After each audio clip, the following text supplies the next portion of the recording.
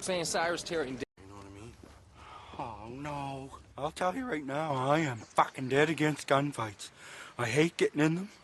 Ricky and Julian, I don't think they realize just how fucking dangerous they are. You guys gotta go underneath my old trailer, right? You're gonna see the cinder block. You can't miss it. Dig underneath it. You're gonna find this hockey bag. Bring it back to me as soon as you can, all right? Don't let Leahy see you either. What's in the bag, motherfucker? Never mind. You guys will see, all right? Just don't let Leahy see you. Come on, Jules. That's like going to the airport, you know what I'm saying? When they're like, oh, you wear the contents of the bag. I'm like, nah. And they're like, you pack the shit yourself. And I'm like, nah. And they're like, you leave the shit on the tent. And I'm like, I don't know. Some motherfucker might have left it under a trailer for a couple of years, you know what I'm saying? Just go get the fucking bag for me, all right? Aye. Boys, it's gonna be a big fucking shoot in this park. How you get Trinity out of here, all right? Let's get her out of here, man. Fuck. When you get on your bike, go right to Grammy's house. Don't stop anywhere. Don't talk to anyone. Just go right there and call Mommy when you get there, okay? Okay. You know how much Daddy loves you, right? How much? More than anything that ever has been going on to happen and can have really ever happen, and times 10. Sunnyvale Lock. Whoosh. What are you boys doing? Transporting firearms is illegal, isn't it? The guns we found under your trailer, sucker. Your house, man. I'm saying? It's a good point, Tara. Damn right, motherfucker. Those aren't Randy, our guns. you boys carry on now. Sorry for the interruption. Mr. Randy. Lee. Man, that's fucking crazy, man. Let's get this shit out of here, man. In the trunk. Damn guns, Jules. We out, man. What? We don't play guns, man. dog. Guns kill, man.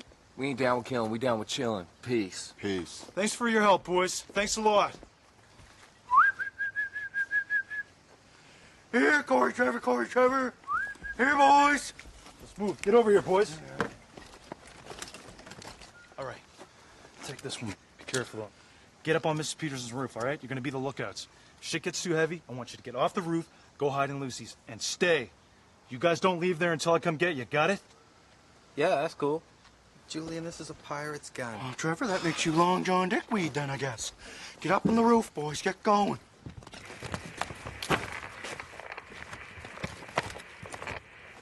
Well, that should do it, buddy. Good job.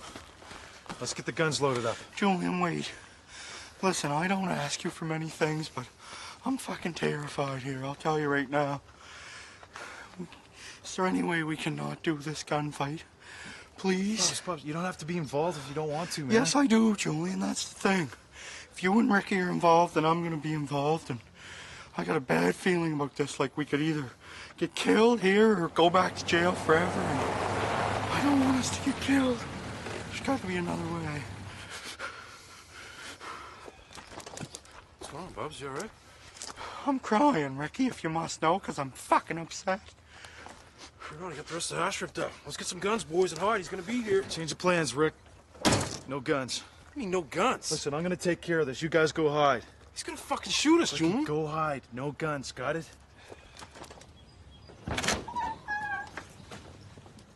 おばあちゃん、こっちちょっと待ってください。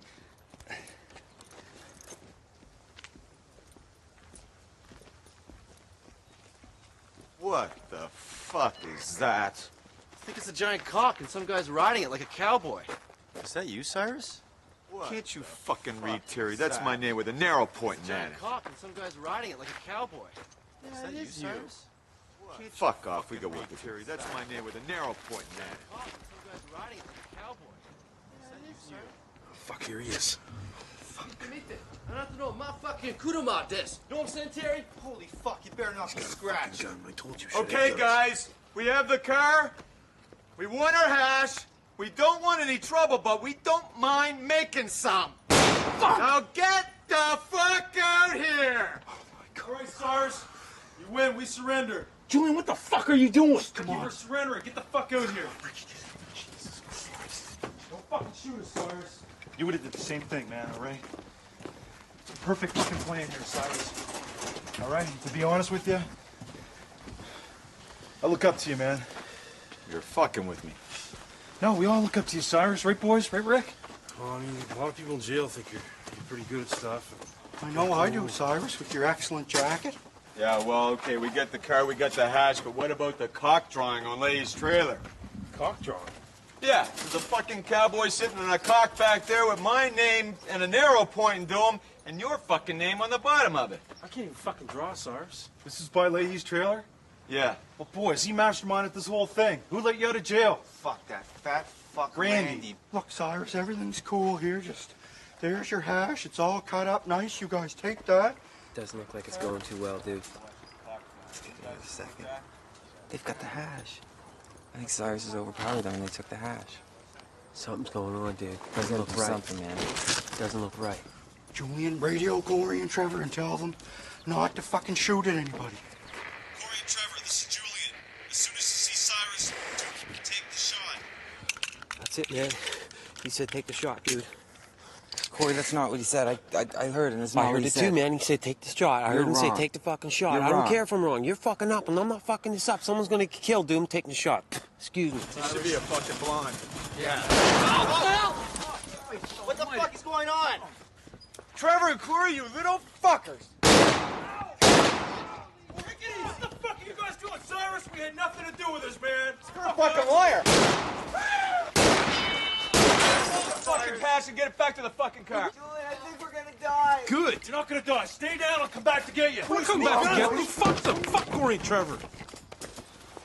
Forget the hash. Let's grab some fucking guns.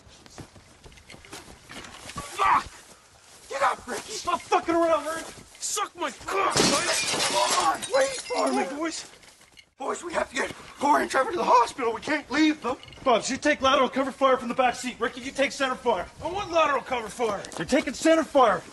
Just cover me and I'll get Corey and Trevor off the roof. Bubbles, you're gonna have to hang out the window. We're gonna back up, hit him hard, hit him mean. Oh, Ricky, I can't do it. We're gonna get shot. Let me see your war face. Let me see your real war face. Come on, boys, let's do it. Corey! Trevor! Are you guys okay? Sorry, Cyrus, we're okay. Sorry, dude, I think we fucked up. Well, how about we fucked up?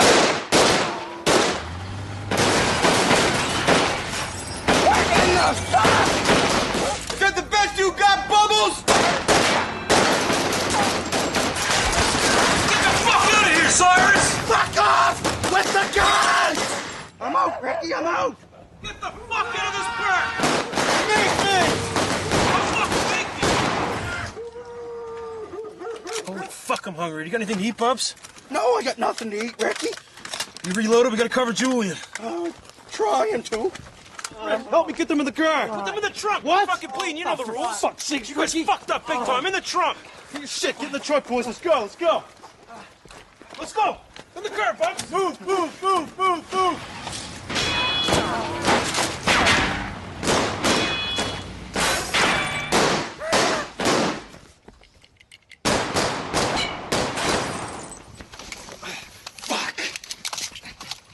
Listen, boys. Well, don't fucking stop on my account. All right. I think it's over. Let's reload just in case. George Green, George Green. Oh, my God. Hey, George. Hey, George. Going, boys. How you doing? Fuck is George Green doing here? Someone call the cop. George, thank God you're here. We need your help, bud. Somebody's got to be on duty here, George. Who's the officer in charge, George? Who's the officer in charge here? I thought you were in charge, Jim. Why aren't you on duty? I've always been on duty, George. Always. I haven't been off duty for 20 years. Never.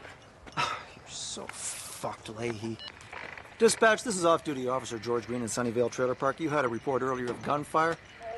Disregard. There's nothing going on here. Officer down! Officer down! Sorry, George. You're a shitty cop, George. I want a real cop here. Ricky, we have to get Corey and Trevor to the hospital. Okay, buddy, we gotta hit him twice as hard as last time. Get ready. All right, Ricky, they're staying 3 abroad. Shit!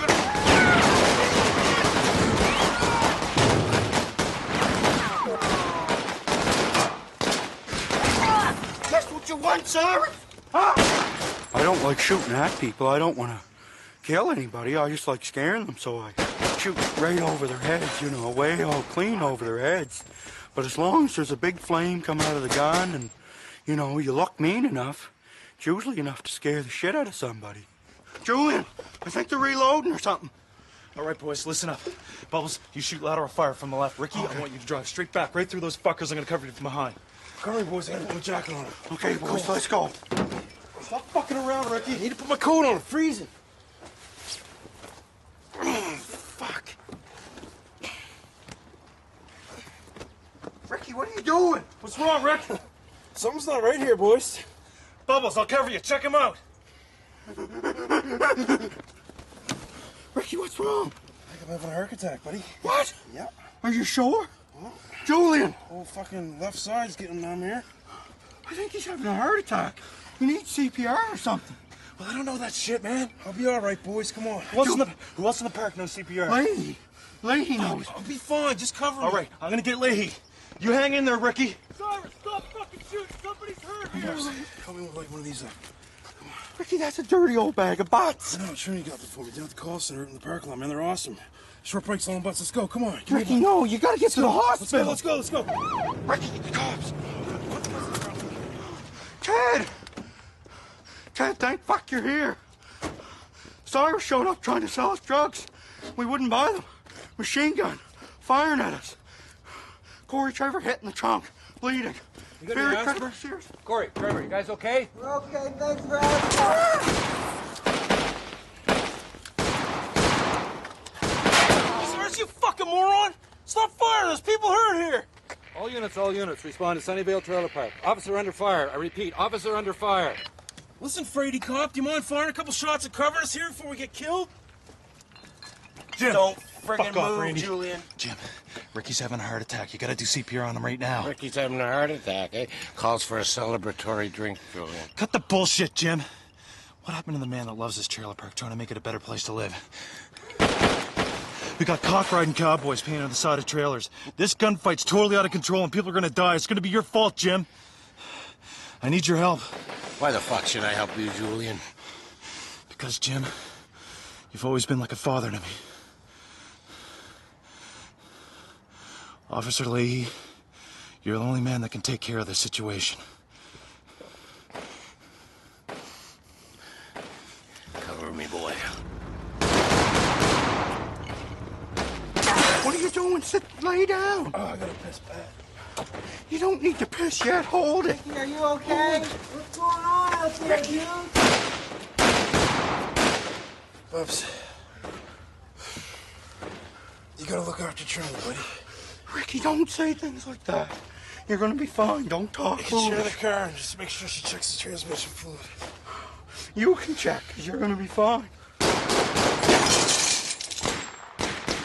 Don't let me piss myself. Ricky?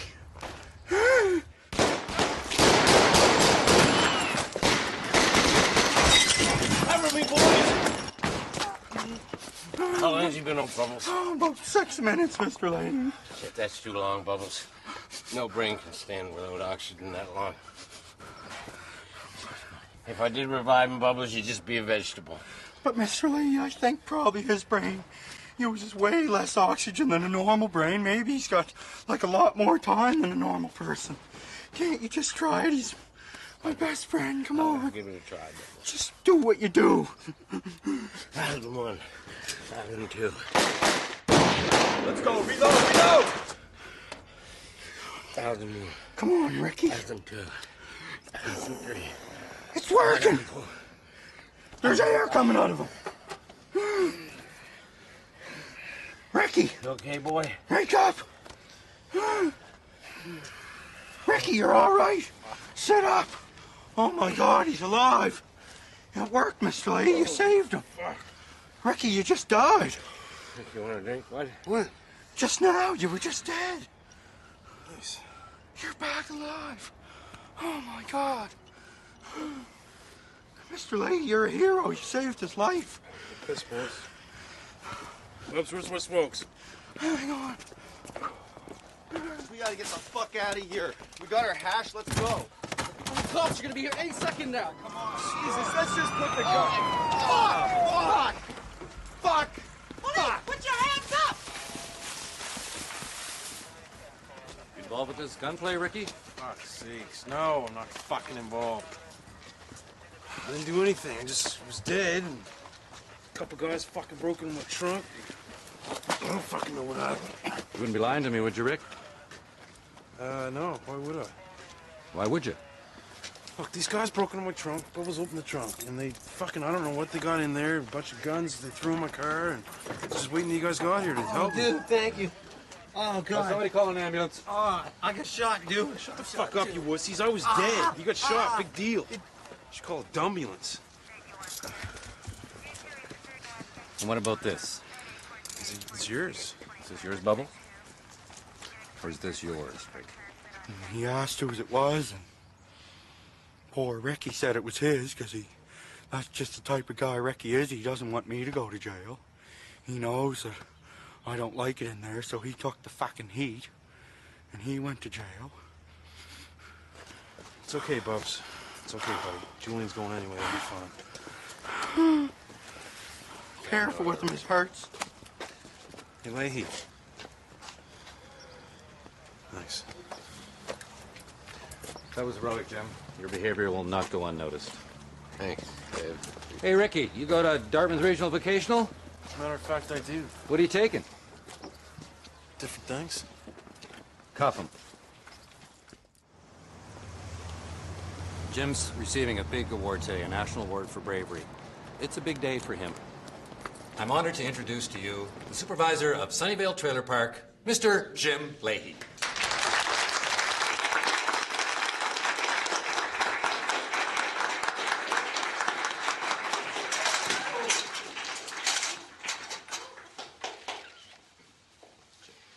It's a real honor, ladies and gentlemen, and a real pleasure. Thank you.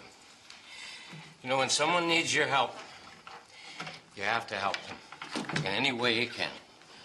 No matter what color they are, no matter what country they live in, and no matter what state you're in. Thanks for coming out, everybody. I'll never betray your trust. Hi, Randy. Hi, Mr. Leahy. Seen him. Well, fucking here I am again.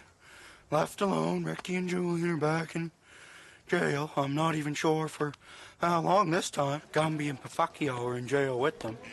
Corey and Trevor, I mean. That's what Ricky calls them, Gumby and Pafacchio. In my line of work, you got to deal with the consequences and you got to learn from your mistakes. And I have. I mean, Corey and Trevor, that was the whole problem. It's all their fault. The thing with me is that I am smart, and I'm self-smarted, basically, by myself. Basically from nature and smoking drugs and doing different things, I've self-learned myself. And that's the whole difference, I guess, is that I don't need the books or the schooling type things. I just get everything on my own, and because of that, I'm alive right now. I mean, if I had read more books or tried to go on to college and different things like that, I'd be dead right now, because people say books in college are for to be to make you smarter, but they can also be for to be to get you dead, which is what could have happened to me. My brain doesn't use enough oxygen because I don't have the whole thing filled with different stuff. And if it was full, it's only part full, and that's why I'm alive right now. Guards are giving here, can you read this book, try to get smarter. I'm like, all right, I'll pretend to read it. I'm not going to really read it because then my brain will be more full, and if I have another heart attack, I'm going to die. I'm going to go back to reading books. I'm going to figure out a plan. As soon as I get out of here, I'm going to work on that plan. It's going to be tight. And I'm going to fucking retire in about a year's time. Just want to get out of here now and spend time with Lucy and Trinity and get my family going again.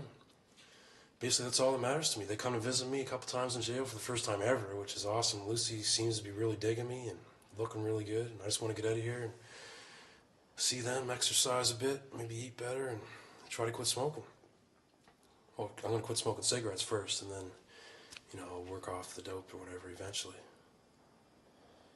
Although, I don't know.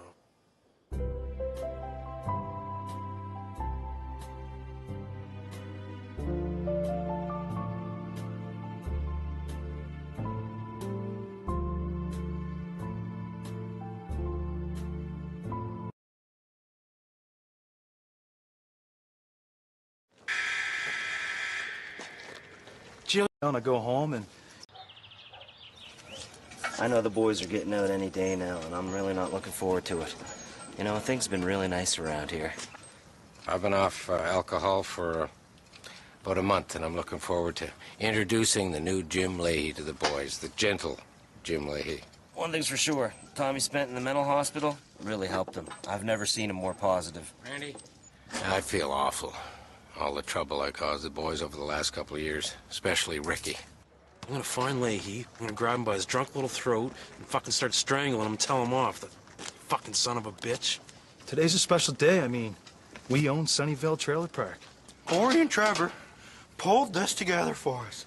Friendship, trust, and reliability is what made this all happen. I mean, Corey and Trevor can get on your nerves, but when it comes right down to it, I'm proud of those guys. They really came through for us, and now we're set for the rest of our lives. We've been dreading this day for so long. I mean, Ricky's gonna go to jail soon. We fucked up and we let Ricky down and Julian down and we let ourselves down. And it's not anyone's fault. We were just doing what we were told. And Beverly fucked us. That's what happened. Did I take the money from Corey and Trevor? Technically. But if I have to steal dirty old drug money to save the park and get myself out of the shit that Ricky got me into, well, then so be it. We signed all these papers and stuff, and none of it was real. It was really easy. I took an old car lease agreement and got them to sign it. They thought it was the deed to the park. Poor boys, they're not too bright. No one considers how we feel about all of this, or like how we feel about any of it. Like, we don't want things to go downhill. We don't want to lose our friends. We don't want to lose our family. And this is all we got. We spent the money on a couple of things, but really, like, I think we were kind of owed. You know, we went through a lot of shit over the last couple of years, and I got like $7,500, and you got like, what, $5,000 or something? Yeah, something like that. But you know where most of the money went? I'm saying? Corey and Trevor gave me $9 grand, you know what I'm saying, to produce one track on the new album, dog, for real. But you know what I'm saying? That's cheap. That's family rate, dog. Nah, man. And Ricky and Julian supposed to be getting out of jail today. It's gonna cause some problems in the park, but oh well, what can you do? Man, come on. Corey and Trevor gave us the money. We ain't gonna ask where it came from. I'm taking care of business, for real. I'm saying, if Ricky gets out the joint, you know what I'm saying, come up in my eyes looking for some candy. I'm not saying, you know what I'm saying, but I'm saying. Try to get you guys some hash if we can, okay? No one's anything on the outside. Apparently Terry might have some. Oh, man, thanks. See you, Lonnie. You guys can get smoking back in here, man. This is bullshit. Fucking way, you got us a limousine? Yes, I did, Rick. God, this is awesome. Check out this bar, boys. This is decent, boys. Julian, get rid of that glass right now. Look at these. This is Ricky. It's official, boys. We're retired now. This is how rich people live, boys. No, Bubs, this is how we live now, buddy. This is luxury. We're only missing is smokes. Like, where's the money? When did we get the money? I gotta buy some smokes here, Julian. Chill out, Ricky, chill out. I left instructions with Corey and Trevor to put all the lot fees in the safe underneath my trailer, buddy. Soon you're gonna be buying smokes by the carton, bud. You sound like a dick, you know? It's just that we're gonna have the biggest party in the history of Sunnyvale tonight. I need smokes, I need fucking dope. This booze is great, but I need to get stoned. Boys, I don't want to sound fucked or anything, but I love you guys. I love you guys, too. I want to make a toast. To retirement. To success. There's just something we're forgetting about here. Corey and Trevor, they never let us down. The fucking Corey and Trevor. Corey and Trevor. Can we stop and get some dope? I know guys that'll give it to me on credit. Who? Terry? Oh, fuck, not that dick, Ricky. Boys, please, not Terry and Dennis. Dennis is fucked, but Terry's not that bad. Terry and Dennis are a couple brothers Ricky knows, and they're both fucked in the head, if you ask me. They still live with their grandmother. And I went to reform school with Terry and Dennis. They're great fucking guys. I mean, I love good dope. And if I don't have any, I go to Terry. He's always got good dope. They deal in large quantities, like harbor drops, that sort of stuff. And I've always wanted to work with them, but Julian always shuts it down. I think it's because he's jealous. it's just not my scene. You go in there, and it's really greasy, and they're always sitting around baked, playing video games. You can see their units hanging out every time we're there, and you got to go through the whole routine of pretending you like being there, talking to them when you know you just want to get your dope and get out of there. I don't like Terry and Dennis for one simple reason. They use their own grandmother as cover. Joey, can we hurry the fuck Ricky, up here, please? Ricky, I'm trying to talk here. I mean, they make a shitload of money, and the cops never think about fucking with them, but who wants to go to a house to buy dope and be greeted by a grandmother? That's pretty fucking greasy, if you ask me. Ricky! Got things to do here. I need smokes. You do that again, Ricky. All right? You're gonna see what happens. And they're driving around this Monte Carlo thinking they're all cool and shit. I mean, the car's okay and everything, but the fucking rims they got on that car, they're whack. Never see me driving around that fucking thing. I'm trying to be a dick. I need smokes. I want to get stoned. Let's get going here. Got things to do. What's up with Victor? How long does it take a man to piss? Come Come on, Julian, you have to be the one to say let's go, or he's just gonna keep pissing all day. Come on, cut your piss off. Stop pissing there. We gotta get going.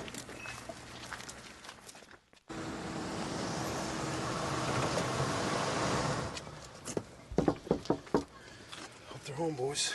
Oh, yeah, me too. Oh, Ricky. This is Julian. This is Bubbles. 斉藤です。どうぞよろしく。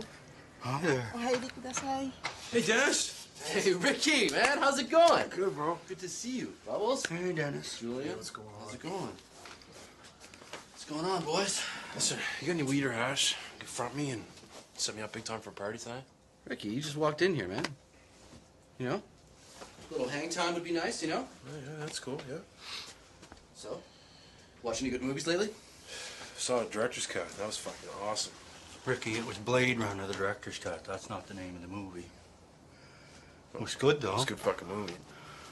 Somebody synced up Dark Side of the Moon and Wizard of Oz in there. That was pretty neat, I guess. Yeah, I heard you need to be stoned for it, though.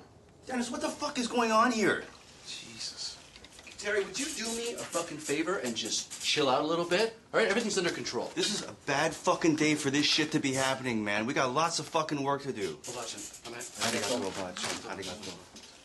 Fuck, just chill out a little bit. Just sit down and... You guys drove up here in a fucking limousine? Yeah, man, isn't it awesome, man?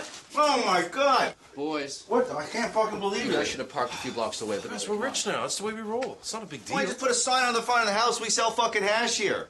Terry! Why don't we just call the fucking cops? Ricky wa Ichiban no motherfucker, yo! Julian, what baka yoro? What did you just say about me? Julian, just sit down. It's just some family business. Don't worry about it. Julian, Sit down. Sit down. Let's go. Julian, just sit down. I don't feel like sitting Can you guys down. put some If pants you on or want some hash, something? you'll sit down right now. You're gonna walk into my grandmother's house and talk about my package? Well, your packages are No, hanging don't out in worry front about of our us. package. Don't Just you worry about worry your about own our package, Ricky. Fuck. Anyway, guys, we need some hash. Or weed, whatever you have. We got tons of hash. Don't Front worry me a about little that. bit tonight for the party, and then I'm gonna start buying a shitload. I own the trailer park now. I'm gonna need like keys. We got enough hash to fucking go to jail for 20 years, but we won't ever get caught. You know Great, that. Dennis. Why don't you take out an ad in the fucking newspaper? Jesus Christ. Julian? Put down. Boys! For fuck's sake! Just Boys! take the gun. Julian, down. take Take the the gun. gun. At it. Fuck, don't point Don't point the fucking gun at me. Put the fucking gun at you. Don't Don't put your gun at your grandmother. Look at it. Sushi wa Coco. Don't touch another man's gun. down, Julian. Sit down. Sit the fuck down. You guys are out of control. Terry, Guys, I'm sorry about that, all right? Ricky, we're not small time anymore. We're dealing with major quantities of hash now. You can't just come in here with your crew and fucking act like this.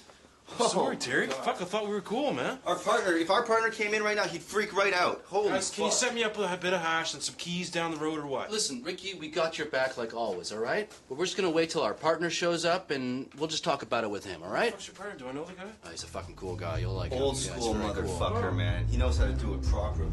Fuck.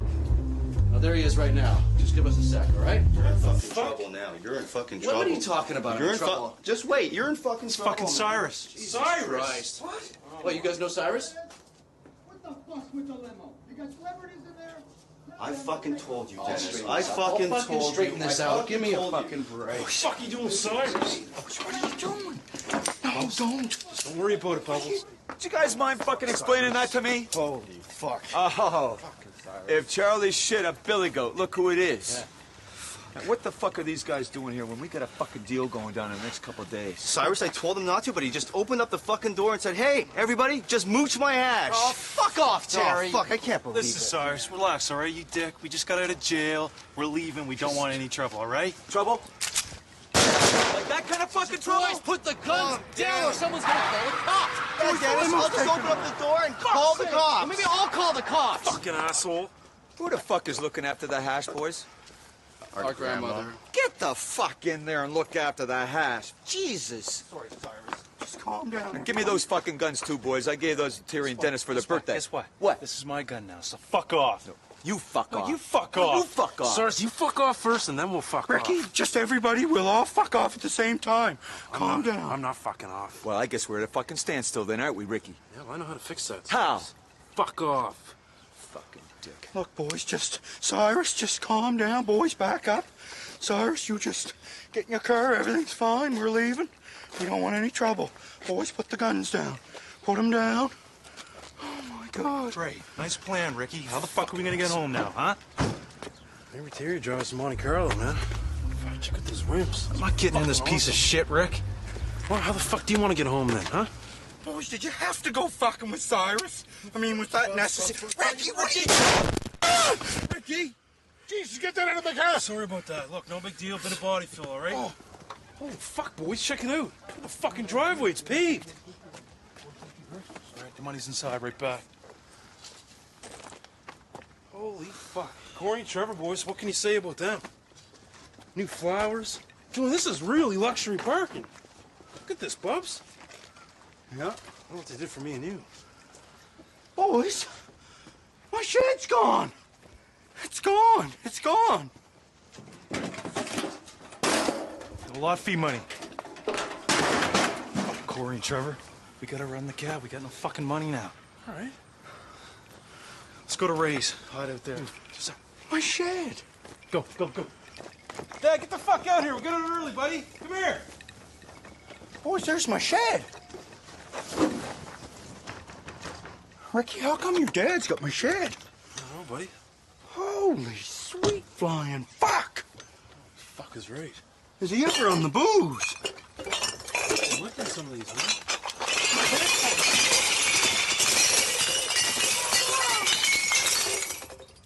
It's a liquor lounge. Hey, boys! Boys, hey! Fuck, Dad. How you doing, Hey, buddy? buddy. Good to see you, man. I'm getting it early. Fuck, great to see you, man. Fuck, you're looking great. Can I help you? Well, I'm not sure. I picked up these 3 guys. One of them lives here. They didn't pay me yet. Said they'd be back, though. Lives here. Yeah, that's what he said. That's where Randy and I live. Oh, shit, man. Let me guess. One of them was wearing thick glasses, one of them was extra stupid, and the third guy was holding a drink and wearing a sexy black T-shirt. You know them. Let's just say I wouldn't expect to get paid today, bud. Hey, boys, come on in and have a seat, fellas. Check it out. What do you think? This looks good, huh? Huh? Pretty good, eh? Got all kinds of spending money now. Making a fucking shitload on the video lottery terminals, boys. Don't mind fucking telling you. Nice. Ray, cut the shit. What the fuck's going on here? Fuck, boys, I don't know how to tell you this. Julian, Leahy and Randy bought your trailer, buddy. They own it. Randy and Leahy bought my trailer. What the fuck are you talking about? Barb moved into the supervisor's trailer, so we had to get our own place. Julian's trailer, it then came up for sale. It was auctioned under the proceeds of crime, so we bought it. I just love having our own place. This place is 100% ours, legally. Look, I gotta explain it to you, all right? You want to hear this? I can't wait Kind to of fucking hear this. complicated. Kind of fucking complicated, Ray. Yeah? Corey and Trevor fucked you guys over big time, okay? That's what's going on. They fucked you over big time. They took all your money. It's all gone. You don't own the park. Everything's fucking gone. They took everything, boys. Dad, I don't know if I'm understanding you right here, but like you're saying Corey and Trevor, they fucked up? Yeah. Corey, Trevor, I don't know where the fuck you guys are, but you are fucking dead! Both of you fucking dead!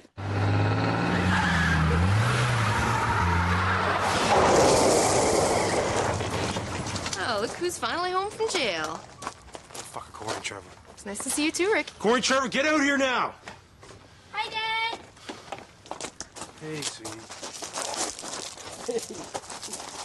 Good to see you. You don't know where Corey and Trevor are, do you? Because I gotta talk to those guys really, really badly. I think they went to J-Rock's to rap. Oh, they're rapping now, are they? I think. Well, you stay here, because I want to see you. I missed you in jail and stuff, but I gotta go really talk to Corey and Trevor right now. Don't I, Sarah? Trinity, inside. You know what, Ricky?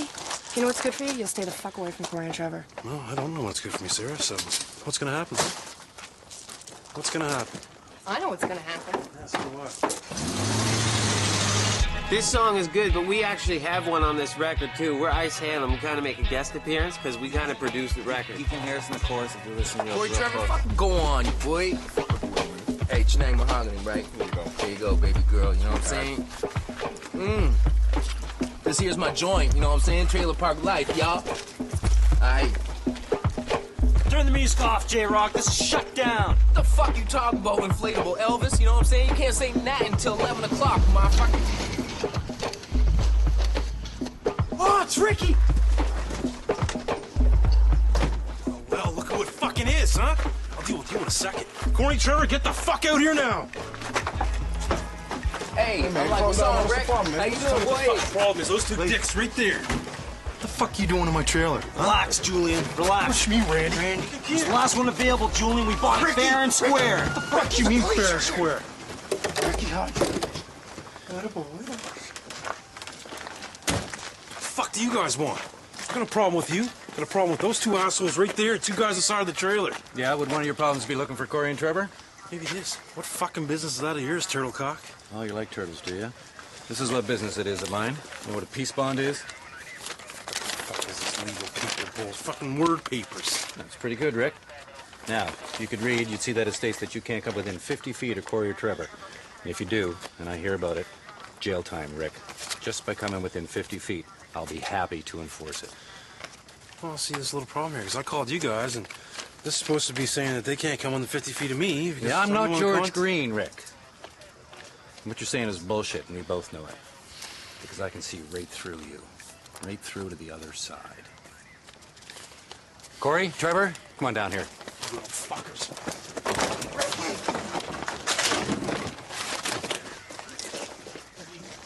It's okay, boys, it's okay.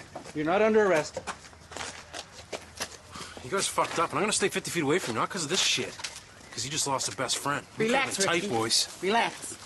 I want to get really drunk with you guys tonight, but oh well, you blew it. After all I fucking did for you guys, huh? Dude, we're sorry. Sarah set it all up, Ricky. We didn't mean to do it. We're sorry. Here, have a cigarette. I love a cigarette, Trevor, but apparently I can't come within 50 feet of you, remember? We're really sorry, Rick. We're sorry. You fucking wait, boys. I'm not happy about this, I'll tell you that right now. Jim, you're shaking hands with him? He's fucking out of his goddamn mind. He tried to kill me. Did you forget about that? And you're worried about little police bonds against me? Watch it, Rick. Fuck. Ricky, you're pushing it. Pushing my luck. Don't think for a second you're keeping that trailer, Jim. Actually, Julian, we bought that trailer so no one else would.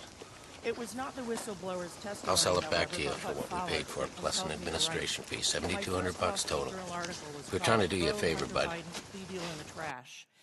Given the substance of the whistleblower's testimony, the plea deal Weiss had worked out with Biden was a miscarriage of justice. After that commentary was published, I heard from many people who were similarly appalled at the unfolding injustice. Many were knowledgeable and experienced tax professionals.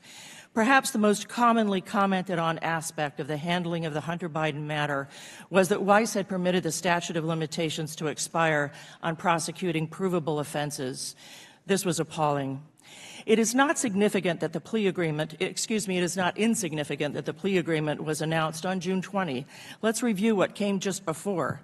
On August 19, it became known that IRS employees were going to let Congress know about the obstruction they were encountering. Later, Shapley and Ziegler sat for hours of sworn and subscribed testimony with the House Ways and Means Committee staff. It was expected that the committee would make the testimony public. It did, on June 22. U.S. Attorney Weiss, with his June 20 announcement of a plea deal, beat the publication of the whistleblower's testimony by the skin of his teeth. 2 days. If the whistleblowers had not come forward, would Weiss have brought any charges at all?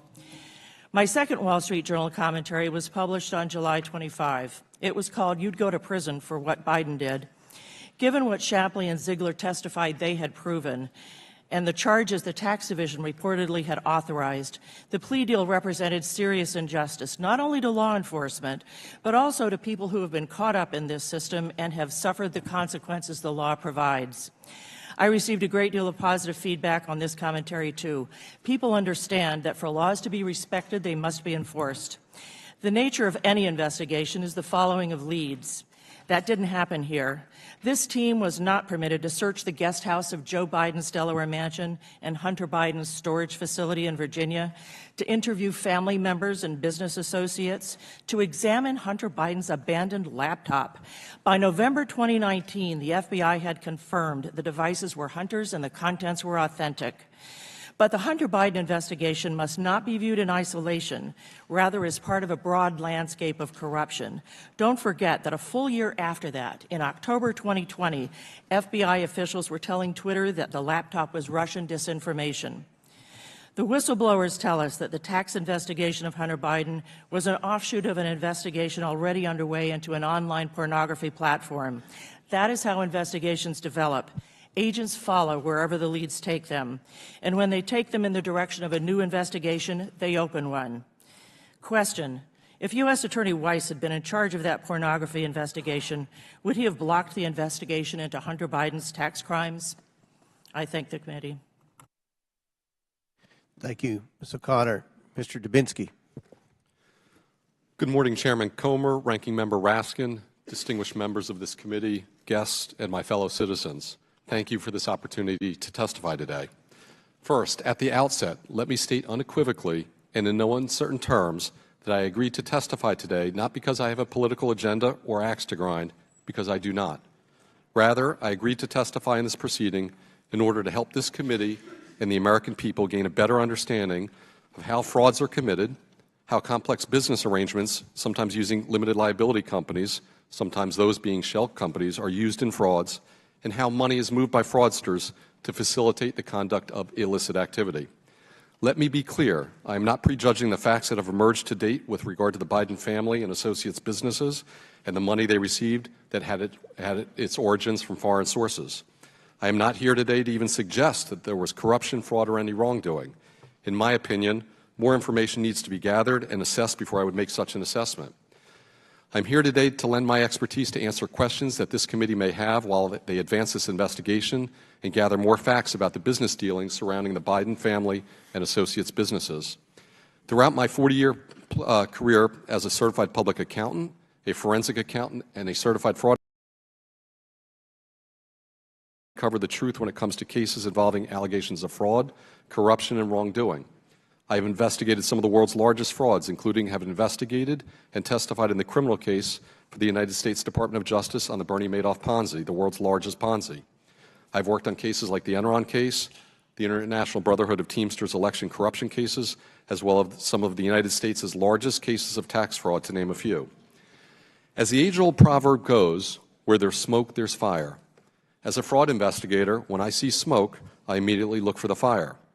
The critical question facing the American people today is whether behind the smokescreen clouding the Biden family and associates businesses, was there or is there a fire? And if there was or is a fire, how big is that fire? Why were members of the Biden family and close business associates receiving millions of dollars of payments from foreign entities and individuals?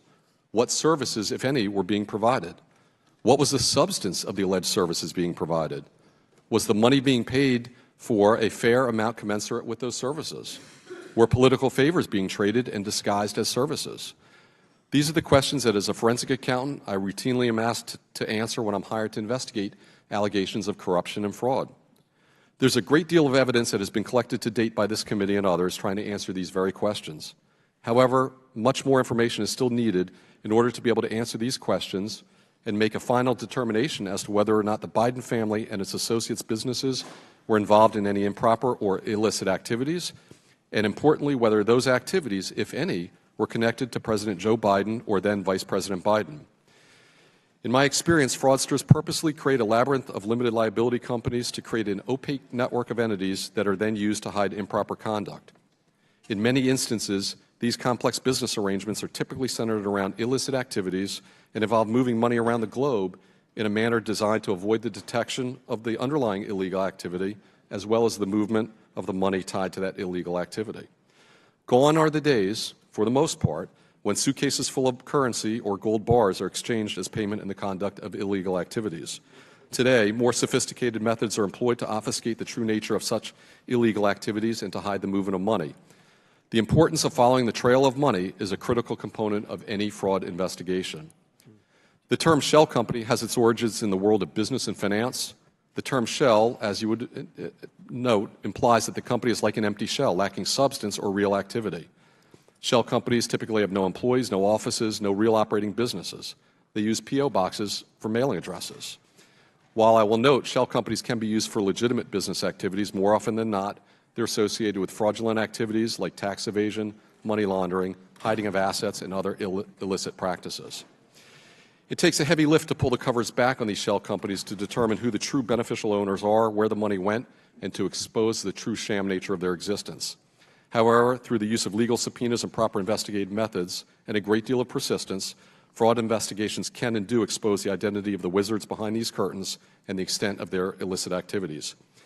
In closing, let me underscore the importance of conducting a thorough, independent, and unbiased investigation of the matter before us today before you reach any conclusions. The American people deserve to know the truth. The rigor and discipline of a well-planned and executed investigation should not be subverted by political motivations or aspirations. To do so would critically undermine the integrity of any such investigation and any conclusions reached. Thank you again for this opportunity to be here today, and I look forward to answering your questions. Thank you very much. Professor Gerhardt. Thank you, Mr. Chairman. I want to thank the ranking member as well and distinguished members of this committee. I appreciate the honor and the privilege to be able to appear before you today to talk about the basis for an impeachment inquiry of President Biden. I think a good place to begin is with the Federalist Papers. And in the Federalist Papers, Alexander Hamilton warned of the dangers of trivializing impeachment through petty partisanship. He foresaw that impeachment may, and now I quote, agitate the passions of the whole community and to divide it into parties more or less friendly or inimical to the accused. In many cases, it will connect itself with pre-existing factions and will enlist all their animosities, partialities, influence, and interest on one side or on the other. And in such cases, there will always be the greatest danger that the decision will be regulated more by the relative strength of the parties than by demonstrations of innocence or guilt. I think Alexander Hamilton knew what he was talking about. And I think what he said may well describe the current set of proceedings. One thing I might add to all of that is that the framers designed an impeachment process to follow or comply with several safeguards. And it's important that we keep these safeguards in mind as these proceedings go on. The first is the necessity for credible evidence of the commission of treason, bribery, and other high crimes and misdemeanors. There is not, at least not that I've yet heard, such credible evidence. Let me give you an example of what I fear is similar to the current proceedings. Hunter Biden is arrested for speeding in a car owned by his father, and the police go after the father. I don't think that's how the law should work. I don't think that's how impeachment should work. I respect members of this committee enormously. Believe me, I'm just a law professor and citizen, and I come here with great awe when I speak to an important body like this. But I listened to Congressman Jordan, whom I respect a great deal, when he said there are 4 facts. Hunter Biden was on the board of Burisma. Hunter Biden was not qualified. So far, by the way, nothing about President Biden. Third, there were executives who asked Hunter Biden for help. Again, not yet any proof about any kind of complicity of President Biden. And lastly, Joe Biden gave a speech. If that's what exists as a basis for this inquiry, it is not sufficient. I say that with all respect, and I think that that is part of the problem, I think, and many Americans think, may exist with respect to these proceedings. A second safeguard is the Fifth Amendment Due Process Clause. It requires fundamental fairness. And I think in these proceedings, something has happened to President Biden that was said to have happened to President Trump in 2019. And that is, the burden has flipped to President Biden to prove his innocence. Any further investigation is being done to ensure that Mr. Biden has to prove his innocence rather than the committee being able to connect the dots in a convincing and persuasive way. It's not me you have to persuade. It's the American people whose trust you deserve and whose trust you have to maintain. A third principle is judicial review. And here I would just remind the committee about the Supreme Court's decision in Trump versus Mazars.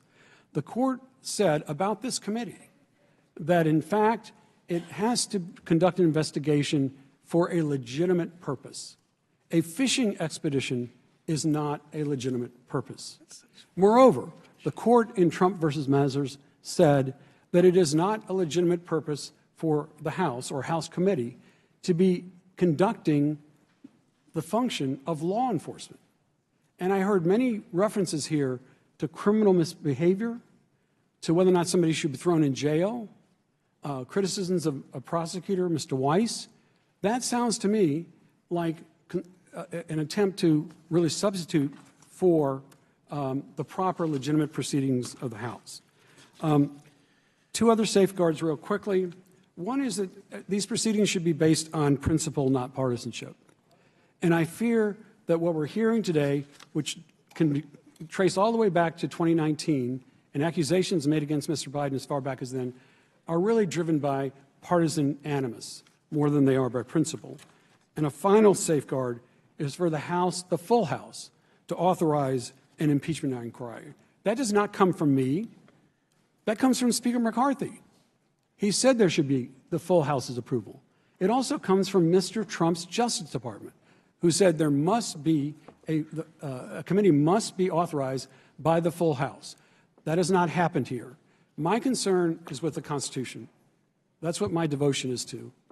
And I hope all of us understand that there's nothing more serious than honoring our Constitution and following the design the framers gave us. Thank you. Gentleman's time has expired. I do want to state the fact in 2019, the D.C. District Court judge ruled a vote of the full House was not required to commence an impeachment inquiry. Now we're going to begin the question and answer phase. We have 47 members here today that are going to ask questions, so we're going to abide by the 5 minutes. I will begin, followed by Ranking Member Raskins. This week, the Oversight Committee issued another bank subpoena targeting specific wires originating from Beijing. Most of our bank subpoenas have been for Biden family associates' accounts, resulting in thousands of pages of bank records. We've identified these bank accounts based on suspicious activity reports filed with the Treasury Department after being flagged by the banks. The bank records obtained this week showed that on August 2nd, 2019, Jonathan Lee and Ms. Tang Ling in Beijing sent Hunter Biden $250,000, listing Joe Biden's home address in Wilmington, Delaware. The wire stated it was for a personal investment. A second wire showed that on July 26, 2019, Ms. Wang Xin sent $10,000, listing Joe Biden's home address in Wilmington, Delaware. The $10,000 wire said it was a loan to beneficiary. Now let's talk about the $250,000 personal investment. Sure looks like Jonathan Lee was making a substantial investment in the Bidens months after Joe Biden announced his run for the presidency in April 2019. Now, who is Jonathan Lee?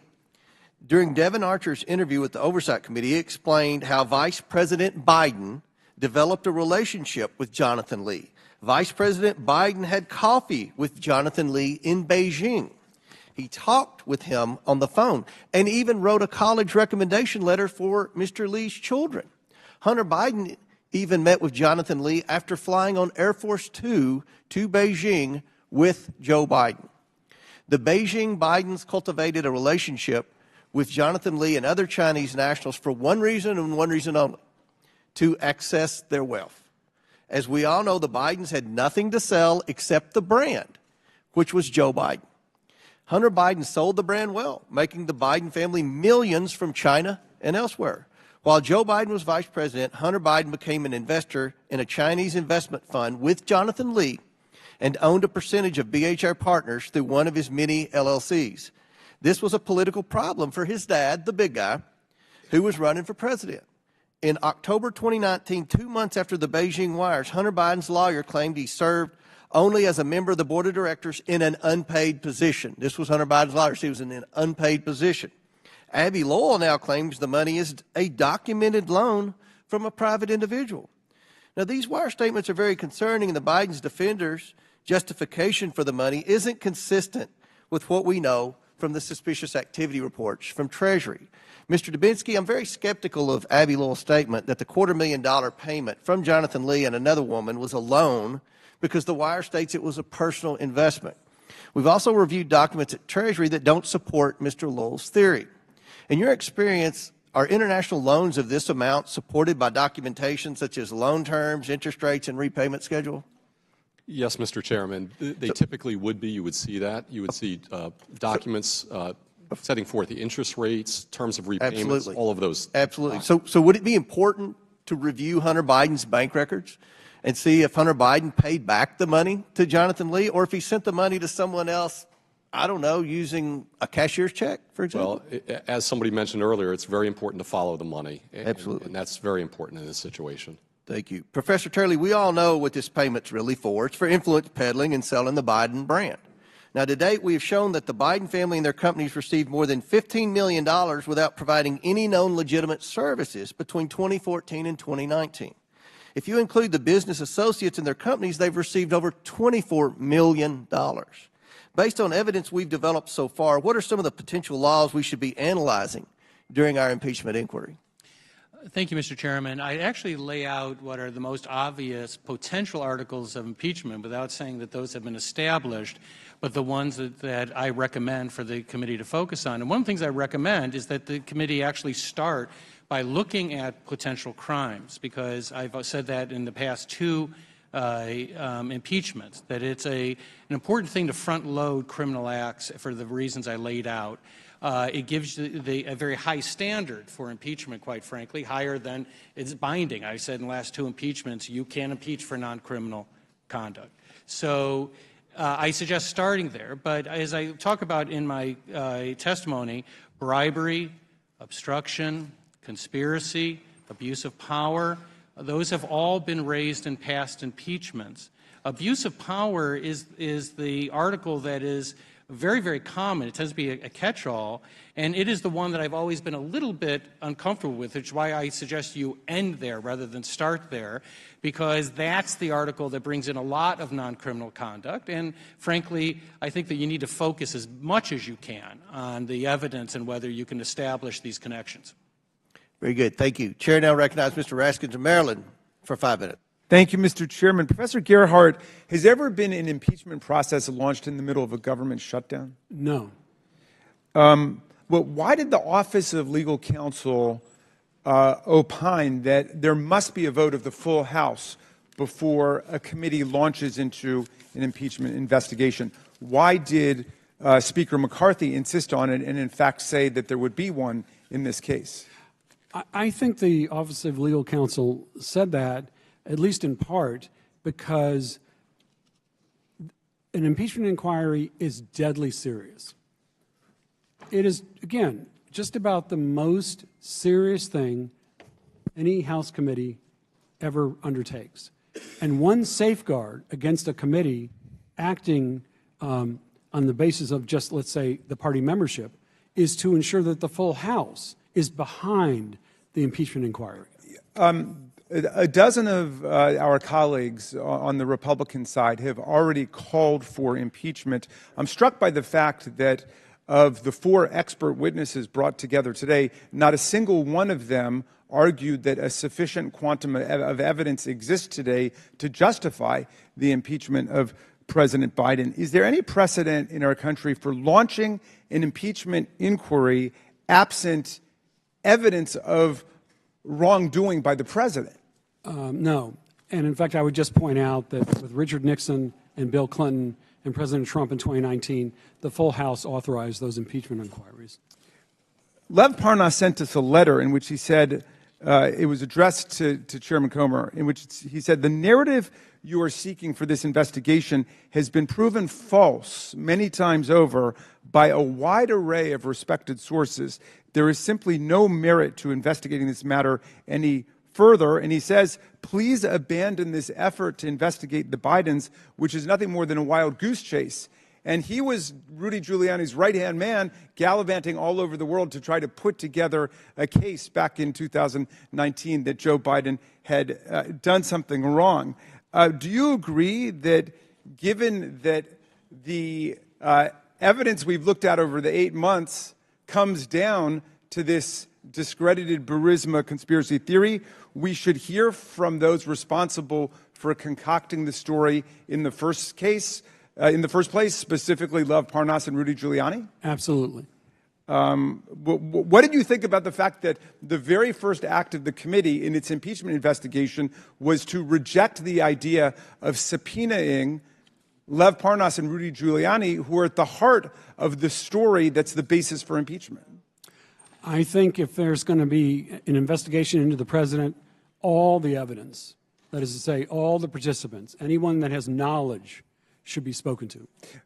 We have lots of colleagues on this committee and off the committee who've called for the impeachment of Joe Biden, who also voted against impeaching Donald Trump for inciting a violent insurrection against the Union. And hundreds of people have gone to jail in subsidiary acts under the umbrella of that insurrectionary process.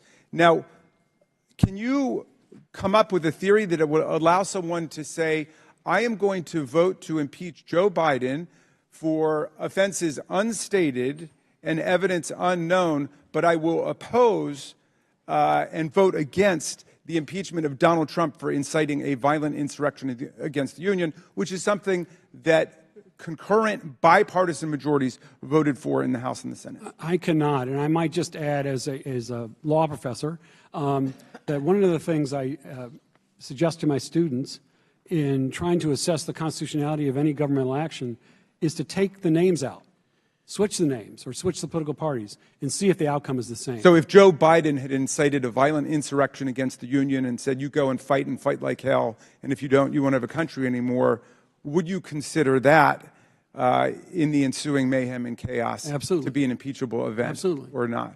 To your mind, in applying the law to the facts, have you seen any evidence that Joe Biden has done anything remotely comparable to what Donald Trump did, which earned him his impeachment in the bipartisan vote of the House? I have not, and I also just might add, with all due respect, I heard the phrase Biden family many, many times, but I don't know who the Biden family is.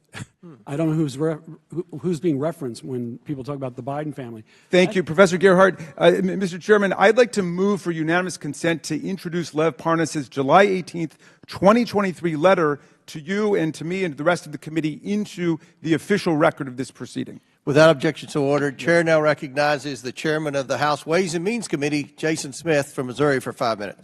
Thank you, Mr. Chairman. It's amazing to be sitting in your committee. It's a pleasure to be here. Yesterday, we had a committee to release over 700 pages of documents that came from the 2 IRS whistleblowers based on the last oversight hearing when they presented before this committee, where members, both Republican and Democrat, asked for additional information, and they provided it, and we brought it forward. What was interesting is the other side of the aisle actually mentioned Trump a whole lot more than they ever mentioned Biden.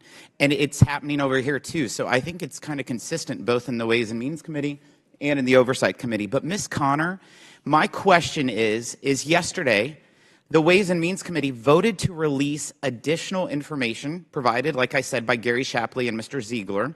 One of the documents shows that Assistant U.S. Attorney Leslie Wolf ordered investigators not to pursue leads into possible campaign finance violations. We know that over $2 million of Hunter Biden's tax liabilities were paid off by a big Democrat Party donor and Hollywood lawyer who's named Kevin Morris. James Biden, the president's brother, told investigators he did not know how Hunter Biden even knew this individual, but was later asked to thank him for the payment, quote, on behalf of the family. The Biden family. The family. So how would such payments that essentially pushed under the rug the president's son's tax problems, at least for 1 year, be considered a campaign finance violation on part of the Biden campaign? Thank you for the question. I have no idea. I thought you were going to ask me why would Leslie Wolf say don't look into that. And I think the answer to that probably is that if it's a campaign contribution, then it implicates political person number one. And that apparently is a big barrier that had been created throughout this entire investigation.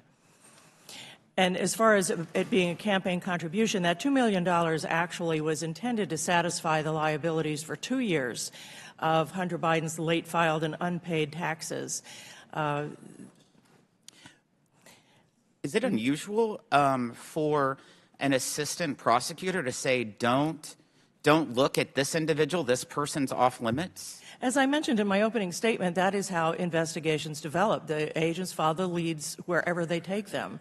And in this case, a legitimate investigation was being done of money that was being paid, and for the assistant U.S. attorney who is orchestrating the investigation to say, don't look at that anymore, I think the reason is related to another instruction of hers that she didn't want to get public integrity involved. And that tells us that she was looking beyond Hunter Biden and into a person whose activities would be subject to public integrity at DOJ. One thing that I want to ask, since you worked tax division for DOJ, if Kevin Morris gave a gift of $2 million to help pay off Hunter Biden's debts, who has to report that on their taxes? Does Mr. Morris have to report it, or does Hunter Biden?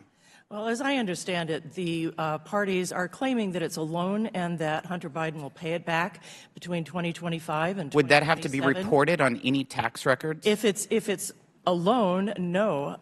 But I haven't seen any of the documentation of that loan. And that is one, I'm sure Mr. Dubinsky can tell you that calling something a loan is one way to claim that it's not taxable income. So one quick question.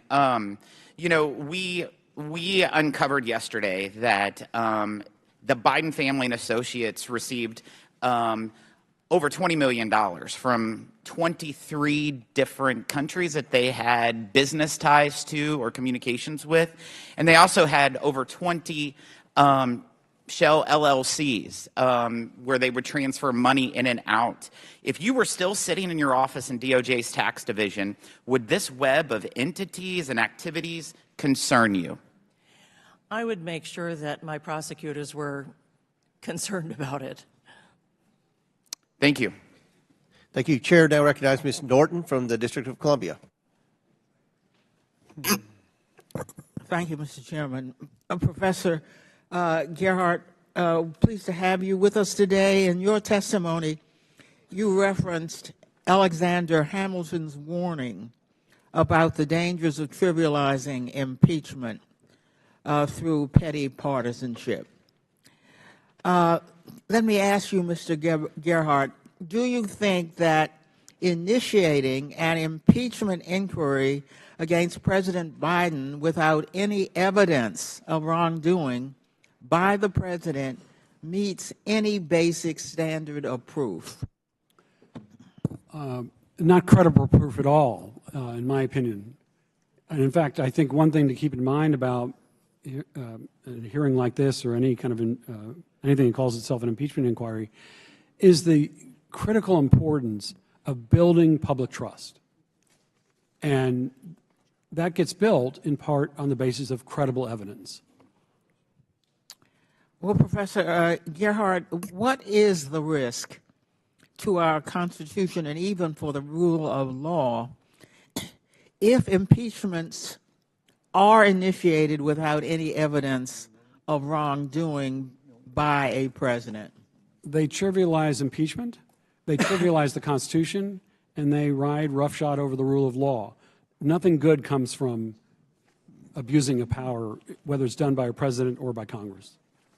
Professor Gerhardt, do you believe that initiating an impeachment inquiry without any evidence of wrongdoing by president is consistent with the view that impeachment is a grave and solemn duty? Impeachment is a grave and solemn duty, all the more reason why all evidence, for example, relating to Burisma, ought to be heard and considered. That would actually add credibility to what the committee is doing. I would be remiss if I did not add that it is incredible that we are holding this sham hearing 2 days before the government will shut down. Instead of this hearing, we could be discussing how to fund the government.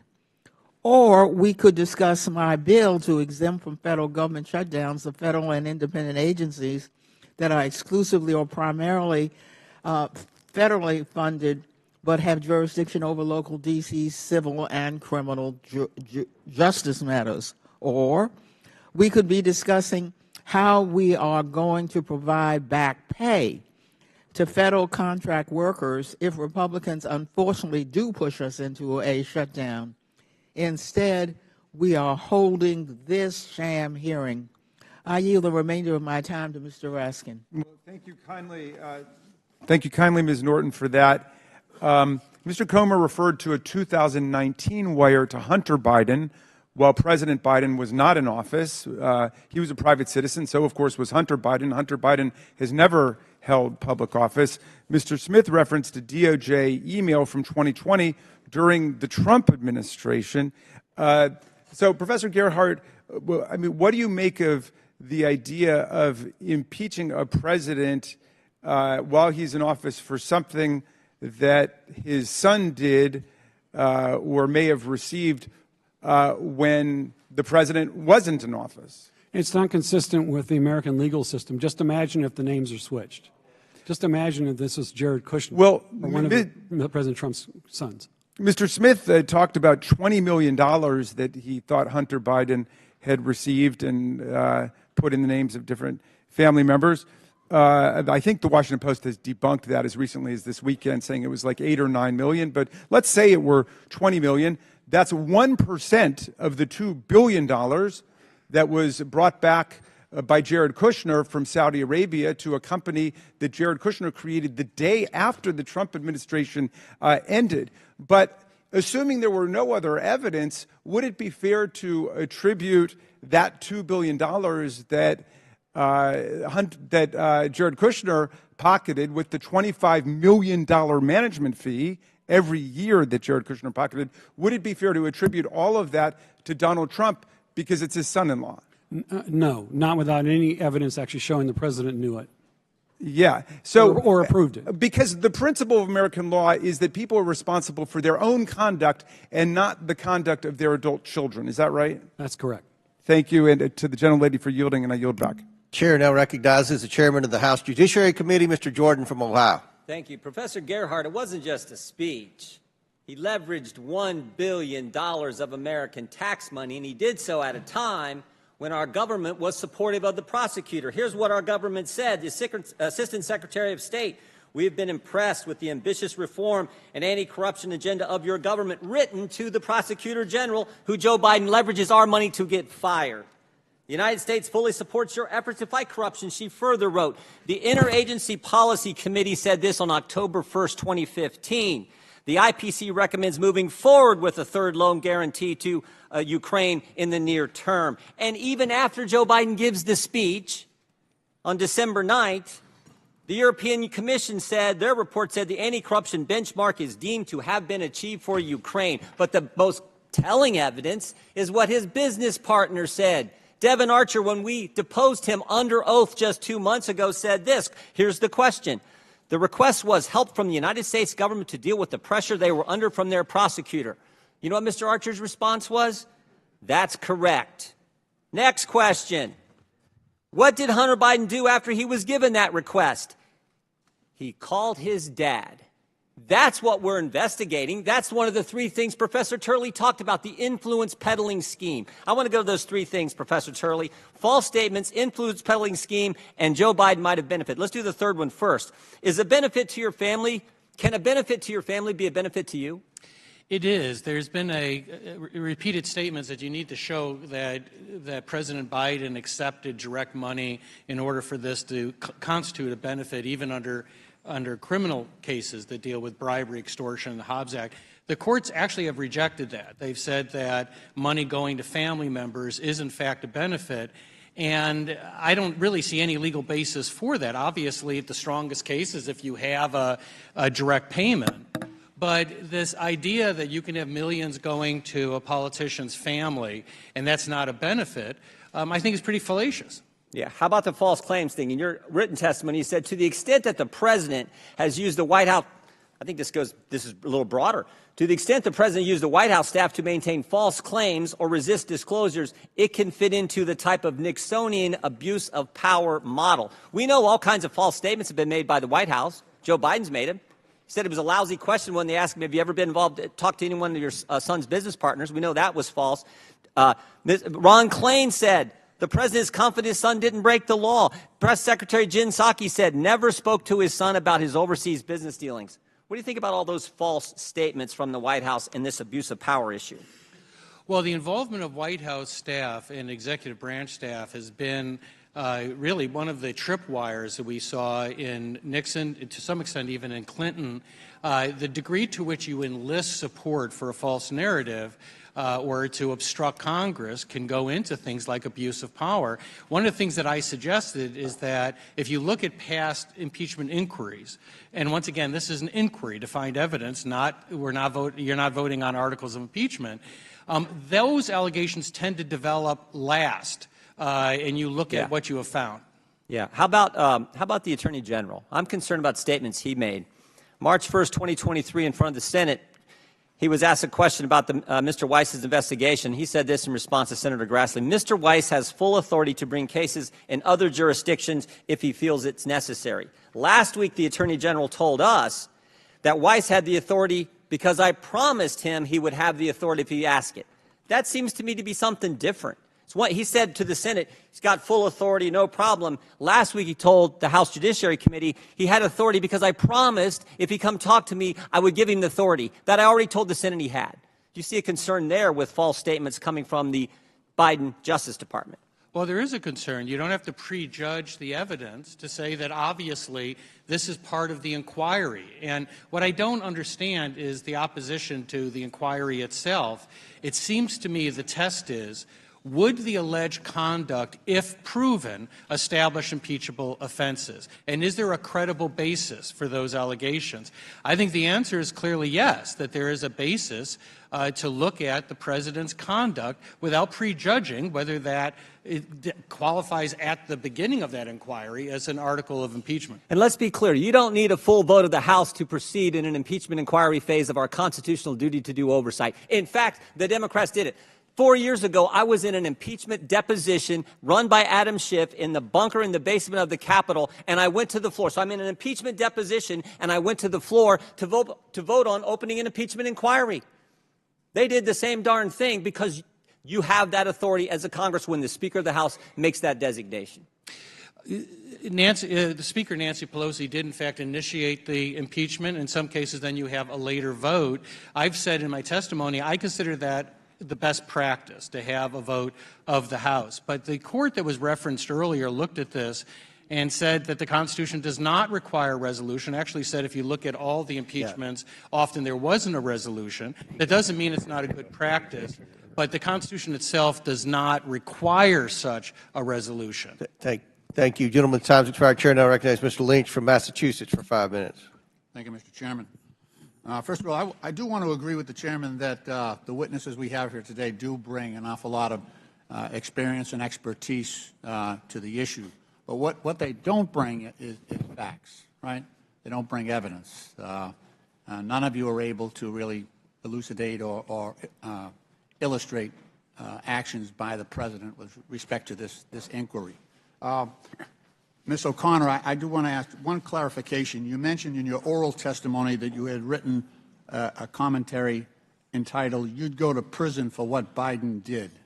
That was, you'd go to prison for what Hunter Biden did. Isn't that? That's exactly right. I was cutting down words to stay within my 5 but minutes. You realize, yeah. That's an important word, though, that you left out, though, It right? is. I regretted it So immediately. the article, just for the record, and I'd like to enter into the record unanimous consent. Without objection, so ordered. The article, Ms. O'Connor, is you'd go to prison for what Hunter Biden did. I think that's an important word. Yeah. Okay. It is. Thank yes. you. I did not delete it intentionally, only in Reclaiming my service time. of time. Reclaiming my time. So when I walked into this hearing room, my first question was, where's Rudy? Where's Rudy? Where's Rudy Giuliani? You know, this is supposed to be an inquiry on the facts against the president for potentially an impeachment, articles of impeachment. And the one person who was an agent of President Trump was sent to Ukraine to dig up some dirt, find some dirt on Joe Biden. Just like he said to the election officials in Georgia, find me 11,780 votes. Find me some dirt on Joe Biden. And we don't have him here. We're not allowed to ask him questions. And Professor Gerhardt, would it not be helpful to have a factual witness here who was, and let me just read from, this is an excerpt of the call between Mr. Trump and President Zelensky. He says, Rudy very much knows what's happening, and he is a very capable guy. If you could speak to him, that would be great. The other thing, there's a lot of talk about Biden's son, that Biden stopped the prosecution, and a lot of people want to find out about that. So whatever you can do with the Attorney General and Rudy would be great. And then, so he's actually placing Rudy Giuliani in Ukraine with the imprimatur of authority for the president. Wouldn't that be a useful witness to? It seems obvious that he should be brought before the committee. Yeah, you would think so. What we have here is a lot of allegations. I've heard about, emails from Hunter Biden from China. Hunter Biden cashed in, the IRS interview with James Biden. And I hear a lot about the Biden family. But look, this was an impeachment inquiry about President Biden. And I would try to discern what the allegations are for the president, because they're non-existent at this point. Is there a reason? The other question is, why hasn't Rudy Giuliani, if he's such a key witness and was on the ground on this and had direct authority from the president, why isn't he here? And I think, and Professor Gerhardt, maybe you could elucidate on this, Rudy Giuliani also lost 60 cases. He brought 60 cases across the United States with respect to the big lie, and he was a midwife for the big lie. He brought 60 cases and lost them all for lack of evidence. So that, I believe, hurts his credibility, does it not? It does. His credibility has been hurt in a number of different ways, yeah. Right. He also made allegations against Dominion voting machines. And now he's being sued by them because he falsely declared that those machines were unfairly helping President Biden. Isn't that right? That's right. Wouldn't that also lead to a drop in credibility on behalf of Mr. Giuliani's testimony? I mean, I agree with you, and I would just add that because Mr. Giuliani's a lawyer, he has to abide by and comply with the rules of professional conduct. And he's in trouble because he hasn't. All right. Gentlemen, my time has expired. I yield back. Gentlemen, time's expired. Chair, and I recognize as the chairman of the House Intelligence Committee, Mr. Turner from Ohio. Professor Turley, thank you so much for the materials that you provided to this committee. Your legal analysis is first off, incredible in its historic foundations, but also its legal descriptions of the aspects of how do you conduct an impeachment investigation, what are the standards for an impeachment investigation, and taking, as you relate in that memo, some of the public facts that you're aware of and comparing them to congressional authority and oversight responsibilities. I think it really does help the overall discussion, and I think it gives validity to the need for this committee to move forward on an investigation as you look to historically what's happened before. Now, you made some comments in your opening statement about your description that I think are important to focus on in trying to guide our investigation. You said that it's not criminal for a president or vice president to lie. You also said that it's not criminal that Hunter Biden received someone paying the child of a vice president for doing nothing isn't necessarily criminal. Those are my words, not yours. But you did take that next leap that using your office, taking official actions to benefit individuals or third parties to induce them to financially benefit your family would be a crime. Would it not, Professor? It is. That's if you take a look at some of the treaties and sources that I cited, the United States has for years combated influence peddling as a prototypical form of public corruption, and much influence peddling follows that pattern. Many people now accept that what Hunter Biden did was rather raw and open influence peddling. So the only question is, was the president involved in that? And I'm not prejudging that. But there's an argument that now that you hear, that they were just selling the illusion of access. The fact is, you have to ask yourself one question. How do you know? Even if you accept that selling the illusion of access is not misconduct, how do you know it was an illusion? Well, and that's where I'm going to go next, because there's also another concerning aspect of President Joe Biden's actions as vice president, for which there is currently an active criminal investigation, and that is his misuse of classified documents.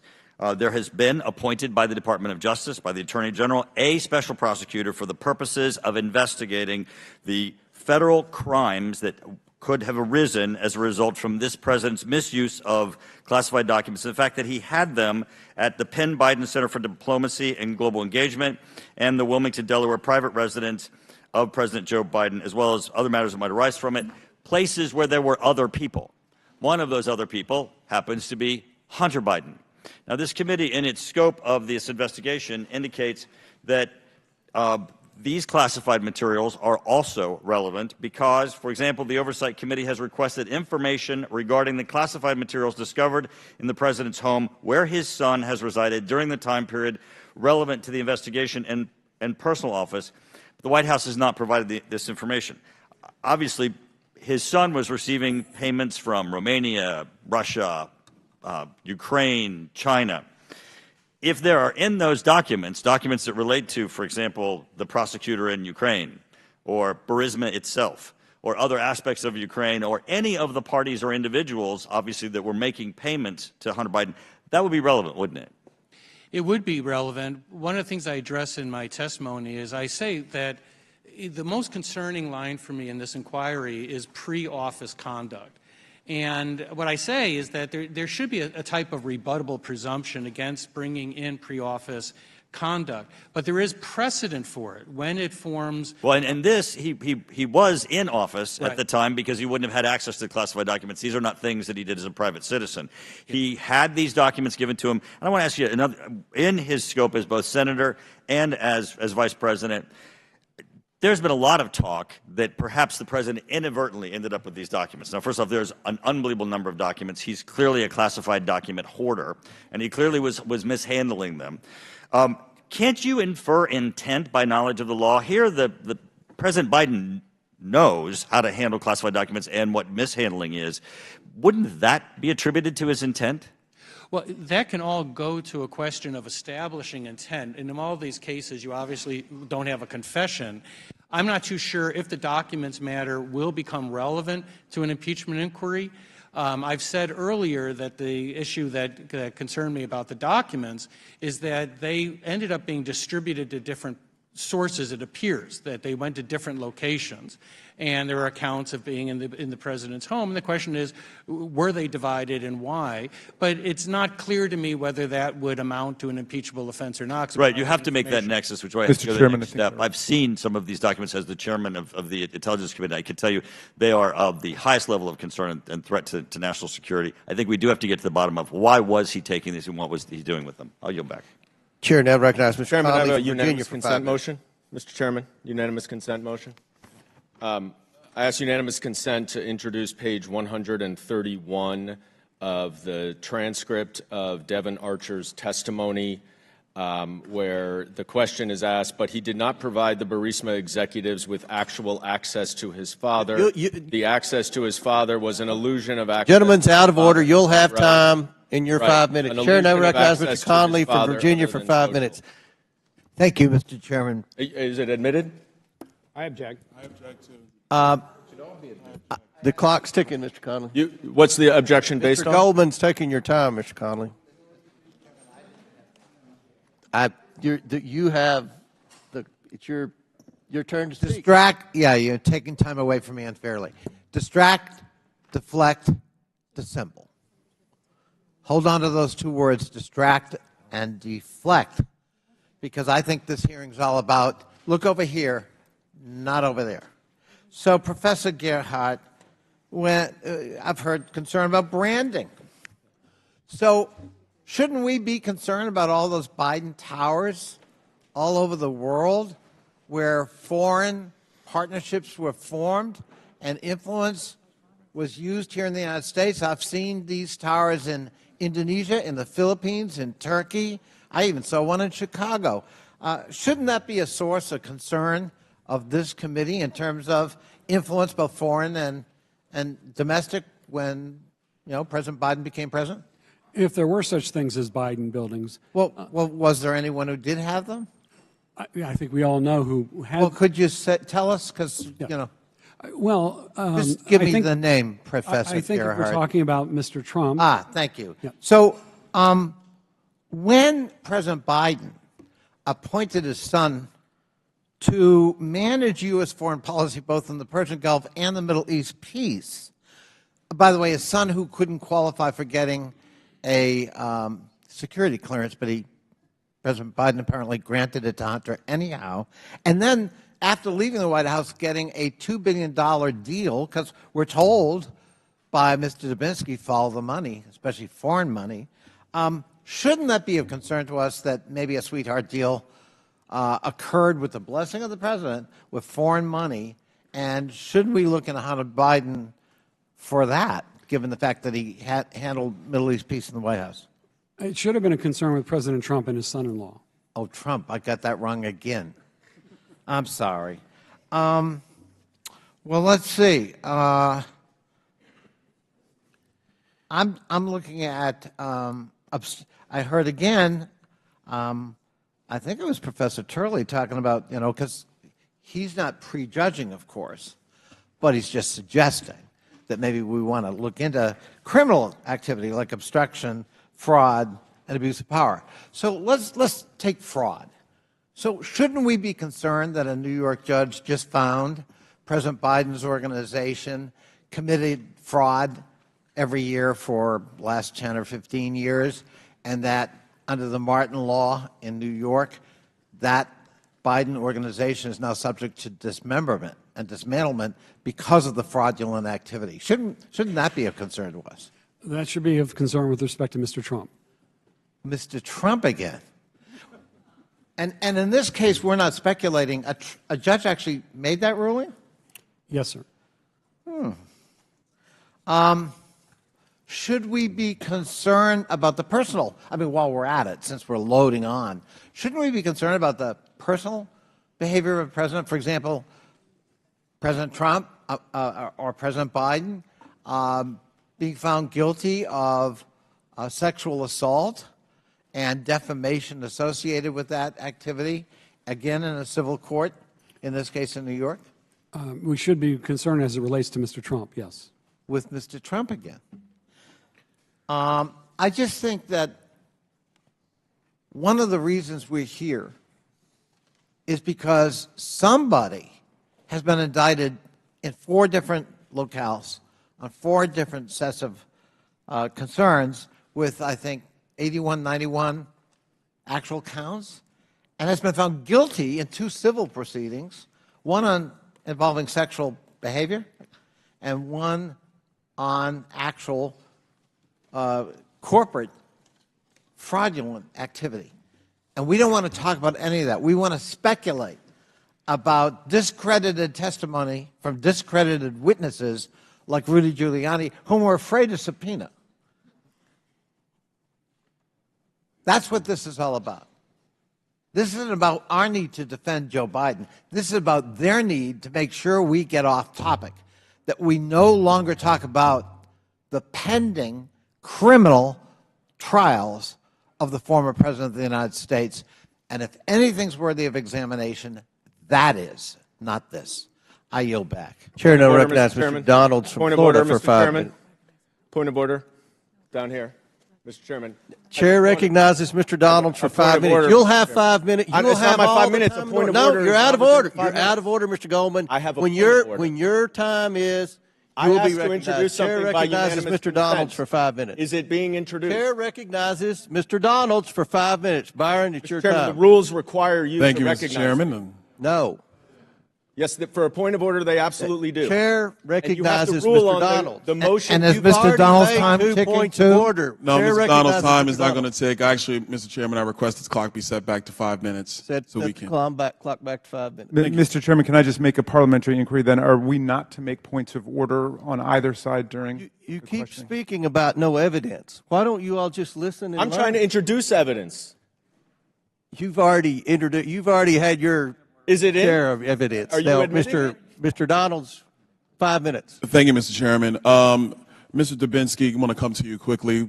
A lot of talk about evidence. On the screens in the room, we have an organizational chart from the IRS investigative team that was looking into the business practices of Hunter Biden and his associates. This org chart is from 2014. Now, Mr. Dubinsky, when my former life, I was in community banking, and I'm comfortable with looking at organizational charts. When I first saw this chart, the first thing I thought about was a real estate holding company or a developer, and this is not to demean developers in the great east state of America, but developers typically have multiple companies that float with various business interests and business lines. But the funny thing is that in the business dealings of Hunter Biden, there is no real estate, none at all. So, Mr. Dubinsky, in your professional experience, looking at this organizational chart of business structure, what do you see here? I see a very complicated structure of entities that are interrelated and would give me concern. If I were an investigator, I would want to know what's going on in these entities, who's behind them, how's the money moving between them, and what is the substance of the transactions? What's really going on here? Mr. Dubinsky, do you think it's in the interest of this committee that is now in an inquiry phase to actually find out all of the flow of money between these entities and what the purpose was? Absolutely. Next slide, please. For my colleagues on the other side, we're going to start talking evidence now. This is now a slide of the organizational chart of the Hunter Biden business companies and with associates from 2018, from the same IRS investigators who were broke down the business structure in 2014. Does this slide cause you the same concern, Mr. Dubinsky? Yes, it does. Okay. Now let's talk about some more. Actually, one point I want to make on this. Ladies and gentlemen, and I know it's kind of small, so I would love to submit, I will submit all this for the record. I would love my colleagues on the other side to see this.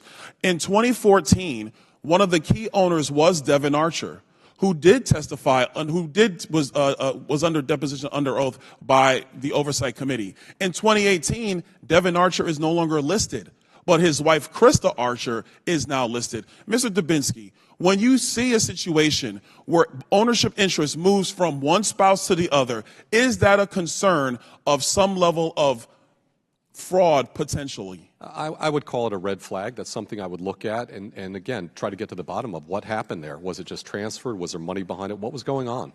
Okay, thank you. Next slide. Now, this is to a text message. This is a text message between, it's going to Naomi Biden. That's what this one is. Hold on, wait, so let me get my stuff back. There we go. Sorry. This is the WhatsApp text message between Jim Biden and Hunter Biden. In this text message, it clearly says, anyway, we can talk later, but you've been drawn into something purely for the purpose of protecting Dad. This is between Hunter Biden and Jim Biden. Last time I checked, the father of Jim Biden and Joe Biden is now passed away. So I'm assuming this is Hunter Biden saying to Jim Biden, the president's brother, that you've been brought in this for the sole purpose of protecting Dad. Miss O'Connor, do you think that this text message would lead this committee to get further information about the business dealings of Hunter Biden and how that actually links to Jim Biden, the president's brother, and why they are so concerned with protecting Dad, a.k.a. Joe Biden, a.k.a. the President of the United States? Yes. Thank you. Next slide, please. This is a text message between Hunter Biden and Naomi Biden. And this one is a famous one. Everybody knows this one. This is the famous one that says, I hope you all do what I did and pay for everything for this entire family for 30 years. It's really hard.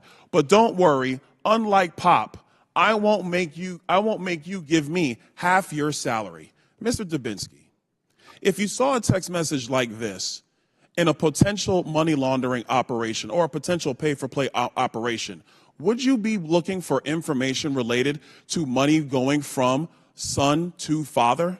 Absolutely, without a doubt. Thank you. Next slide. Oh, this is a fun one. Ladies and gentlemen, this one is from 2018. This is about 4 months before Joe Biden launched his campaign for president of the United States, December 2018. The highlight is, this is a text message between Jim Biden and Hunter Biden. Hunter Biden was in a bad way, by the way. He was really strung out. He lost a bunch of money. He needed help. Jim Biden says, "This can work. You need a safe harbor. I can work with your father alone." It'll probably take several months and everybody can read the text. Ms. O'Connor, Mr. Dubinsky, if you saw a text message like this between the president's brother and the president's son, wouldn't you be concerned about them trying to give plausible deniability for the president of the United States to not have any knowledge of said business dealings? It's worth. Gentleman's time's expired, but please answer the question. It's worth investigating. Mr. Dubinsky? I would agree. I would investigate this. I yield back. Thank you, Mr. Chairman. Gentleman yields back. Before I recognize Mr. Christian Morte, Mr. Goldman, I will give you an opportunity to quickly recognize you for your point of order. I just want to make sure that page 131 of the transcript of the Devin Archer interview is entered into the record. Without objection, so ordered. Thank you. Chair recognizes Mr. Christian Morte from Illinois for 5 minutes. Thank you, Mr. Chair. Professor Turley, Hunter Biden's a private citizen, not a federal official, right? Yes, sir. A special counsel investigating Hunter Biden recently indicted him for various illegal acts. I'm sure you're aware of this indictment. I have it in my hands. But nowhere in Hunter Biden's indictment is there any allegation of Joe Biden having committed any wrongdoing, right? That's correct, sir. Not a parking ticket, not a moving violation, not a library fine, not a high crime or misdemeanor. In fact, on page 19 of your witness statement that you submitted, you said, quote, "The current record does not establish any crime, let alone an impeachable offense." Now let's further explore what's been established about Joe Biden. The Hill reports Senator Marco Rubio, quote, "noted that House Republicans are discussing a special impeachment inquiry to obtain evidence of criminal behavior that they have not been able to dig up through the House Oversight Committee." And Rubio warned that setting up a special impeachment counsel without strong evidence of a crime could trivialize the process. Now, sir, Senator Rubio is a Republican, right? Yes, sir. Let's talk about whether this evidence that Mr. Rubio was referring to exists. Our colleague Ken Buck, a senior member of the Judiciary Committee, said the following regarding evidence linking President Biden to an alleged crime. Quote, "That doesn't exist right now." Now, sir, Ken Buck is a Republican, correct? Yes, sir. Senator Mitt Romney of Utah said, quote, "There hasn't been any allegation yet, any conduct which reaches the constitutional standard for impeachment." And sir, Mitt Romney is a Republican as well, correct? Yes, sir. Now, let me turn to another topic here. Ms. O'Connor, here I have a poster of an entry from your professional LinkedIn account. There's your picture, and it says Law Office of Eileen J. O'Connor. We printed here what you posted roughly 1 week ago. It says, quote, "The Biden administration is promoting and enabling the invasion." That's what your post says, right? Yes, it does. And it further goes on to say, if this doesn't stop quickly, then the entire USA will be invaded with millions of military-aged men from many different countries who are ready to cause total havoc while getting paid $2,200 a month in welfare to do so. Did I write that? You reposted it, and it says it is an engineered death spiral. Now, let me show you another posting that you put up on your professional LinkedIn account. May I respond? If there is an you can impeachment respond inquiry, when I I'm think done. it should When I'm be done with my question, for the deliberate demolition of the United States of America. Ma'am, this is another posting from your professional LinkedIn account that says announcing Michigan Telethon to raise funds for 16 alternate electors who crooked Dana Nessel wants to jail. Now, ma'am, that's your professional LinkedIn account, right? It is. Now, let me turn to you, Mr. Turley. Professor Turley, in 2006, you wrote an op-ed in The Guardian entitled, quote, "Stop Persecuting Polygamists." There, you likened polygamists to, quote, persecuted minorities, and you said polygamy is, quote, a practice with deep and good faith religious meaning. Isn't that what you said? I represented the sister wives family in challenging a polygamy prosecution. The answer is yes. You've been crusading for legalizing polygamy for years. In fact, in an op-ed in the USA Today, you said that a Utah polygamist named Tom Green, who was also convicted of pedophilia for raping his 13-year-old stepdaughter, should not have been charged with polygamy. Now, Mr. Chairman, Can I respond, sir? Because that's not. Can I respond? Because it's not entirely accurate. I actually criticized him. What I was dealing with was the constitutionality of what is called morals legislation, and I admit I'm pretty libertarian. Was Tom Green convicted of pedophilia and rape? Government can was he impose a convicted moral of code on pedophilia and rape? The answer is yes. Mr. Chairman, we're counting down the hours until a government shutdown, and here we have a hearing where we have one witness who defended a polygamist who was convicted of pedophilia and rape, and we have another witness with LinkedIn accounts with extreme views posted. I think that, unfortunately, this speaks to the credibility of the witnesses and the credibility of this impeachment inquiry. I yield back. Point of order. Point of order right over here. Chair recognizes Mr. Biggs. What's your point? Mr. Chairman, when a member of the committee impugns the integrity of a witness, is it against the rules to allow those witnesses to respond to that malicious statement? I'm quoting the article. I'm asking. I'm not asking you. I'm asking the chairman. I've asked for a ruling on that. Mr. Chairman, he can use his own time to question any witness he wants. I was recognized on a point of order. Point of order. What's your point? I mean, my point is that the way we've always proceeded. I'd ask for a ruling on my point of order. Mr. Chairman, in I'd order ask to for a ruling on my point of order. Chairman, first. Okay, here's the ruling. The witnesses have the opportunity to address that during a line of questioning. If Mr. Turley wants to address that during another member's line of questioning, then he's more than welcome to do that. Remind everyone we're on their 5-minute clock, and now the chair recognizes Ms. Mace from South Carolina for 5 minutes. Thank you, Mr. Chairman. In 2019, Representative Raskin didn't think a House vote was needed for an actual impeachment inquiry. And to quote Representative Raskin, he said in 2019, there's no formal constitutional or statutory or even the House rule for how an impeachment inquiry is to begin. And so it means different things to different people. I don't want to hear another word from the left or anyone across the other side of the aisle about impeachment inquiry. This is complete and total hypocrisy this morning. Today, we're going to bring the facts. Today, we are going to bring the evidence. In 2017, the Joe Biden family teamed up with Chinese company CEFC to make millions off of granting access to Joe Biden. Hunter even arranged for Joe Biden to share office space with the CCP-aligned company CEFC. My Democrat colleagues say none of this is relevant because Joe Biden wasn't vice president while his family did these shady deals. Turns out that's complete and total bullshit. It's a lie. Hunter Biden referred to access to his father as the keys to his family's only asset. Those words are going to come back and haunt Hunter Biden and his family forever. Yesterday, the Ways and Means Committee released an FBI memo on the interview they had with Tony Bobulinski, a former Biden partner in crime. I'll read a bit of that right now. The work conducted by CEFC, Gilliar, Walker, Hunter Biden, James Biden, and Yee over the preceding 2 years was discussed in detail. In particular, CEFC was closing significant investment deals in Poland, Kazakhstan, Romania, Oman, and the Middle East during this period of time.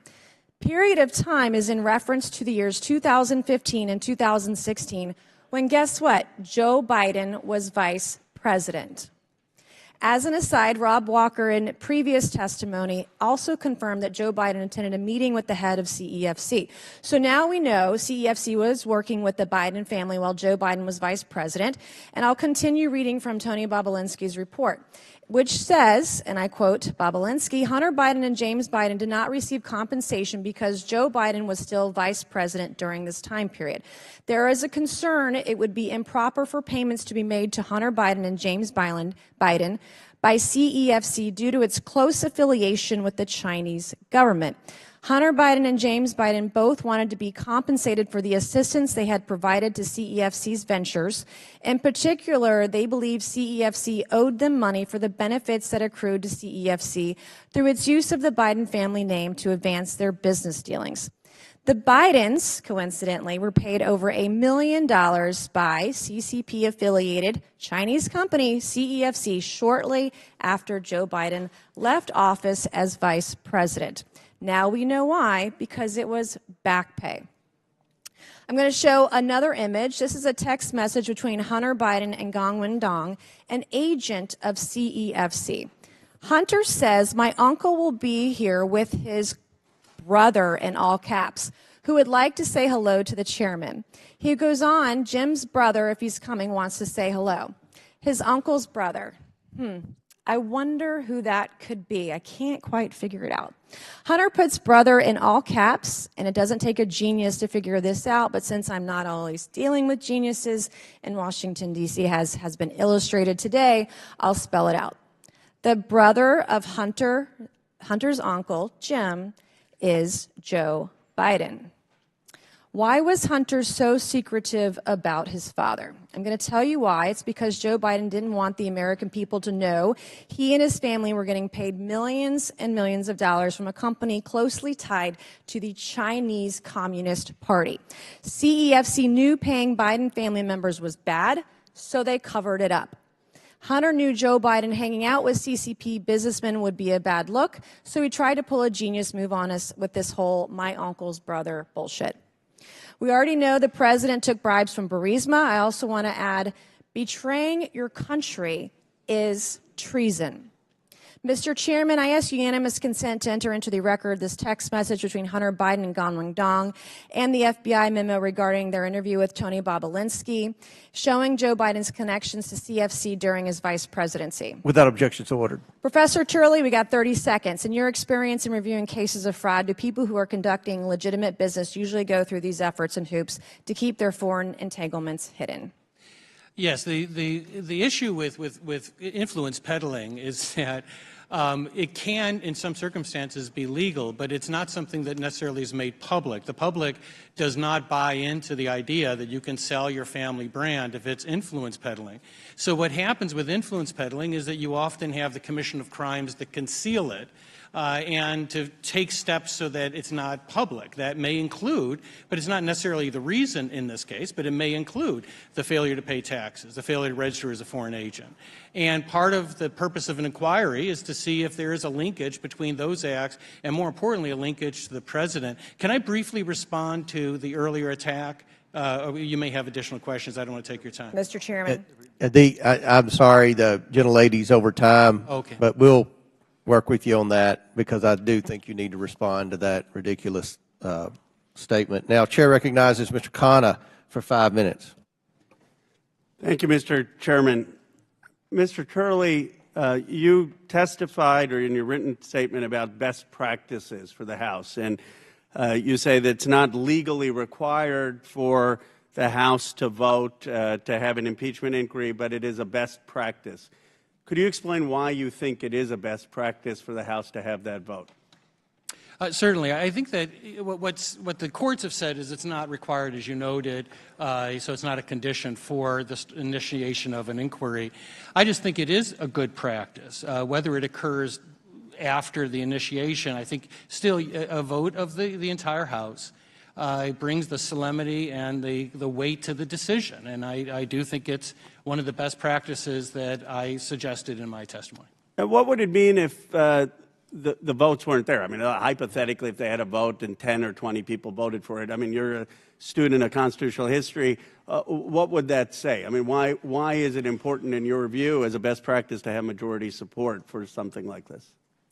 I think that the public expects members to take this process seriously, and part of that is to go on the record whether you believe there's grounds for an inquiry. So I think that in terms of the best practices, that gives, I think, the weight of the House to the efforts, and so that's the reason I criticized the move of Speaker Pelosi when. And it would give you pause if there was a vote which said that the House didn't think that there should be an inquiry, right? I mean, you would give that weight as a constitutional scholar, correct? I mean, if the House as a body said that there should not be an inquiry, then clearly that has, on the merits of the inquiry, that has some weight. So it would be your recommendation to Speaker McCarthy today to bring up that vote, correct, for a House inquiry? I've always said that I thought it was a best practice.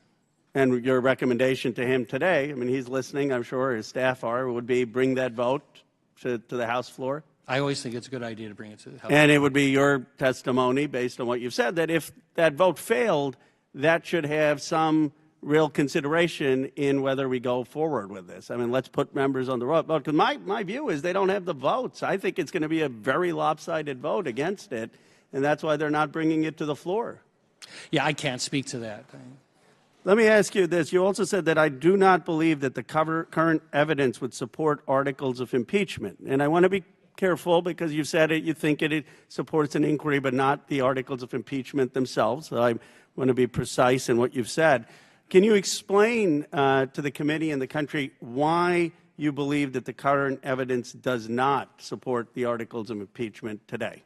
Well, at the moment, these are allegations, and there is some credible evidence there that is the basis of the allegations. But I understand that, and I'm not questioning that. I'm questioning what you don't think today, if you were going to vote, if this was the case, you would vote no, correct? On this evidence, certainly, because the inquiry. Okay, and my question is, if someone said to you, okay, Mr. Turley, why are you voting not to impeach President Biden based on this evidence? Where do you think the evidence is lacking? Where does it not rise to the level where you think it needs to be? What are the places that you think is missing? Well, I said in my testimony that the key here that the committee has to drill down on is whether they can establish a linkage with the influence peddling, which is a form of corruption, and the president, whether he had knowledge, whether he participated, whether he encouraged it. We simply don't know, and we don't even know if this was an illusion or not. But you can find the answers to that. I mean, the back end of these financial transactions, which I have read is where the committee is going, may shed light on that. But without that type of nexus, then no, I don't. And currently it's your testimony that that nexus has not been established, correct? No, I think that's the purpose of the inquiry. Yes, that's correct. Would you agree with, have you read Ken Buck's op-ed in the Washington Post, where he basically was one of the Republicans, which is why I think it'd be a lopsided vote against an inquiry, saying that that evidence doesn't exist?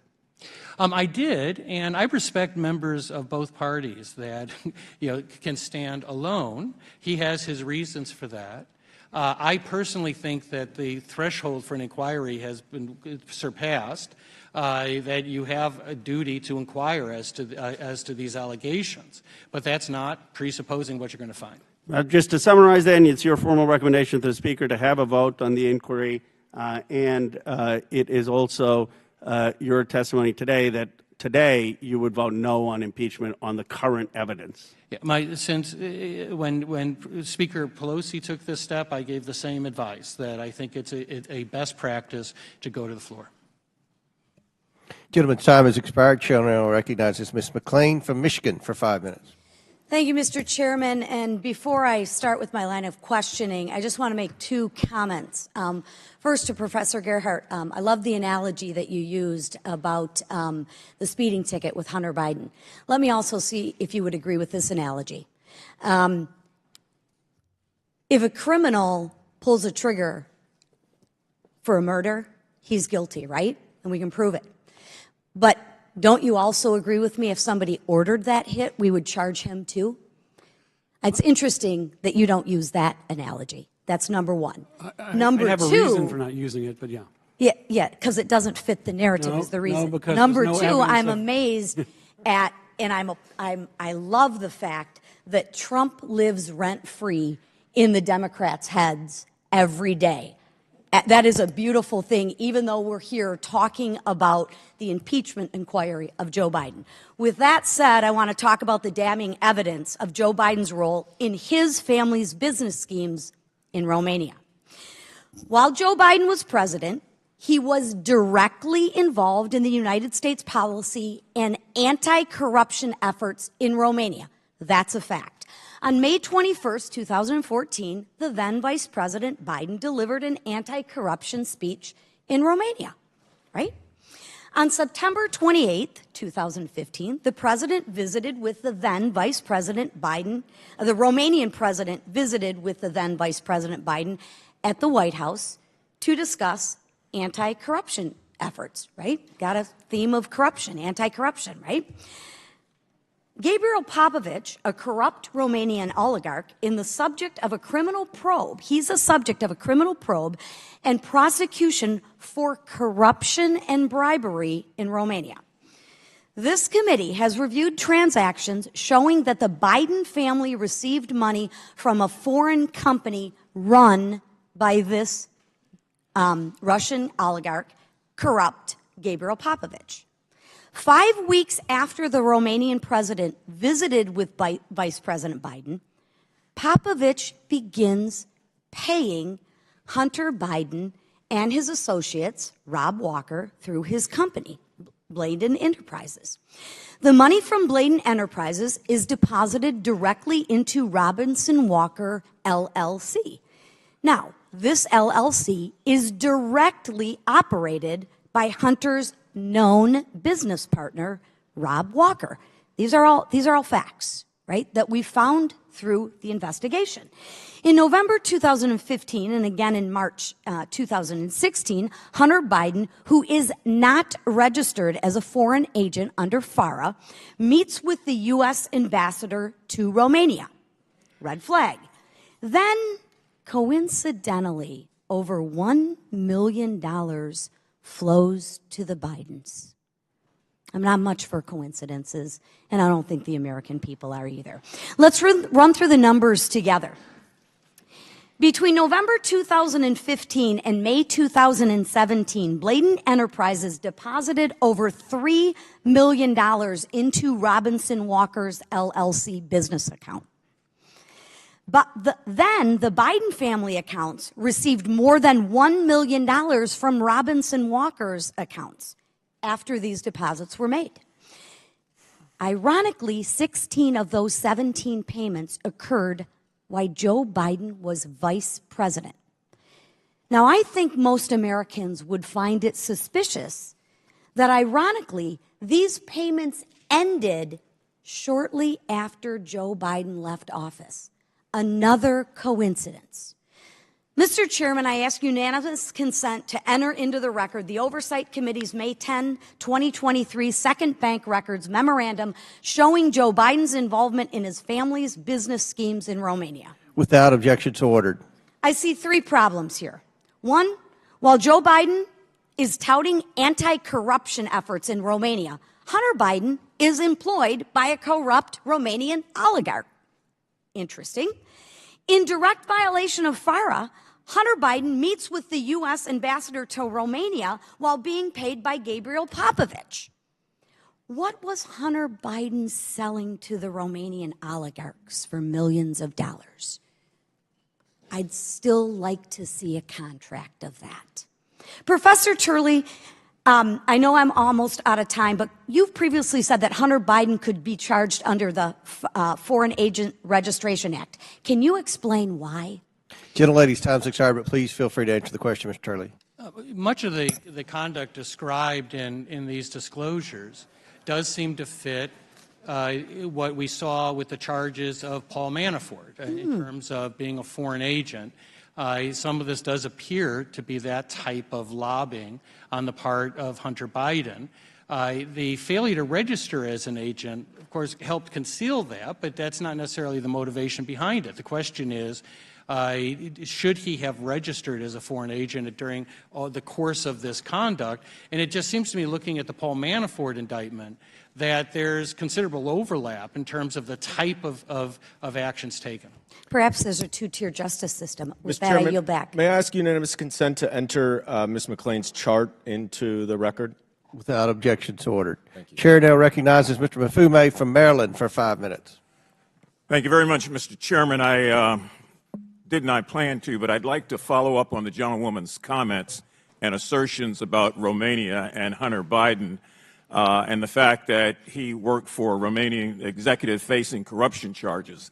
The problem with that is that Rudy Giuliani also worked for that person and a former FBI director. And I'd like to ask unanimous consent that a New York Times piece entitled "Giuliani is Drawing Attention to Hunter Biden's Work in Romania, but There's a Problem" be entered into the record. Without objection, so ordered. Thank you very much, Mr. Chairman. I want to go back to this Burisma theory because it seems to me that if that's what's triggered all of this, and we are sitting here now wasting precious time while the country is about to shut down, and it's all found its genesis with Rudy Giuliani, that we ought to have Rudy Giuliani here. Now, I know there was a motion made earlier. I'd like to disaggregate that motion without mentioning the other person's name and offer a motion again that Rudy Giuliani be required to come before this committee. Is there a second? And, Mr. Chairman, I'd like to ask that the clock be paused while the... Pause the clock. Thank you. Mr. Groffman. Chair recognizes Mr. Groffman. Motion to table. Motion made to table by Mr. Groffman. Is there a second? Second by Ms. Fox. So I guess we'll have a vote on Mr. Groffman's motion to table Mr. Mafume's motion. This is about Giuliani, right? Yes. Okay. We'll do this by voice vote. All those in favor say aye. Recorded vote, Mr. Chairman. Aye. Mr. All those Chairman, opposed, no. Recorded. No. He's requested a recorded In the vote. opinion of the chair, the motion has it. The ayes. I'd request a recorded vote now. I request a recorded vote, Mr. Chairman. Will the clerk please get ready to have a recorded vote? Another motion by the minority party. Okay. Chair recognizes Mr. Palmer. I can't hear you. There's a motion for a temporary recess. Is there a second? Motion second. All those Mr. Chairman, there's already a motion on the floor. There's already a motion on the floor. I'd like a recorded 12 vote. o'clock, we would give them a bathroom break. There's already a motion on the floor. Here's a motion, and it's mine. Okay. Point. All right. Would the clerk please report? Call the roll. Will the clerk call the roll?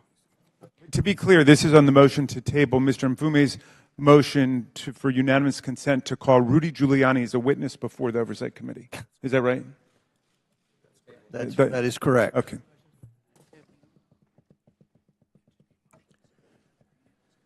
Mr. Jordan. Mr. Jordan votes aye. Mr. Turner. Mr. Gosar. Ms. Fox. Ms. Fox votes aye. Mr. Grothman. Mr. Grothman votes aye. Mr. Palmer. Mr. Palmer votes aye. Mr. Higgins. Mr. Higgins votes aye. Mr. Sessions. Mr. Sessions votes aye. Mr. Biggs. Mr. Biggs votes aye. Ms. Mace. Mr. Chairman, what are we voting on? This is a motion by Mr. Groffman to table the motion by Mr. Mafume to subpoena Rudy Giuliani. Got it. Doesn't seem to have a lot to do with this. I'll vote aye. Ms. Mace votes aye. Mr. LaTurner. Mr. LaTurner votes aye. Mr. Fallon. Mr. Donalds. Mr. Armstrong. Mr. Armstrong votes yes. Mr. Perry. Mr. Timmons. Mr. Burchett.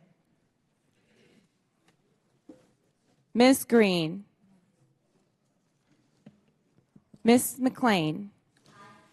Ms. McLean votes aye. Ms. Boebert. Mr. Fry. Mr. Fry votes aye. Ms. Luna. Mr. Edwards. Mr. Edwards votes aye. Mr. Langworthy. Mr. Burleson. Mr. Burleson votes aye. Mr. Raskin. No. Mr. Raskin votes no. Ms. Norton. No. Ms. Norton votes no. Mr. Lynch. No. Mr. Lynch votes no. Mr. Connolly. Mr. Krishnamurthy. Mr. Khanna. Mr. Mfume. Mfume votes no. Mr. Mfume votes no. Ms. Ocasio-Cortez. Nay. Ms. Ocasio-Cortez votes nay. Ms. Porter. No. Ms. Porter votes no. Ms. Bush. Mr. Gomez. Mr. Gomez votes no. Ms. Brown. Ms. Stansbury. Ms. Stansbury votes no. Mr. Garcia. Mr. Garcia votes no. Mr. Frost. Mr. Frost votes no. Ms. Lee. Ms. Lee votes no. Mr. Kassar. No. Mr. Kassar votes no. Ms. Crockett. No. Ms. Crockett votes no. Mr. Goldman. Mr. Moskowitz. Mr. Moskowitz votes no. Ms. Tlaib. Ms. Tlaib votes no. Mr. Chairman. Chairman votes aye. How is Mr. Fallon from Texas recorded? Mr. Chairman votes aye. Mr. Fallon is not yet recorded. Aye. Mr. Fallon votes aye. How is Mr. Langworthy from New York recorded? Mr. Langworthy is not recorded. Mr. Langworthy votes aye. How is Mr. Timmons from South Carolina recorded? Mr. Timmons is not yet recorded. Mr. Timmons votes aye. How is Mr. Gosar from Arizona recorded? Mr. Gosar is not recorded. Mr. Gosar votes aye. Mr. Connolly is not yet recorded. Mr. Connolly votes no. Mr. Krishnamurthy is not yet recorded. Mr. Krishnamurthy votes no. How is Mr. Armstrong recorded? Mr. Armstrong is voted aye. Mr. Chairman, how am I recorded? Ms. Mace is recorded as voting aye. How is Mr. Donalds from Florida recorded? Mr. Donalds is not yet recorded. Mr. Donalds votes yes. Madam Clerk, how am I Any other- recorded? Oh, good. Have I been recorded? Madam Clerk, it's Mr. Raskin. Mr. Raskin, you are recorded as voting no.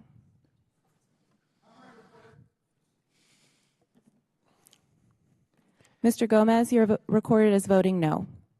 How am I recorded? Congresswoman Ocasio-Cortez, how am I recorded? Ms. Ocasio-Cortez is recorded as voting no. Ms. Brown is not yet recorded. Okay. Ms. Brown votes no. All right. Will the clerk please tally the votes?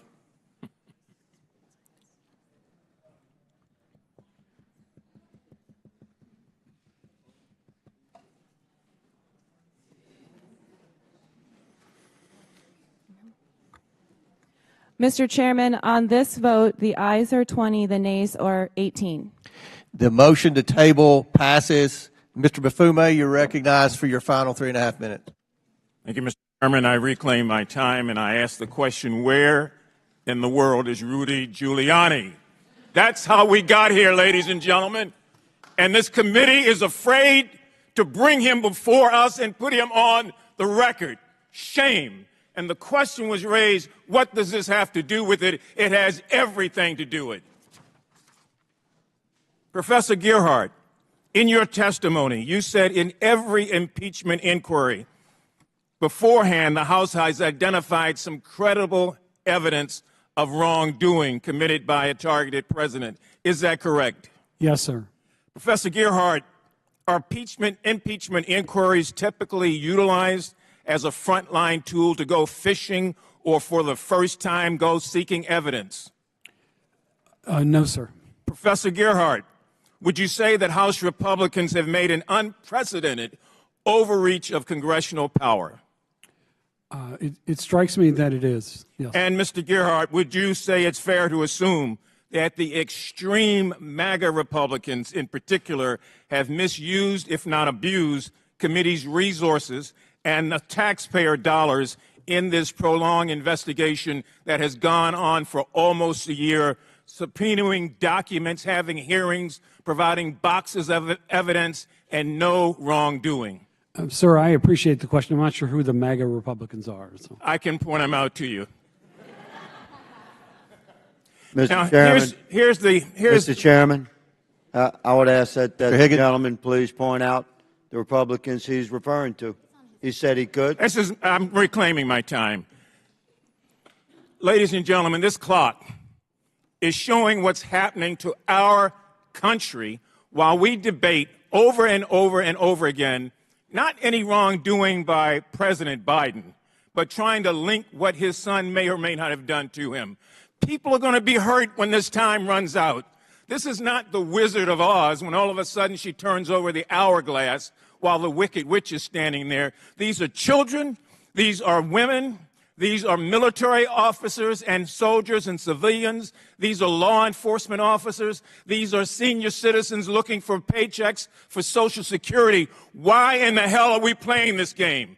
And why don't we be honest? If it were so important, it could wait. This is what is important: protecting this government and protecting the people who pay taxes here. But we want to play games with all of this. So where is Rudy Giuliani right now? I'd like to know. And I'd like to know why we can't bring him before this committee like we've brought these witnesses and everybody else. I yield back my time to the ranking member. Well, I want to thank the distinguished gentleman from Baltimore for his passionate and lucid comments here. And I appreciate the fact that you introduced a motion to subpoena Giuliani before I'd introduced a motion to subpoena Giuliani and Lev Parnas. Now, Lev Parnas wrote us a long letter saying that all of this is based on a fraud, a tissue of fraud. He went all over the world with Rudy Giuliani looking to find Is dirt. he alleging that China money was a fraud? Are you asking me to yield? Money? Are you asking me to yield? I'm happy to yield for a second. What is your question, Mr. Chairman? What fraud are you? Well, I've introduced it in the record in case you haven't read it yet, the letter that Lev Parnas wrote to you and to me. In it, he called upon you to call off this wild goose chase. Because of China money that the Bidens have received? No, because all of this is based on the Burisma conspiracy. The China money is based on the Burisma conspiracy. Well, I've seen a lot of China money Mr. that went to the Mafume's Trump time's family. expired. Someone can yield. Now it's Dr. Fox from North Carolina for 5 minutes. Thank you very much, Mr. Chairman. This is not a game. This is very serious business.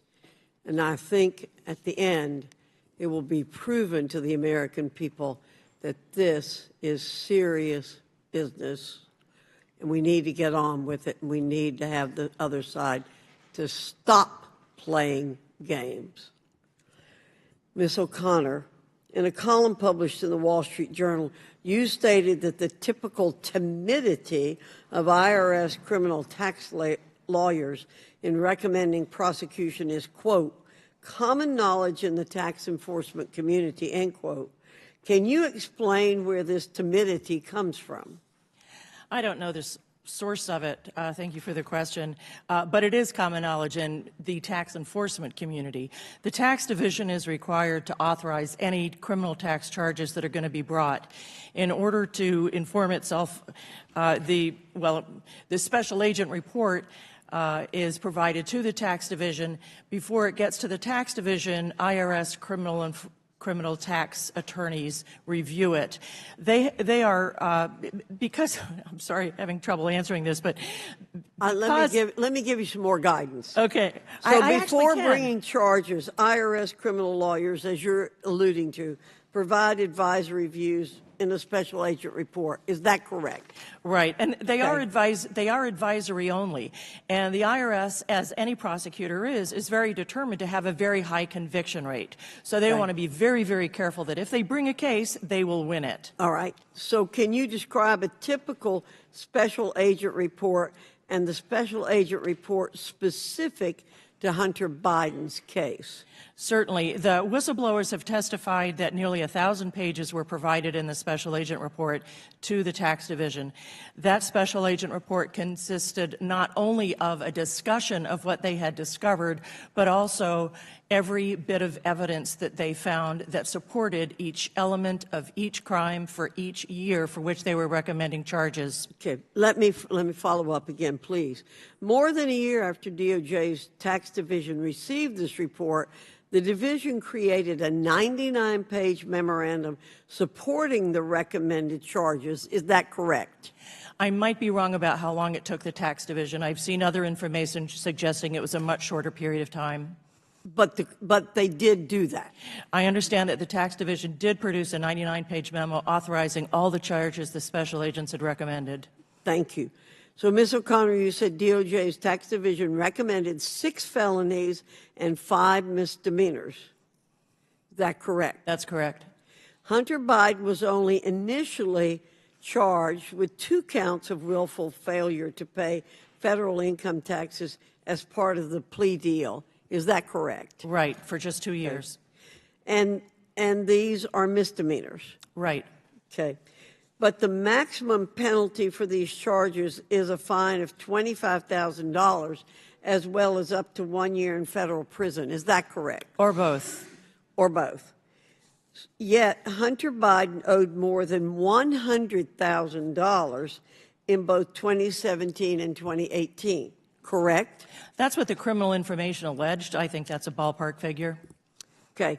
Based on the answers you just provided, it's extremely difficult to believe that an individual who is not the son of the sitting U.S. president would be treated this way. We're told the Department of Justice treats all citizens equally under the law. But based on the evidence this committee has presented, that is not what happened in Delaware. Based on your experience, would you agree that that's not what happened in Delaware? Exactly, and it was particularly galling because just in the next state, in New Jersey, a mechanic was being sentenced to 2 years for having not paid like $100,000 in taxes. So, in this case, there was not equal justice under the law being proposed. Absolutely not. It was totally unequal justice. That is not what this country stands for. We want everybody being treated the same under the law, and my colleagues should feel the same way. Thank you, Mr. Chairman. I yield back. Good lady yields back. Before I recognize Ms. Ocasio-Cortez, I ask unanimous consent to enter into the record a letter from Lev Parnas, who Mr. Raskin continues to refer to. It's actually a press release from the U.S. Attorney's Office in the Southern District of New York. It's Lev Parnas sentenced to 20 months in prison for campaign finance, wire fraud, and false statement offenses. Yeah, he worked with Without Rudy objection, Giuliani. so ordered.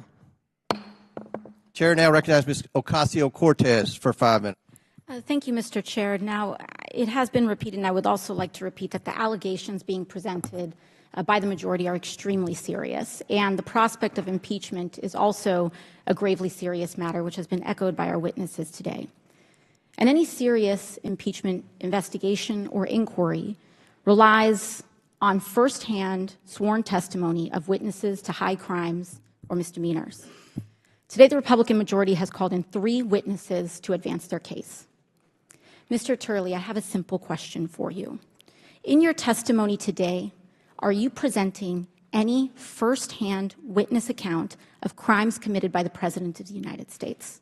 No, I'm not. No, you are not. Ms. O'Connor, you are the second Republican witness here today, have you, in your testimony, presented any firsthand witness account of crimes committed by the President of the United States? I have not. Thank you. Now, Mr. Dubinsky, as the third and final Republican witness in this hearing, have you, in your testimony, presented any firsthand witness account of crimes committed by the President of the United States? I have not. And Professor Gerhardt, given that you are the minority witness, I assume the same, correct? I am not a fact witness, correct. Thank you. And to clarify, two individuals presented today who do have firsthand accounts surrounding the progeny of these allegations are being blocked from testifying by the Republican majority. And I want to explain why this is important. Members of Congress, all of us in this hearing, are not under oath, as we are presently covered by the speech and debate clause. Isn't that correct, Professor Gerhardt? That is correct. And the speech and debate clause covers all statements by a member of Congress, whether they are factual or not.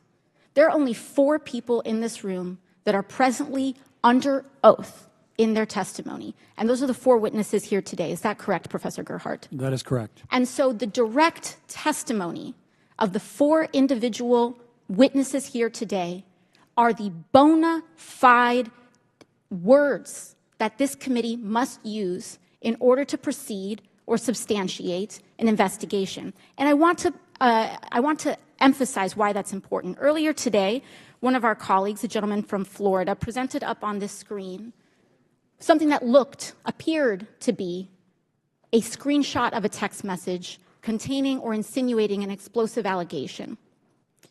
That screenshot of what appeared to be a text message was a fabricated image. It was a fabricated image. I don't know where it came from. I don't know if it was the staff of the committee, but it was not the actual direct screenshot from that phone. And in fact, I would like to submit to the committee the actual full context from the Ziegler Affidavit number 1, Exhibit 402, of the full text of that exchange. Do I have permission from the chair? Importantly, what was brought out from that fabricated image excluded critical context that changed the underlying meaning and allegation that was presented up on that screen by this committee and by members of this committee. Now, they are well within their right to do that because they are covered by the speech and debate clause. This was not submitted by a material or fact witness under oath. That was not submitted by a material or fact witness under oath. The impeachment inquiry, any impeachment inquiry, regardless of party, is an extremely serious matter. Professor Gerhardt, in the impeachment inquiry into President Clinton, were there key fact witnesses that were presented during those proceedings? There were not in the House. Mm-hmm. In the Senate, were there any? There were. There were in the Senate. Now, in the impeachment, in the impeachment investigations with respect to President Trump, were there key material fact witnesses in the House? Yes, ma'am. There were. Are there any key material fact witnesses here today? No, ma'am. None. And so we are wasting our time. When we talk about a threshold of an impeachment inquiry, was there a House floor vote that had a majority of members of Congress that opened an impeachment inquiry into President Clinton? There was. There was. Was there a full House floor vote opening an impeachment inquiry into President Trump? In 2019. Is there one here for this one? Not for this one. There is not one here for this one. This is an embarrassment. An embarrassment to the time and people of this country.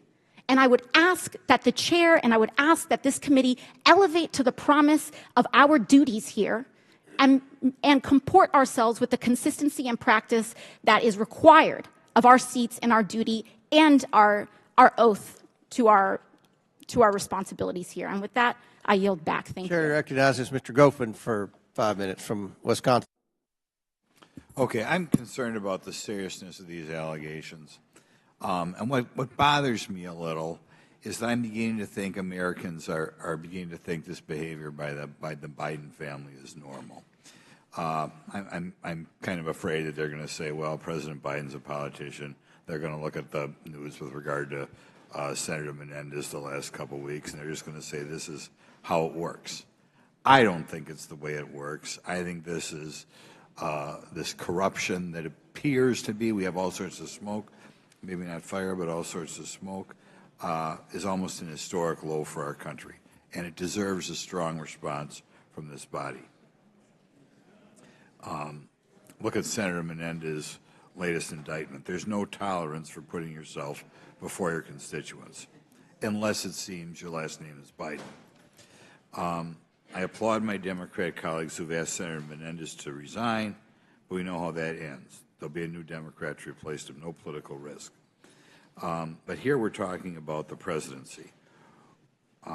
If the response is, well, Hunter Biden wasn't an elected politician, I have to know just what was Hunter Biden selling. We can't become numb to these facts.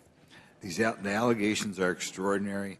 In fact, I'm not aware of these type of allegations where we have a sitting president accused of bribery, accused of taking payments, whether it be directly or through his family.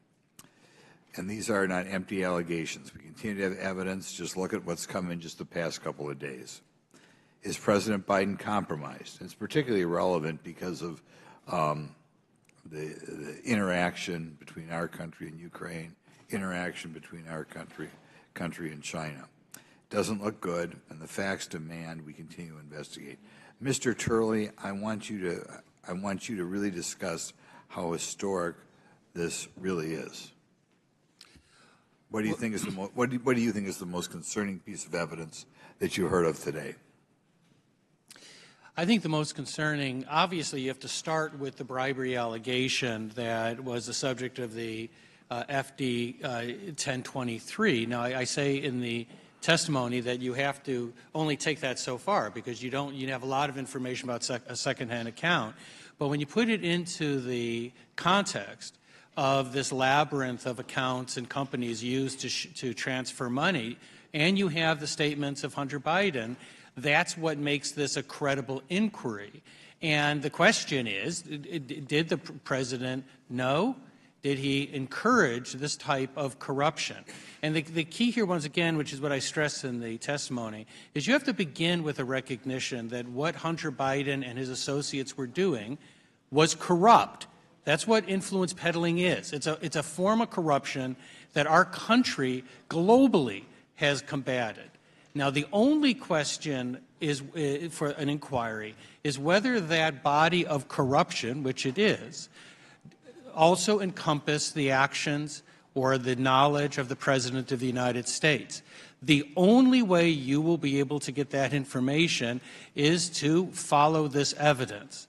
And what I suggest is you do so without any prejudice. You do so without any assumptions. In fact, I hope that the President will be able to show that there is no such nexus.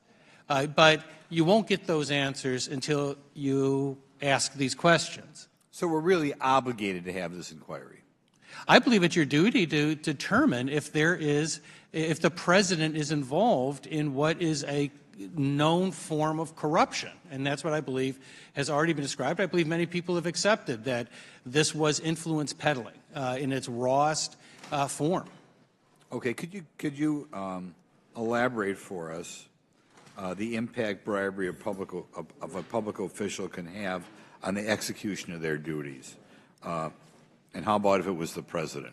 Can you explain why the American public ought to care about this? Well, you know, Alexander Hamilton talked about impeachment in Federalist 65 as a violation of the public trust. And that's really what this ultimately goes to. I'm hoping that there's not much disagreement that public corruption falls within an impeachable offense, because if it does not, then it makes a mockery of what the framers were talking about. You know, during the Clinton impeachment, Michael and I testified, and there was a lot of, I think, good faith discussion between us and the other experts as to the executive function theory and what constitutes an impeachable offense. I would hope that it would be agreed that if a nexus was established with the president, that he participated in the corruption of influence peddling, that it would be a potential impeachable offense, or it would be the basis of an impeachment. We have millions of dollars flowing to the Biden family. That's been proven overwhelmingly. Are you aware of any precedent in this country where there's been any case of bribery and corruption of a public official or of a president of this magnitude? I mean, is there any historical precedent in this country where on Gentleman's time's expired, but please answer the question, Mr. Turley. Certainly, this has the assumption, as the ranking member, has contested the degree to which all of this money went to the Biden family members. That has to be, as the ranking member said, it has to be established. But no, in terms of the figures, I've been a critic of influence peddling by both Republicans and Democrats for 3 decades. I've been writing about this a long time. Influence peddling is the favorite form of corruption in Washington, D.C., and this city is awash with it. But have I seen anything of this size and complexity? No. Just as an observer, no.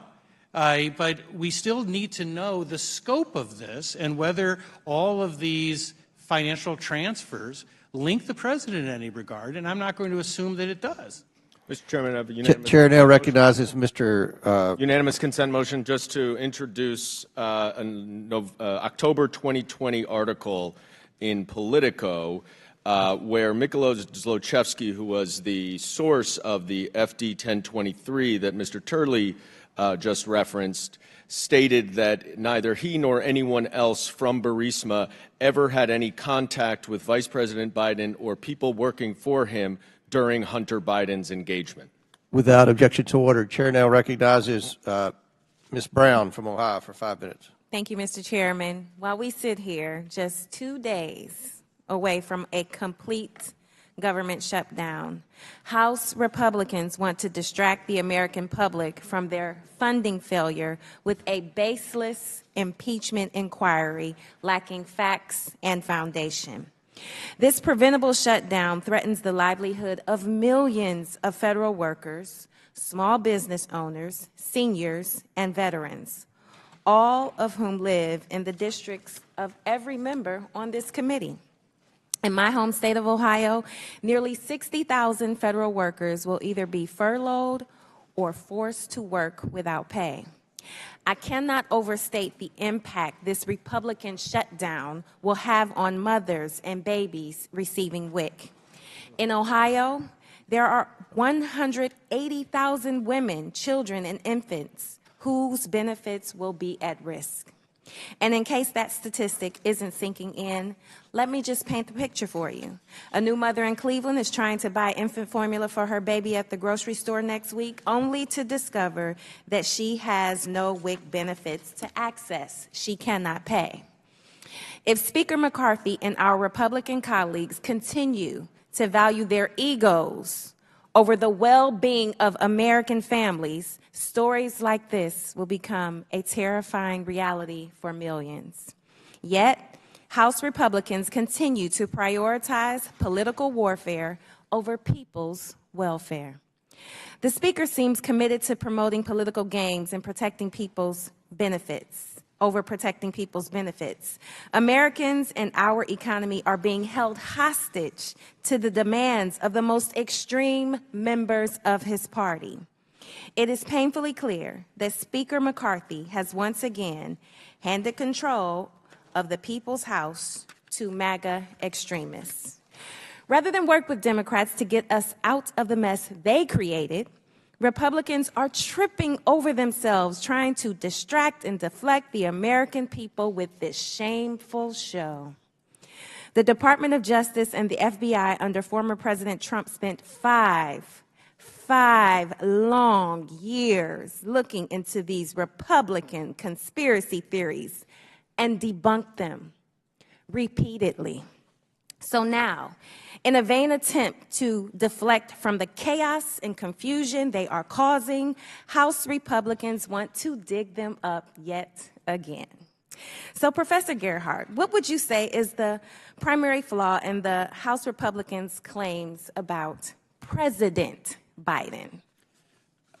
Well, I suppose I could say a lot, but the problem is that the dots are not connected. The name that's been repeated most often in this hearing is Hunter Biden, not President Biden. And the point of an impeachment inquiry is not about a president's son. It has to be about the president himself. And I don't think those dots have been connected. There have been lots of assumptions, lots of accusations, but not evidence. Thank you. These falsehoods about President Biden didn't change the will of the people in November 2020, yet my colleagues on the other side of the aisle are at it again, holding another hearing on baseless allegations, looking for facts that just don't exist. Instead of fulfilling our duty to govern, my colleagues threaten a government shutdown, dangerous for most and disastrous for our most vulnerable communities. So with that, Mr. Chairman, I will yield my time to Ranking Member. And I would urge you to yield to Mr. Goldman. I will yield to Mr. Goldman. Thank you very much. I thank my colleague. Ms. O'Connor, I believe you testified before that the 99-page DOJ tax memo gave a full authorization for the charges. Is that your testimony? That is what the whistleblowers reported. Actually, the whistleblowers reported that it was a discretion finding. And since you worked in the DOJ tax division, I'm sure you understand that there is full authorization, there is discretion, and there is declination. And when they give a discretion determination, that is because there are serious holes and flaws, and they leave it to the discretion of the U.S. attorney whether or not they want to charge it. Isn't that correct? No, not at all. Discretion is not based on holes and flaws. It's based on the ability of that particular district to prosecute that case. And in fact, that 99-page memo is referred to several times in the testimony. Excuse me. And what do you mean, only the in one ability? time did it mention discretion. All the other times it did not mention discretion at all. And so you're disputing that it said Gentleman's discretion? Gentleman's Are you time has disputing that it said expired. discretion? Chair now recognizes Mr. Palmer from Alabama for 5 minutes. Thank you, Mr. Chairman. I'm very disturbed about what I've heard here today. There's a saying among country lawyers that if you have the facts, you pound the facts. If you don't have the facts, you pound the table. When you can't pound the table, I guess some of my Democratic colleagues choose to pound the witnesses. That was inexcusable. What just happened in this committee, attacking the witnesses personally instead of addressing the merits of the evidence being presented, indicates to me that my Democratic colleagues know the evidence is becoming increasingly conclusive. It reminds me of a line from a movie, A Few Good Men, Jack Nicholson, "You can't handle the truth." The evidence will either convict or acquit in any criminal proceeding or civil proceeding. If there's no wrongdoing, the evidence or the lack of evidence will support that conclusion. The problem of the suspicion of wrongdoing is compounded by the withholding of evidence, the misrepresentation of the evidence in hand, and the obstruction of an investigation but not denying access to information that would be or could be evidence. At this point, there's a growing public perception, and it's reflected in the polls, Mr. Chairman, that President Biden, his son Hunter, other family members, and business associates were engaged in some form of criminal activity. It is the responsibility of this committee to pursue the truth and report it to the American people. I'm not sure that's what's happening on the other side with my colleagues. It is vitally important that our efforts be conducted openly, without prejudice, with no other agenda other than arriving at the truth, regardless of our politics. It is vitally important. As Professor Turley has pointed out, you don't undertake an impeachment inquiry lightly. This has profound implications for the future of this country and our ability to govern ourselves. We have seen repeatedly obstruction efforts to deny this committee access to information that's material to this investigation. Now, I want to ask Professor Turley a question. In your view, could the promise of foreign access to any government official, whether it's the vice president or anybody else, that only materially benefited a family member, could that be influence peddling?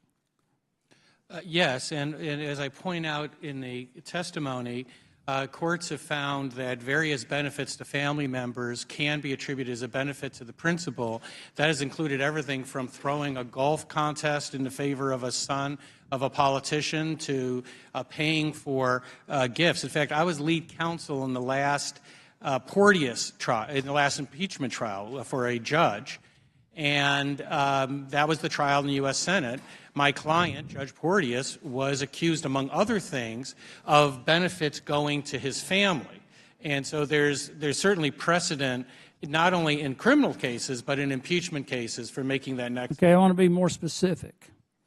If Vice President Biden used his office to influence domestic or foreign policy for the financial benefit of his son, even though Vice President Biden may never have received a dime, but it resulted in millions of dollars going to his son or to his brother or other family members or business associates, and used his office to influence either domestic or foreign policy for their benefit, could that be a violation of the public trust?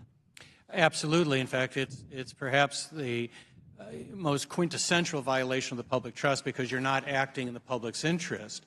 It's a form of public corruption that this government, this country, has declared as corrupt in other countries around the world. Sir, I don't want to jump on your time because I know you all have important things to do, but I would like to respond to the attack that you mentioned. You may do so. Thank you, sir. I'd like to explain what that attack dealt with, if nothing else, for members of the committee than for my 3 children here, who may be a little surprised by what they just heard. As they, I think, know, I've spent my life challenging what is called morals legislation. What the Democratic member attacked me for are laws that dictate to others how they should live their lives. Some of those laws have been used against gay and lesbian couples. They've been used against minorities. The individual that the member described, I condemned. I represented the sister wives in a case challenging that law on the basis of individual rights. The trial court ruled in our favor and struck down that law, the first time that type of law had ever been struck down. The 10th Circuit later dismissed on technical grounds. But I just want to end with one other thing, and that is, it's not going to make a difference. You know, this has become a pattern of witnesses, whistleblowers, FBI agents, journalists being attacked in Congress. It won't make any difference. It won't change the constitutional standard. It won't negate any evidence that you have. But at some point, you've got to say, enough. You know, that we have to have something, the public has to have something in Congress to look to have faith. And I have to tell you, it's not that I think that absurd attack meant any difference to my children or to the people that are watching. It makes a difference to our process. Witnesses should not have to... Mr. Chairman, I hate to interrupt Professor Turley, but could our witness get equal time then? Because we're over a minute over. Gentleman's time has expired. He responded to the false allegations by your members, and I apologize for how you all have been treated. I apologize to the American people watching this hearing for the parliamentary stunts that the other side has pulled. I think people in America care about public corruption. The title of this hearing is an impeachment inquiry. And I think that Mr. Turley's done a good job explaining the basis for why we need to take impeachment inquiry and move forward. We have led this investigation, and now we need the impeachment inquiry status as we move forward to get the information that we have been obstructed by this administration and by this family. And that's what the purpose of this hearing is. Don't create another false narrative. With that, the chair recognizes Mr. Gomez from California. Mr. Chairman, well, what obstruction were you referring to there? Ms. Stansberry from New Mexico. Mr. Gomez was next on the thing, but Ms. Stansberry, all right. Thank you, Mr. Chairman. And I want to say thank you to Mr. Donald Trump for calling this hearing today, as it demonstrates the House GOP and Donald Trump's continued attacks on our institutions and on our democracy, and the House GOP's complete inability to govern in a serious manner.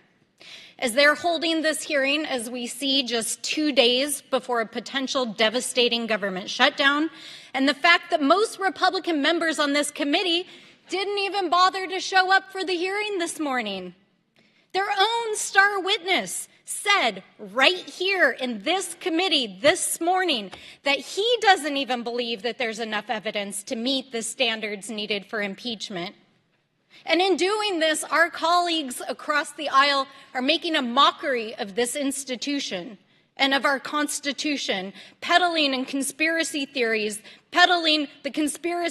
that Rudy Giuliani and Donald Trump themselves tried to get the American people to believe, and which Donald Trump's DOJ debunked. It's outrageous. So let's be clear about what this hearing actually is. It's an effort to undermine our democracy, to diminish Donald Trump's own 2 impeachments, his first impeachment for trying to illegally bribe a foreign government to help him with his campaign, and the second for a deadly insurrection in the halls of this Capitol after he asked his followers to tear through the halls of Congress, which they did with zip ties looking to execute the former vice president. And we know that Donald Trump has called for this impeachment inquiry because we have the direct evidence from his own social. You can see it right here. He says, impeach the bum. And we also know that he's been directly coordinating with members of this committee, as reported by the New York Times. Right here, a member of this committee has been briefing Donald Trump on this inquiry. We also know that if Donald Trump doesn't get his way, he wants his loyalists to shut down the government. How do we know that? Because he posted it right here on his social media. And his loyalists in this committee, who are doing his bidding for him today, retweeted it. And in fact, it actually says right here that the reason why they want to defund the government and impeach is because this is the last chance to defund these political prosecutions against me. So folks, this is not a serious inquiry. This is not a serious hearing. In fact, the witnesses here don't even believe there's enough evidence to impeach. Their own members don't even believe there's enough evidence to impeach. In fact, they refuse to hold a vote on the floor of the House of Representatives because they didn't have enough Republican members who would vote for it. That's why we're here today. It's outrageous. So what is this hearing actually about? It's a campaign strategy. It's a misuse of official resources. It is this committee and loyalists of Donald Trump doing his bidding to bolster his chances of winning back the White House and securing their majority in the next election. And in the process, to diminish the name of impeachment, which is enshrined in the U.S. Constitution, which we take an oath to uphold, and to make Donald Trump's crimes, including his 2 impeachments and his 91 criminal indictment counts, look like they're not serious crimes. When you think about it, it's chilling. It's truly chilling. It's another attack on our democracy and our institutions. It's another attack on fair and free elections and the use of this committee to try to carry it out. So I just want to say, I think it's obvious who the grand puppet master is here. He tweeted about it on his own social, and we see the long arm, but little hands, of Mr. Donald Trump, whose fingerprints are all over this hearing and this sham impeachment. But we know that the American people are smart, that they're not going to be fooled by what's happening here today, and especially as they shut the government down in 2 days with catastrophic impacts for our communities. And with that, I yield back. Chair now recognizes Mr. Higgins from Louisiana for 5 minutes. Thank you, Mr. Chairman. Mr. Turley, Professor, we're going to be moving quickly here. Let Let us retract from the absurdities of 21st century Twitter. Let's go back to 1787. Shall we? Article 2, Section 4, the President, Vice President, and all civil officers of the United States shall be removed from office on impeachment for and conviction of treason, bribery, and other high crimes and misdemeanors. But high crimes and misdemeanors is not and never has been limited to indictable criminality. Mr. Turley, Professor, please tell us briefly, sir, what was the actual meaning in 1787 of high crimes and misdemeanors? Well, this has been a matter of obviously robust debate for many decades. What we do know is that there were various terms that were offered and were rejected, the most famous being maladministration, and James Madison was uncomfortable with that. But they were also uncomfortable with limiting it to like treason and bribery. Exactly. It was never designed to be limited by writ of statute. Was it, Professor? Would Madison argue that, quote-unquote, betrayal of trust to foreign powers is an impeachable offense? There are references into that type of betrayal of trust. But also, if you take a look at past impeachments, they have gone to the violation of public trust, including the use of office to perpetuate false accounts or to obstruct this body. Agreed. So impeachment is a mechanism of our congressional authority. It's not a criminal proceeding, is it, Professor? It's not. What I've said previously is that I happen to believe you should start with the criminal code and look at things that would be crimes for others, because those resonate the most in terms. And those criminal code violations would be revealed through the investigative effort of the congressional endeavor to inquire into impeachable offenses like this hearing. Would you agree? That's right. This is the moving start. Quickly. There's one of the gentlemen said there's no credibility to this evidence. Let me say, as an investigator, there's perhaps no category of evidence that's more credible than bank records. And bank records is what we're working with. The House Oversight Committee, Judiciary Committee, Ways and Means Committee are investigating highly suspicious money transactions from foreign powers through shell companies to Biden family members. There's nothing more credible in an investigative effort, good sir, than bank records. I'm going to read from an email from Assistant United States Attorney Wolf, released by the House Committee on Ways and Means yesterday, identified as Exhibit 202 of the IRS whistleblower investigation. This email shows Ms. Wolf prohibiting the investigation team from looking into political figure one. Let me clarify that during that investigation, political figure one was the pseudonym agreed upon by the investigative team, the FBI, the DOJ, an IRS investigator. Political figure one is not a pseudonym created by Republicans or Democrats. Political figure one is President Biden, is Joe Biden. Leslie Wolf, as a priority, someone needs to redraft Attachment B. There should be nothing about political figure one in here.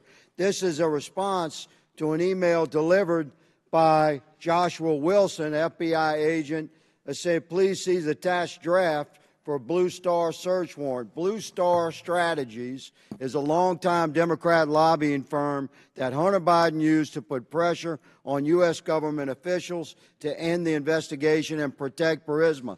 The Department of Justice was investigating Blue Star for these activities and allowed to retroactively register as a foreign agent. Today, no one has been held accountable at Blue Star. That happened during 2020, just months before your presidential election, America. You should be very concerned about this. Mr. Turley, based upon the constitutional parameters of the House of Representatives, do you agree that our Oversight Committee, Judiciary Committee, and Ways and Means Committee should be judiciously investigating reasonable suspicion of impeachable actions by President Joe Biden? I do. I think it is your duty to get answers to these questions and to see if the president was involved in what I think is a confirmed corrupt influence peddling effort. Okay. Thank you, Mr. Chairman. My time has expired. I yield. Chair now recognize Mr. Garcia from California for 5 minutes. Thank you, Mr. Chairman. I want to just begin by recapping for the American people what we've seen so far today. My Democratic colleagues have done a great job of showing that there's absolutely zero evidence linking President Joe Biden to any wrongdoing. Zero, none. This hearing is a complete waste of time 2 days before a MAGA government shutdown. And we also know that Hunter Biden never held any sort of public office. And there is no evidence that he ever influenced any kind of policy in the White House. There's no evidence that he and his father's finances were ever linked, and we've spoken to many witnesses to prove that. And in fact, none of the witnesses here actually have any direct evidence that there's any sort of wrongdoing, and that was repeated here by these witnesses. So instead, we're back to falling on MAGA conspiracy theories that Rudy Giuliani parroted over and over again. This farce is all about House Republicans trying to re-elect their beloved leader, Donald Trump. And what I want to know is why we're not actually investigating real family corruption. They want to attack President Biden's family, who actually never worked in the White House, which is incredibly hypocritical. Yet we have not yet talked about these guys that actually worked in the White House. And in fact, I want to talk about Jared Kushner, who's right over here. We know that Jared Kushner, who's Donald Trump's son-in-law, was given enormous power in the White House. When Jared joined the White House, he was so unfit and unqualified and with so many conflicts of interest, he couldn't even get a security clearance. His father-in-law, Donald Trump, had to intervene, overriding national security officials. We also know that just months after Jared left the White House, the Saudi royal family gave him $2 billion, with a B, into the Kushner hedge fund. And right now, Jared is pocketing an additional $25 million a year in fees. This is a man who was put at the head of Middle East policy in the White House. We know he personally intervened to give the Saudis a $110 billion arms deal that was opposed by folks all across the government. He supported the Saudis with their brutal war in Yemen, even after they murdered Jamal Khashoggi, a journalist, of course, who was an American resident. The Saudi crown prince bragged to other heads of state that Kushner, and I quote, was in his pocket. Even Trump's first Secretary of State complained that this is inappropriate. Now, Jared delivered for the Saudis over and over again, and he was rewarded.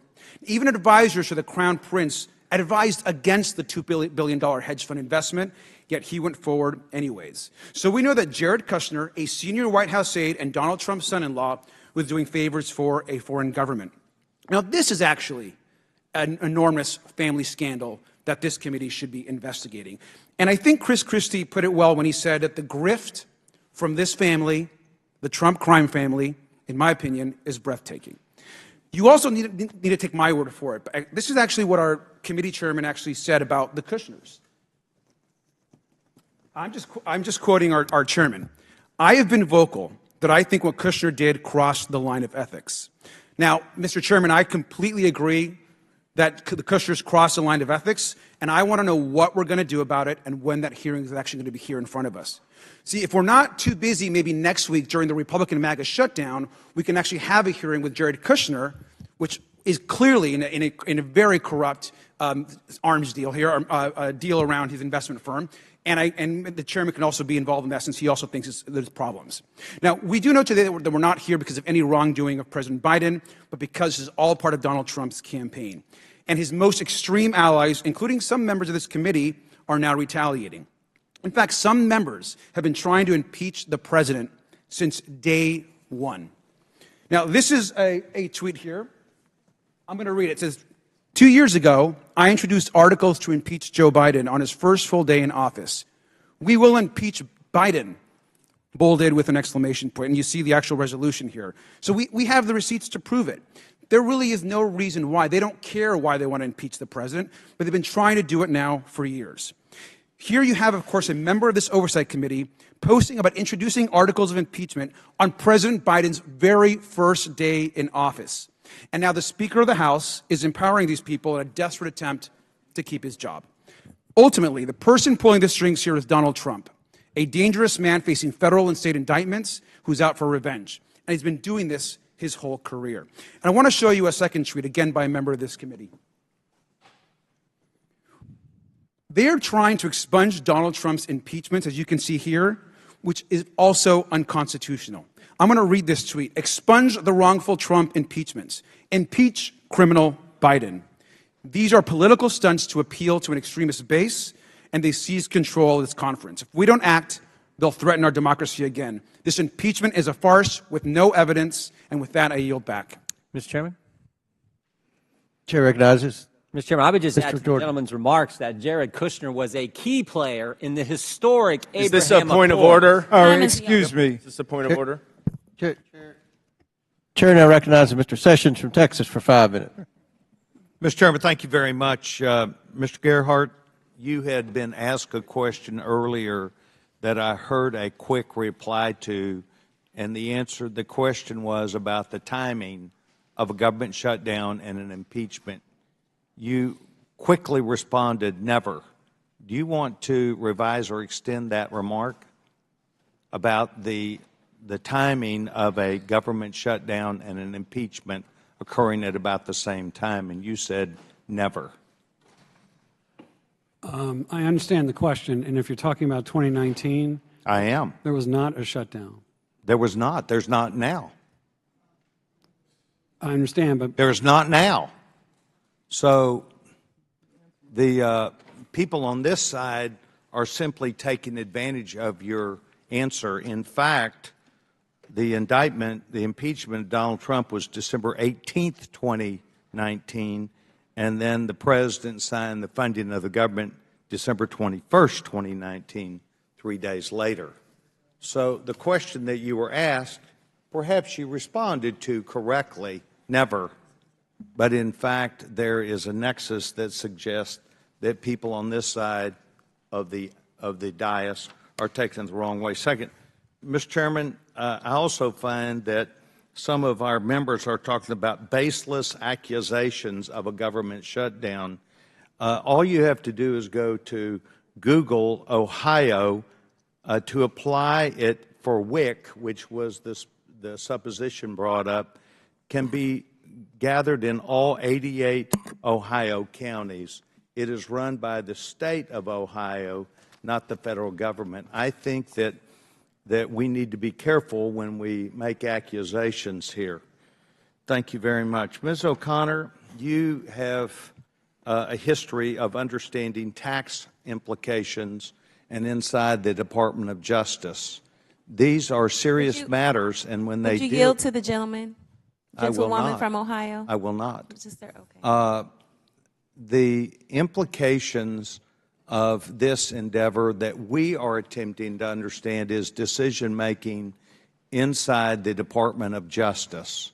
And that inside the decision-making, we've already heard back a number of times how the Department of Justice did not move forward in compliance, I believe, to their job to make a determination whether the facts would or should be taken further. With President Clinton, the FBI went and actually interviewed the president and the vice president about these matters and other people in the White House, and President Clinton lost his law license over that, and it ended up that there was an impeachment from the House side. Can you please talk about what should be done from normal and regular Department of Justice officials to see whether this has occurred and whether we are entitled to ask questions about that investigation from the Federal Bureau of Investigation and the DOJ? Thank you, Mr. Sessions. I think you're more than entitled. I think that you're obligated to look into the allegations that the whistleblowers have brought. The whistleblowers were very detailed in the investigative steps that they took, in those that they wanted to take but were prevented from taking, but would have taken in any other investigation. We don't have a window into where the roadblock was thrown. We don't know who threw it. Would you think it would be proper for this committee to bring those individuals and to properly vet them about that? Or is that the duty of the Department of Justice through the Federal Bureau of Investigation to get that done? Well, I think it's your obligation. We know that the whistleblowers tried to remedy the obstruction from within the Internal Revenue Service and got no backup at all. They were left out to dry. Does that include asking for metadata that might have supported any other investigation like this? Absolutely. For example, the WhatsApp message where Hunter Biden says that he's sitting next to his father and is in the process of shaking down a Chinese businessman. The agents wanted to find out whether that was a true statement, and they could have found out, but they were denied the authority to pursue that inquiry. By what authority? We don't know exactly. All we know from the testimony is that they would request search warrants. They would So, be Mr. told, Chairman, let the record reflect this as an inquiry for us to make a determination. Mr. Chairman, I'd also ask Absolutely. unanimous Without objection consent to order. Placed into the record the articles which I had previously provided to this committee in testimony. Mr. Chairman, Without objection another to order. unanimous consent motion. I'd like to offer a press release from the same Southern District of New York that you introduced for Lev Parnas that's entitled Devin Archer sentenced to a year and a day in prison for the fraudulent issuance and sale of more than $60 million of bonds. Devin Archer, Hunter Biden's business partner and best friend? That's correct, sir. Okay. Without objection your star to order. witness. Yes, Chair, your star witness. Chair recognizes Mr.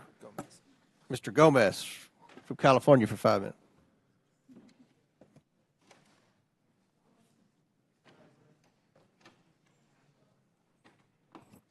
All right. Thank you so much, Mr. Chairman. So one of the things I want to kind of stress is that from the very beginning of this Congress, the Republicans had one thing in mind. Let's get Joe Biden, right? Let's get Joe Biden and let's find the evidence that showed he did something wrong.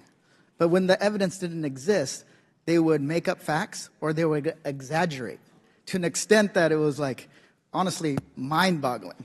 And I want to focus on one part first.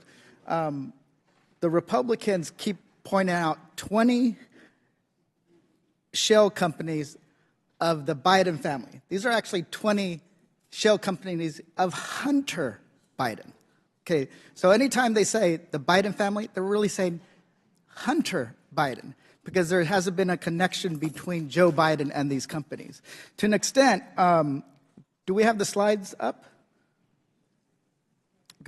First slide is, that's not the slide, but I'll show it. So there's an article from Washington Post, August 17, 2023, and it says how Republicans overhype the findings of the Hunter Biden probe.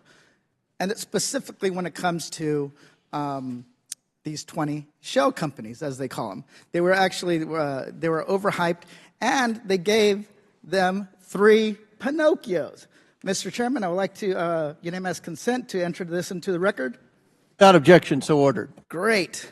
Next, so they keep focusing on these 20 companies. And then the Ways and Means Committee reveals 700 pages yesterday. It was really dramatic, right? They used Section 6103 to get these returns, and they say, hey, we're gonna show that they did something wrong. The chairman of the Ways and Means Committee, Mr. Adrian Smith, who also serves on this committee or sits on this committee, when asked a simple question, they pointed out that this actually the WhatsApp message of Hunter Biden allegedly was sent in 2017 when Joe Biden wasn't even president, when Joe Biden wasn't even running for president. So unanimous consent to enter another article by Yahoo News. NBC reporter destroys GOP lawmakers' evidence against Joe Biden without even trying. Without objection, so ordered. Thank you so much. So let's dig into these 20 businesses. 20 companies. That's a lot of companies for an average American like myself. You know, I got a W-2. I filed my income taxes. My wife and I have simple returns. But when it came to President Trump, how many companies did he have? Anybody want to take a guess? Ms. O'Connor, how many companies did Mr. Trump have? I have no idea the number, but I know Okay, they all stop. did something. I reclaim my time. Thank you. I reclaim my time. Reclaim my time. See, you can't even answer a simple question, right?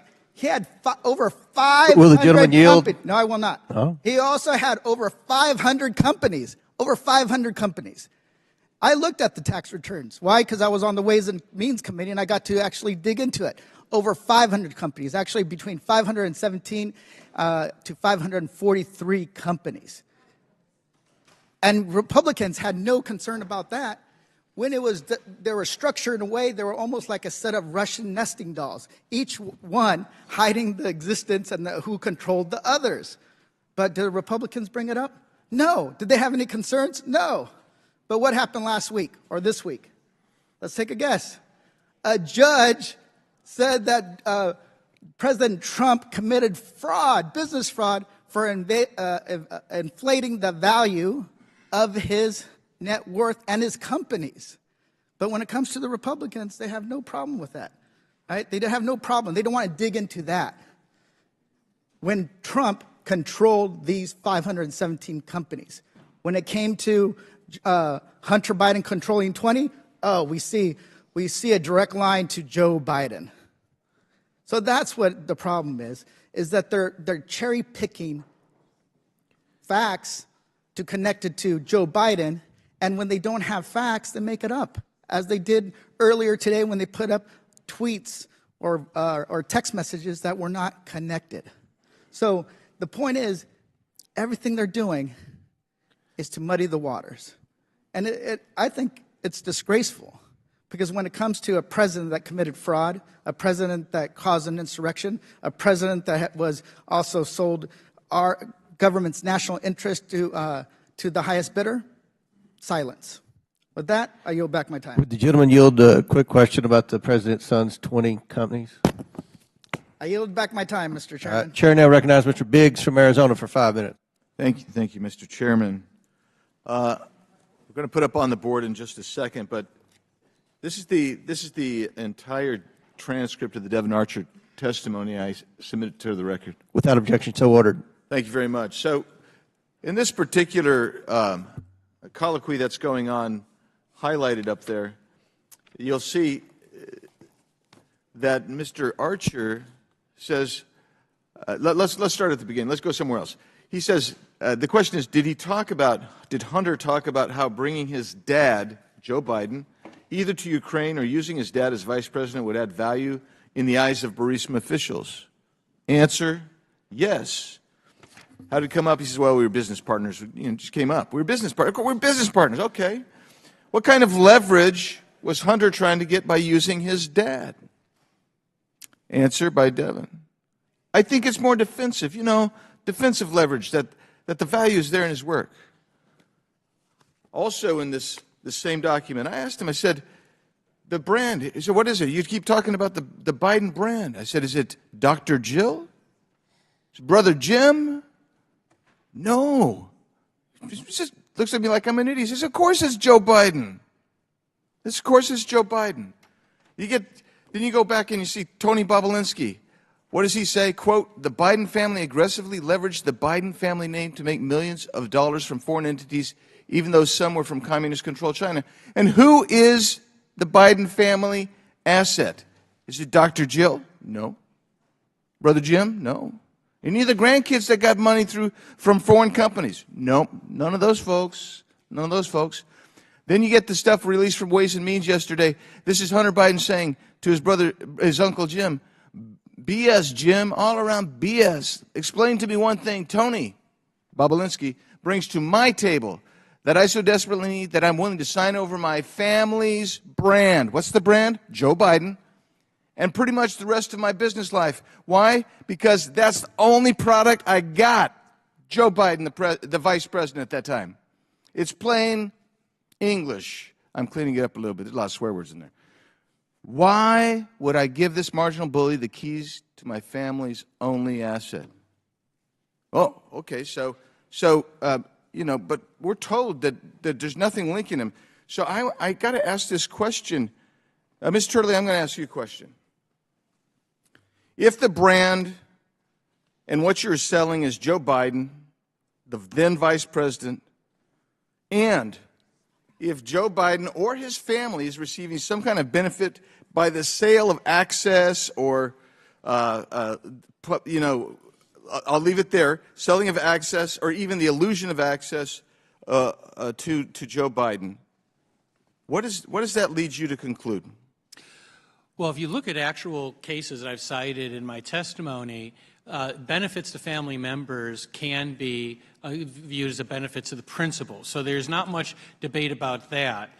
The issue of the inquiry is whether there has been let me stop say there has been progress in the last few weeks, in that many people after the Archer testimony said, yeah, I get it, it's influence peddling. Some have said it's the illusion of access, which is... That's the new defense. Yeah. Is that illusion? But I think that calling it by its correct name is important, and it is a form of corruption. The benefits to the family members can be attributed to the principal, even under the higher standard of criminal cases. So what remains is the question is, did the president know that, direct that, participate in that? Well, we know that he made 20 calls to business associates. We know he's having dinners with those associates, which leads me to the follow-up question, which I think is critical here, because these guys are looking for the gold bars or the cash stuffed in the Menendez coat. That doesn't happen very often, in my experience, having tried a lot of cases. So my question for you is, tell us about when you have circumstantial evidence vis-a-vis direct evidence. What's its value? Can you rest a conviction on circumstantial evidence? You can. One of the things I point out, though, in my testimony is the Supreme Court has narrowed some of the elements on things like bribery, denial of honest services. Those elements are now narrower than they were. But it is notable in the Menendez indictment that they brought the conspiracy on honest services, that they still believe that these types of gifts obviously can be based on a conspiracy theory. But you're clearly correct. I mean, if the allegations against Senator Menendez are true, that's really sort of old-school bribery. Not since Jefferson and his freezer have we seen that type of raw evidence. Today, it's a lot more sophisticated. I think everyone in this room has to acknowledge that influence peddling is the favorite form of corruption in Washington. I think that's unassailable, and it's much more sophisticated than handing over gold bars or whatever is alleged in the Menendez case. Mr. Chairman, I have a document I'd like to get in. I appreciate that my colleague trusts the American people, and the CNN poll that says the majority of Americans believe Joe Biden as vice president was involved with his son's business dealings. Submit that for the record. Without objection, so Mr. ordered. Chairman, I have another unanimous consent motion. I'd move with unanimous consent to introduce an order from the Supreme Court of the State of New York from Tuesday where the Trump Organization was found liable for fraud, and is specifically on page 28 where there's a paragraph entitled, quote, "The Trump brand premium that was increased the value of Trump assets by 15 or 30% according to the Trump Organization."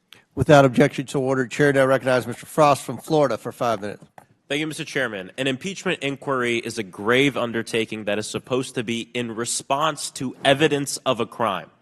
Mr. Chairman, you have questions. Many of my colleagues on the other side of the aisle in this hearing have questions, but questions are not the basis for an impeachment. Evidence is.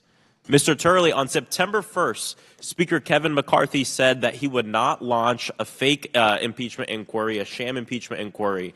But then on September 12th, just 12 days later, he completely changed his mind. My question is why? In those 12 days, did hard evidence appear that clearly and directly links the President of the United States, Joe Biden, to a crime? I can't answer as to what was it that pushed the Speaker to make the decision. The courts have said you don't have to have that vote on the floor. I think it is a best practice. But I'm very interested in those 12 days. And we know you're not a fact witness, and you're talking about things that are already public. But is there anything that came up in those 12 days that linked the President of the United States to a crime? Yes or no? I don't have any recollection of those 12 days. Yeah, nothing. I can tell you it's nothing. And we've heard even from you that this is why we have this impeachment inquiry. But let's be clear, this inquiry has been going on since the day we got here. Since the day I was sworn in at 2 a.m. on a Saturday night, this impeachment inquiry started. Let's pull back the curtain on what's really going on. There's no evidence of crime, only desperation and political pressure. This is what's going on. The far right called for the sham impeachment hearing with no evidence at the beginning of this year when we first got started. This impeachment inquiry has been going on. This is not the first hearing we've had in relation to this. On September 1st, the Speaker of the House, Kevin McCarthy, says, no, we're not going to do that. We don't have the evidence. We don't have the votes for it to pass on the House floor. We're not going to do it. A good decision, in my opinion. But then just 12 days later, 12 precious days later, something happens. I'm not sure what, but something happens, because then the Speaker of the House, Kevin McCarthy, comes out and says, yes, we will do an impeachment inquiry. So what happened between these 12 days? It's very simple. 3 threats from members of his own caucus at the direction of former President Donald Trump changed his mind. Number one, the threat to force a vote on impeachment, which would lose on the House floor and be another embarrassment in the long list of embarrassments this Congress for the Speaker of the House. Number two, they would threat to shut down the government, something that will happen in just 2 days. And number three, and this is the one that really got to him, they said, you about to lose your job. And they said, we will remove you as Speaker from the House. And that scared him so much that Kevin McCarthy, the Speaker of the House of the United States of Representatives, third in line of the presidency, completely caved due to the threats of people within his own caucus. This fake impeachment is based on desperate political calculation, not any evidence. And Mr. Chairman, you say this hearing is to establish the basis for this fake sham impeachment hearing, but these witnesses are not giving us any basis or giving us any evidence or giving us any solutions. They are giving us several times. I reclaim my time. I have to stop because that's not a true statement. I reclaim my time.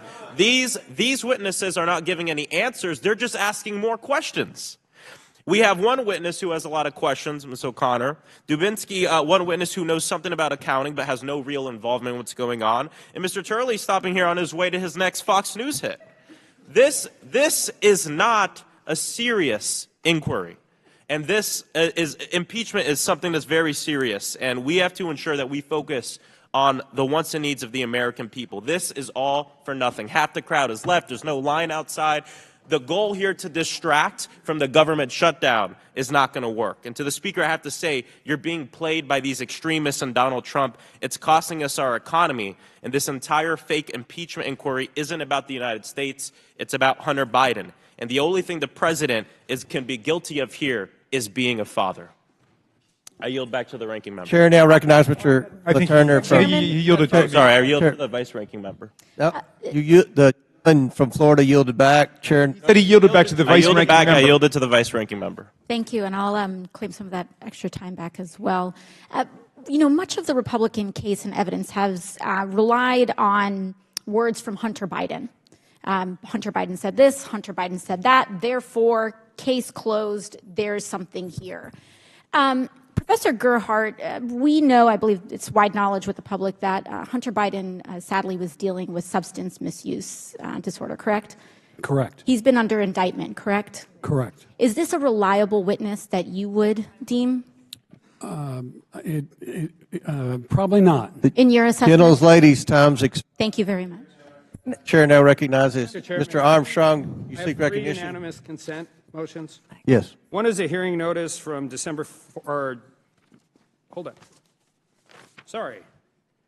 10th, 2019, with an impeachment hearing with Joyce Vance, who was not a fact witness, Barbara McQuaid, who was not a fact witness, and 70s story time with John Dean. Secondly, there's another unanimous consent motion for a hearing notice in judiciary with 2 witnesses here just a week before we voted on impeachment in 2019 with Michael Gerhardt and Jonathan Turley. Appreciate you both being here very much, but you were not fact witnesses at that point in time. And the Webster's definition of hypocrisy. Without objection, so ordered. Chair now recognizes. Mr. Chairman, I request unanimous. Chair recognizes Ms. Mace. Mr. Chairman, I request unanimous consent to enter an article into the record dated January 6, 2019. A member of this own committee, the day after she was sworn in, came into Congress, and this article says, Dem split in response to her words, impeach the mother effer, the day after she was sworn in. Some might even say these kinds of comments, not only are they hypocritical by the left in their arguments today, but that this is an embarrassment to the time and people of this country. Thank you, Mr. Chairman. Without objection, so ordered. Mr. Chairman, I'm afraid my friend, the gentlelady from South Carolina, just engaged in personalities against a fellow member of the committee. Well, what she entered in the record was, I believe it was Ms. Tlaib's Well, it was the commentary that accompanied it was that I'm an referring to. article from January 6, what she 2018. Dems Right. fled in response to impeach Said the it. mother effer comment by a member of this committee. Right, it was the commentary, and in any event, it doesn't make any No, difference. she said it. She actually said it. No, but Rule 17 She said impeach the mother The effer. commentary of what she is presenting. The article title is the Dems gentlelady's fled in response commentary. to All right, impeach the mother let's effer get on with it. All right. I mean, That's you know, the the title of government's the about to article, shut Mr. down. Chairman. Chair, order. Chair now recognize Mr. Letourneau from Kansas for 5 minutes. Thank you, Mr. Chairman. The mischaracterization of what this hearing is about by my colleagues on the other side is astounding. Throughout the presidency of Joe Biden, the White House has attempted to claim that the president did not talk to Hunter about his business dealings. Joe Biden even said during the 2020 presidential debate that no members of his family received money from China. He said, and I quote, "My son has not made money in terms of this thing about China. Nobody else has made money from China," end quote. The White House strategy has been deny, deny, deny, lie, and then counterattack, but the evidence and the facts have forced the White House to change its story time and time again. The White House handlers continue to shift the goalposts, and President Biden continues to lie. How can President Biden continue to maintain that Hunter's private business was simply that, private, when it's clear from bank records, emails, and testimony that Joe Biden was intimately involved in Hunter's pay-to-play schemes and crooked foreign business dealings? This image shows an email between Hunter Biden and his business associates stating the setup of equity in a Chinese-owned energy venture. This particular business deal was with CEFC, a Chinese-owned energy conglomerate. This email lays out the payment structure for equity in the company, which was known to be tied to the Chinese Communist Party through its owner, Chairman Yi Jinping.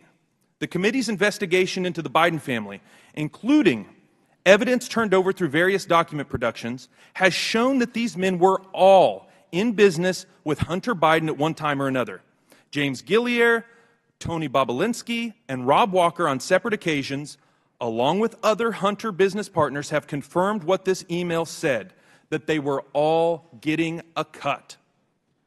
Who else was getting a cut? What is the date of that email, sir? This is my time. I'm just asking the date. This is you're my, entering something this into is my the record. time. Mr. Chairman, I ask that my time be restored. Please restore Mr. Letourneau's time. Thank you. Who else was getting a cut? According to this email, 10% was going to the big guy. What I'm sure my colleagues on the other side are asking themselves is, who's the big guy? Well, let me tell you. We learned in the FBI's FD 1023 that Zlochevsky called Joe Biden the big guy. Tony Bobulinski also has corroborated that Joe Biden is the big guy. Rob Walker, an IRS whistleblower, say that Joe Biden is the big guy.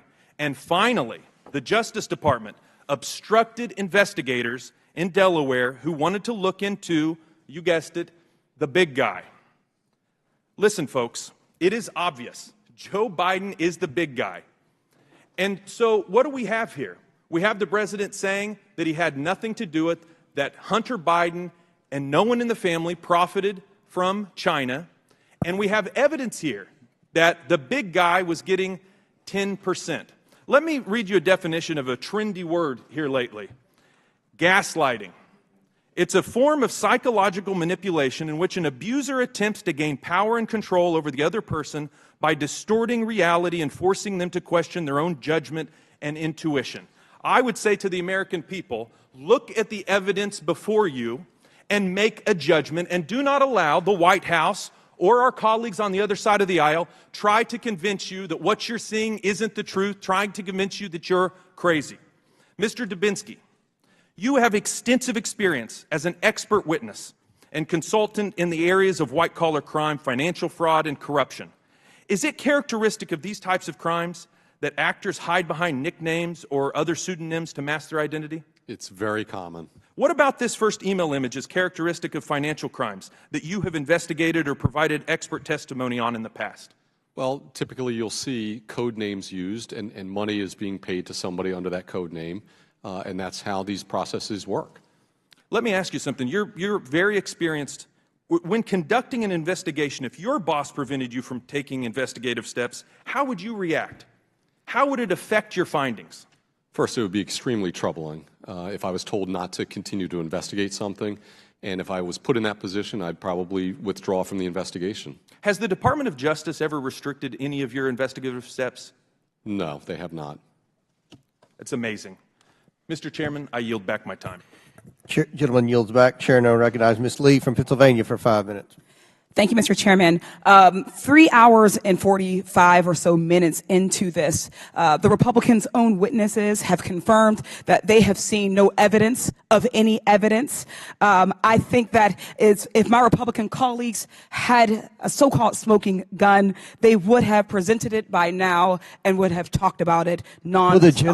Can the gentlelady read a bank statement, an email, a text message? Are you asking her to yield, Reclaiming Mr. my Chairman? time. Thank you. All right. Reclaiming my time. Instead, we're sitting here with no fact witnesses and no evidence in this sham so-called impeachment to distract from their inability to fulfill their basic duty to fund and run our government. Republicans know the American people don't want their shutdown. So instead, the Republicans on this committee are attempting to divert and distract the American people's attention by spending taxpayer dollars on this sham impeachment hearing 2 days before they shut the government down in hopes that the media, and I don't just mean Fox News, will fall for their scheme and give more airtime to the lies being told on this committee today than the real life impact their shutdown will have on even their own constituents' lives.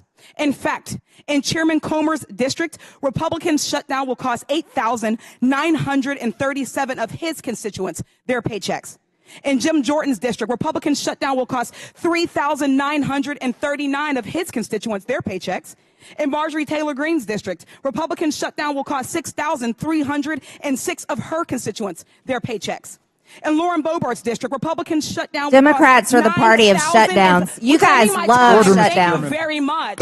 In Lauren Boebert's district, Republicans' shutdown will cost 9,016 of her constituents their paycheck. In Paul Gosar's Arizona district, Republicans' shutdown will cost 12,349 of his constituents their paycheck. In Byron Donalds, 3,235 folks' paycheck. In Andy Biggs, 8,433.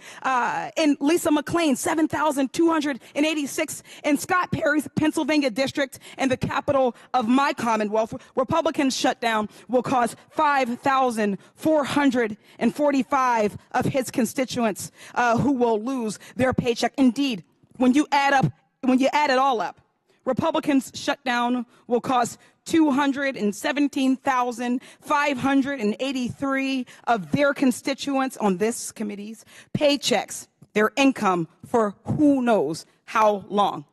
Let that sink in for a second. Those are our mothers, our fathers, caretakers, brothers, sisters, moms, dad, grandmas, grandpas, friends, neighbors, beloved community members, veterans who won't know how their food or medicine will be paid for or where their rent money is coming from. Many of them vote Republican, but I bet you not one of them cares more about Hunter Biden's laptop or helping Kevin McCarthy keep his gig as leader or speaker of his dysfunctional caucus than they care about receiving their paycheck and making their ends meet. And so the Republicans on this committee are betting that we'll spend this hearing engaging in partisan bickering over their favorite buzzwords rather than talking about how the MAGA shutdown will crush all of our constituents. To be honest, I don't quite care about private citizen Hunter, whom the proper authorities are dealing with, or the cable news culture war distractions. I care about the 7 million babies, children, mothers across this country who after Sunday will lose access to food and formula, over 10,000 in my district alone. I care about 300,000 families of 20,000 veterans who after Sunday could face eviction from their homes. Rare diseases and cancer patients whose experimental trials will be delayed for months. And I care about our seniors unable to get help with Social Security and Medicare. And make no mistake, their attacks are targeted, both in who's behind them and who are going to be hurt most. The most marginalized folks bear the brunt of these MAGA Republicans' attacks. Black folks, brown folks, trans folks, poor folks, disabled folks. Keeping that struggle in mind, we've had 2 hearings on the infant formula shortage on the subcommittee chaired by Congresswoman McClain. Yet with the 320,000 babies, women, and children in her home state of Michigan about to go hungry due to her party's shutdown, it seems like my Republican colleagues only care about an issue when they can point the finger in another direction, much like what's going on in this embarrassment of a hearing today. Mr. Gerhardt, in one of your recent op-eds, and you have repeated it here, you mentioned that a good test for assessing the constitutionality of a governmental action is to switch the names of the political parties and the actors involved. If the outcome is the same, it is a good sign of neutrality. If the outcome is not the same, then there's a good chance that partisanship is the driving force. I think we can safely say that this inquiry would fail that neutrality test. And since I don't have time, I think we can say that we are here, America, in this sham hearing, prioritizing the political needs of the Republican Party, pushing a lie for Donald Trump as you go hungry and you lose your homes. Shameful. At the request of the witnesses, we're going to take a 10-minute recess.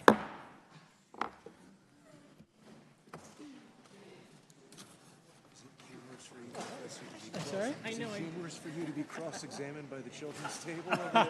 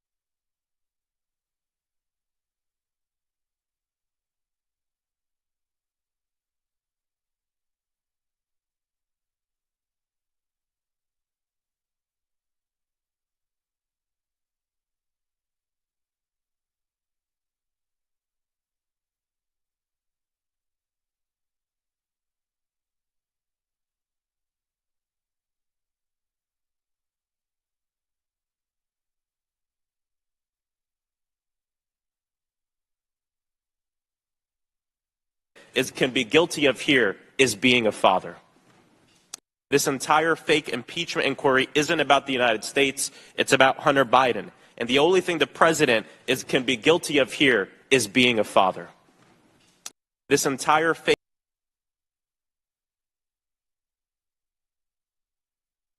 1,306 of her constituents their paychecks. In Lauren Boebert's district, Republicans shut down. Democrats are the party of shutdowns. You guys love Thank you shutdowns. very much.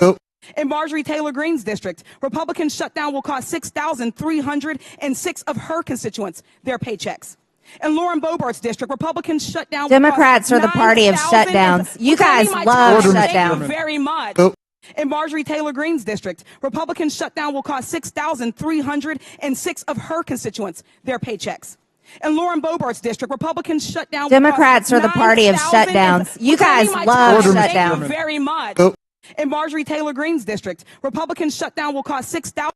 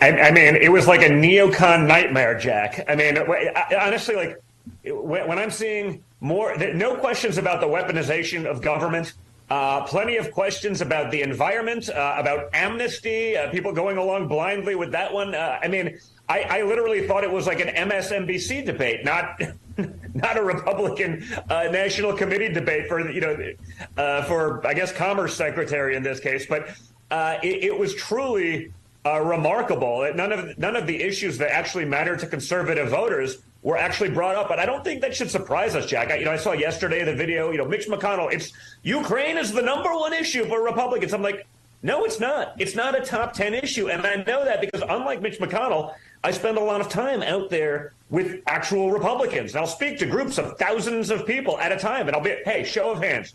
Is Ukraine your top issue? No hands. Is it a top 3 issue? No hands. Is it a top 10? In the top 10 category, I have yet to have a single person raise their hand. But, it shows you the difference between sort of the Washington elite and the people they're supposed to be representing that put them there. There is a huge disconnect, and we have to fix that. I mean, Donald Trump, I think, understands that. He's probably the only one that gets it. No, I think you're exactly right. We're coming up on our first break here. Donald Trump Jr., his first takes on the debate from last night, a neocon nightmare. You have these people up there, and Dom, I tweeted this out last night. I said, imagine if we had American leaders on the stage in this party that spoke as passionately about the American people as they do about the people in foreign lands that are thousands of miles away from our border. It's like they get activated. Nikki Haley, she's like, oh, the people of Ukraine, the people of Balachilekistan. We've got to help the people. So what about the people of your state, of South Carolina, the people of America? Well, we'll get to that. We'll get to that. Coming back next, Don Jr. walking through the debate, all things, the fall of Rome, the new Bolshevik revolution, as Human Events Daily continues.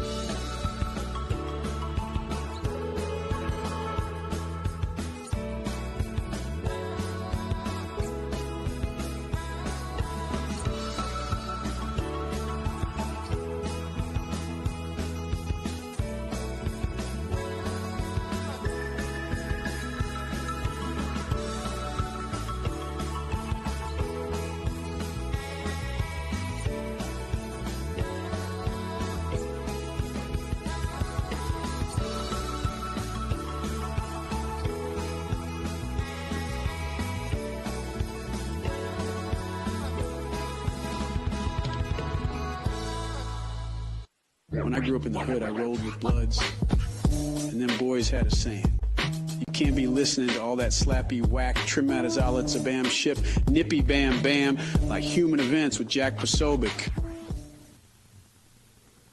All right, Jack Posobiec back here live, Human Events Daily, Washington, D.C. We're interviewing Donald Trump Jr. And before we get to this next, Don, I want to get your take on this clip from Governor Ron DeSantis last night. Guys, let's go and play SOT 1. And you know who else is missing in action? Donald Trump is missing in action. He should be on this stage tonight. He owes it to you to defend his record where they added $7.8 trillion to the debt. That set the stage for the inflation that we have now. Governor Ron DeSantis coming out of left field, literally left field, blaming all of our inflation woes on Donald Trump. Look, I lit this up in real time. I've been going on this on Twitter all morning. What he's done is give a gift to the Biden administration, because this has been Joe Biden and Karine Jean-Pierre and all of them, their contention from the very start that inflation is Trump's fault. It's all Trump's fault. Everything's Trump's fault. You know, we inherited a mess. We're working to fix it. Why would Ron DeSantis go? And Biden's already got an ad cut this morning thanking him, saying, I agree with you, playing the clip over. And we are going to hear this again and again. It feels like, to me, like he's scumbagging Trump because he knows he can't win the nomination. Oh, I think 100%. And I'm sure like all of the other sort of, canned, consultant, poll-driven lines that Ron DeSantis really struggles to deliver, whether he can't remember what they are or whatever it is, it's so pre-baked. I think it is all consultant driven. I'm not even sure if it's Ron DeSantis himself, but they want to make sure that they can take out Trump now so that they can make their billions off of the next class in 2028, that Trump's not a part of it anymore, that they can choose, just like his consultants have made, upwards of $60 million on this race. And, he's, tied with people in the low single digits now. It's truly pathetic, but it shouldn't surprise us. Now, it also didn't stop Ron DeSantis from taking advantage of the CARES Act. He took billions for Florida. Of course. Right before his election, he gave Florida drivers a gas tax break with that money so that he could help look better before an election. So, well, it was right. The whole month before the election, he gave them a gas tax break the lie with that he told Biden's about money. fracking when he did try to ban it in Florida, or did ban it in Florida and prevented that resolution from going forward. He said Nikki Haley was lying about it, but she's 100% right on that one. So it doesn't surprise me, but he's so inorganic. He's so robotic. It's really pathetic, but I guess, it's the last dying gasps of a failed campaign. And everyone told him it was going to be him, mostly because they knew he was dumb enough to go for it, and they all made millions off of his run. But I think he's done a lot of damage to himself and to any future prospects he had. I don't think he's ever going to be on the podium in 28, even if he wanted to be at this point. I think what we're seeing right now is a kamikaze campaign for the last run of, to your point, the last run of this campaign until they run out of money, which may happen in a couple of weeks here, where he's actually, and the people running this campaign are trying to scumbag Trump, and what I mean by that is that they're trying to damage Trump as much as possible to beat him up before he can get in to the general election with Joe Biden. So that means you're in league, right? And by the way, and I have to ask you this because I mean you're part of it in so many ways, that the deep state weaponization of the DOJ doesn't even come up once. There isn't even a question. It's like these guys tell me that they're going to fight the deep state. They don't even mention it. It's like, oh, they didn't notice that they're trying to throw the top opposition candidate in jail, dissolve your businesses, muzzle everybody who even speaks out against it. And they're up there talking like it's the 1980s, just repeating rehashed Ronald Reagan lines over and over. Yeah, and by the way, including amnesty, right? I mean, they spend more time arguing, about gun control, at a Republican debate. What can we give the Democrats on this one? More time arguing about amnesty than what actually is something that really concerns a lot of Americans. They understand what they're doing and trying to throw at Trump. They understand how aggressive they're going at that, and they understand that Trump's in the way of them, meaning the deep state and the big government that's been weaponized against its citizenry, going up against those people. If they can do it to Trump, they can do it to anyone. That's an issue that matters. But we allowed, I guess, Univision to drive, MSDNC talking points and make Republicans argue about things that no Republican voter actually wants. It's truly special. Well, she's up there and she says, and I have to push back on this, she says, gun violence is unique to America. I'm sorry. Don, let me ask you, you're an expert on this more so than I. Is there any gun violence in other countries? Like, I don't know, like, let's just pick one off the top of the hat. Like Mexico. Is there any gun violence in Mexico by chance? I believe it is a pristine country with no gun violence, and neither are any of the other, Latin American countries that send us not El Salvador anymore. MS-13 gang members. They are very nice people. They purely bludgeon people with baseball bats. There's no gun violence involved, even though we see the cartels going after the Mexican government and Mexican military and winning. No. It's solely and uniquely left to America, Jack. This is what they'd have you believe on the Republican debate stage. I mean, again, it was really embarrassing. I was honestly. flabbergasted. I think it was actually humiliating to see the party get to this point. And we had, and you go back and you think about the 2015 debate. The best, everybody remembers, the best one was the Reagan Library, Simi Valley. This was the one where Donald Trump gets up there and just, gives the Rosie O'Donnell, the, immortal, at this point, Rosie O'Donnell answer, and is just lighting up neocons left and right on that stage. But without him there, you didn't really have that. And I guess that, to your point, right, that's what makes it the neocon nightmare. I'll throw him some bones. Vivek has definitely done a lot to shift the conversation there, but it's nowhere near what the 2015 debate was. Yeah, no, I actually think that's fair. I think Doug Burgum actually performed reasonably well.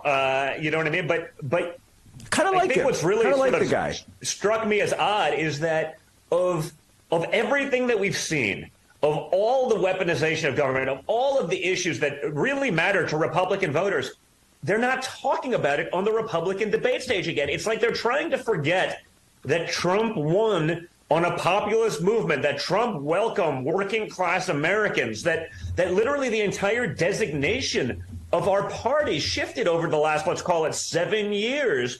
And it's like, no, we want to go back to the old ways because we were more comfortable with that, and that let us be, invited to the, into polite society in Washington, D.C., rather than actually fight for the people that matter. That's why I thought, Jack, it was so important for my father to be, in Detroit with the auto workers. And while union leadership, no, they're for Joe Biden. Of course they are. They've been bought and paid for by the Democrat Party for decades. But the average worker at the UAW events, like, these people are for Trump. You saw that. You saw that in the turnout. You saw that in the crowds lining the street. The actual workers, not the union leadership, just like the actual Republican voters, not Republican leadership, let's call it, in the United States Senate. They are in two different worlds, and they don't know it. And certainly, I think the voters now get that, but Republican leadership doesn't get it. And they're just trying to pretend like the last 7 years didn't happen. We're going to go back to being some sort of, hated elitists. We won't win anything. We won't do anything for the American people. We'll ship your jobs abroad, and that'll be just fine. I mean, he stood with the workers, they stood with the donors. I don't think you could find a better juxtaposition. And I have to say, for me, the line of the entire night was when Donald Trump goes there to the UAW workers and says, we will suspend all military support for countries that refuse to buy American cars. And when you're trying to win the auto workers vote over, that's not a bad line. Best, salesman of the year of the century, maybe. But why is it that we have so many of these anyone could have said this. Why is it that a guy like Donald Trump, who has, other than when he was president, no government experience whatsoever, why can he see something like this, that our military presence and posture can be used to support American exports? Yeah, because he's done stuff in the real world, unlike all of these bureaucrats. Ron DeSantis is a bureaucrat. Chris Christie is a bureaucrat. Nikki Haley is a bureaucrat. That's all they ever did was government stuff. They have no chance. They've never negotiated real deals. They're playing with other people's money. It doesn't really matter. They don't get it. It's like, by the way, same thing with the last debate. Like, all of the lines that stuck in the original debate were Trump ideas. Ron DeSantis, well, I'm going to use the military to secure our border. Like, I wonder who said that, like, 3 years ago. You know what I mean? Like, who's the guy that started with that concept? And then, the neocons, we can't possibly do that. We need to spend our military to fight battles in Eastern Europe so that we can, start, nuclear war with Russia. That's better use of our time because we can sell more missiles. The other stuff can be done with bullets, and localized helicopters. But no. We need a full global scale nuclear war so that we can keep our board seat at Raytheon and make millions of dollars. Like, it's insane, Jack. But this stuff's going on. These guys are, they're not capable of an original thought. And I think that was perhaps the thing that struck me most. At the debate, maybe Burgum actually had a couple. We actually before he went into politics. Vivek, business guy before he went into politics. He gets some of those things.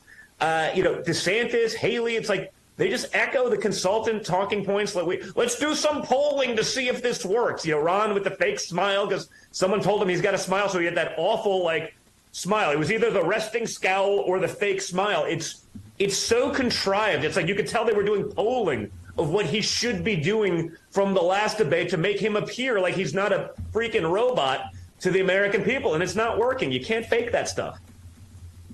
We actually, guys, can we play that? Do we have time? Can we play that clip there, SOT 3? Can we? It's such a great line. I'd love to play this, guys. Do we have it? Do we have enough time? Let's throw it up. I will then go to every foreign country where we're paying billions and billions of dollars for their military defense, as I was doing before, and tell them that if they do not massively increase their purchases of Ford, Chevys, GMs, and Jeeps, our troops are packing up and we're coming home. You got to buy our products. You got to buy our products. And that's going to be the least of it. The only kind of military export trade deal that you're going to get from a businessman named Donald J. Trump. Coming back.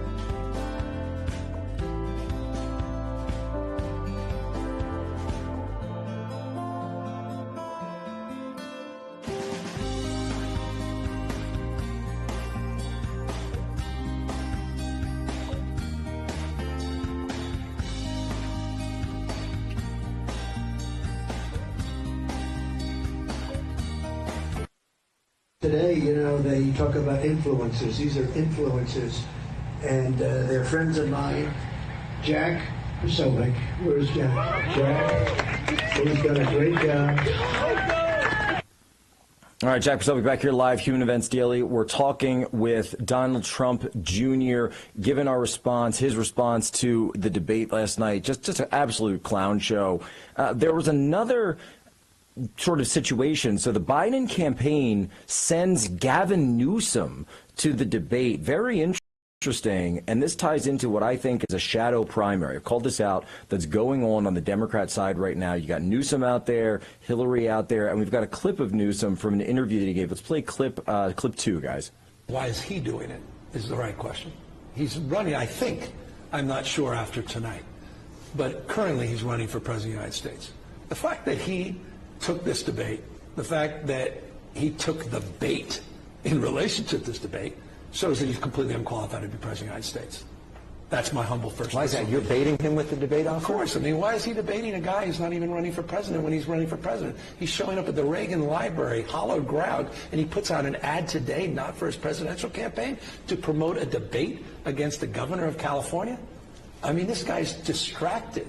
So I don't know that he has it in his heart. I think, here's my personal opinion about Ron DeSantis, he regrets running for president.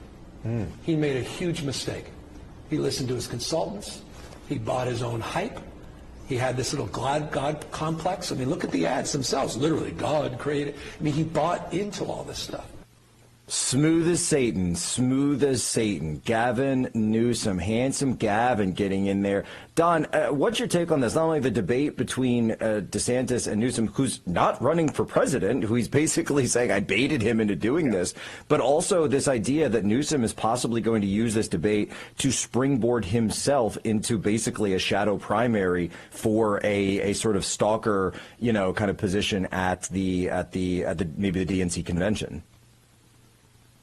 Listen, I hate to say it, but is there any reasonable argument to make about Gavin Newsom being wrong about literally everything that he said there? I mean, it's pretty crazy, right? I mean, he's the governor of California. Ron DeSantis, a couple of weeks ago, we were told was a shoo-in for the presidency of the United States, but he's so desperate for anything that he does this. I think it shows you what we learned last time, whether it was like, well, all the MAGA voters, about 75% of the Republican base, they're listless vessels. It shows that Ron DeSantis has really terrible instincts.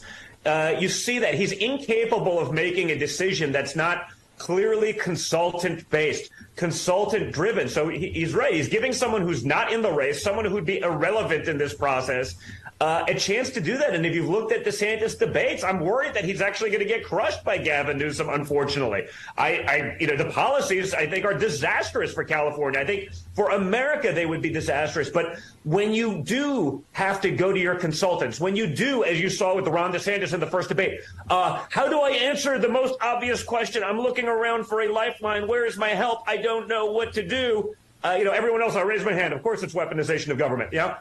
He's incapable of that. So he is so desperate. He bought this. And so, you're the guy that was going to be the presumptive president of the United States, according to your own polls. You had Fox News, giving you a lap dance for 2 years, artificially boosting you, making you seem organic. He believed that the people that he hired to do his social media, doing a couple memes, clipping a 10-second thing and trying to make him look like a rock star. He started believing that stuff.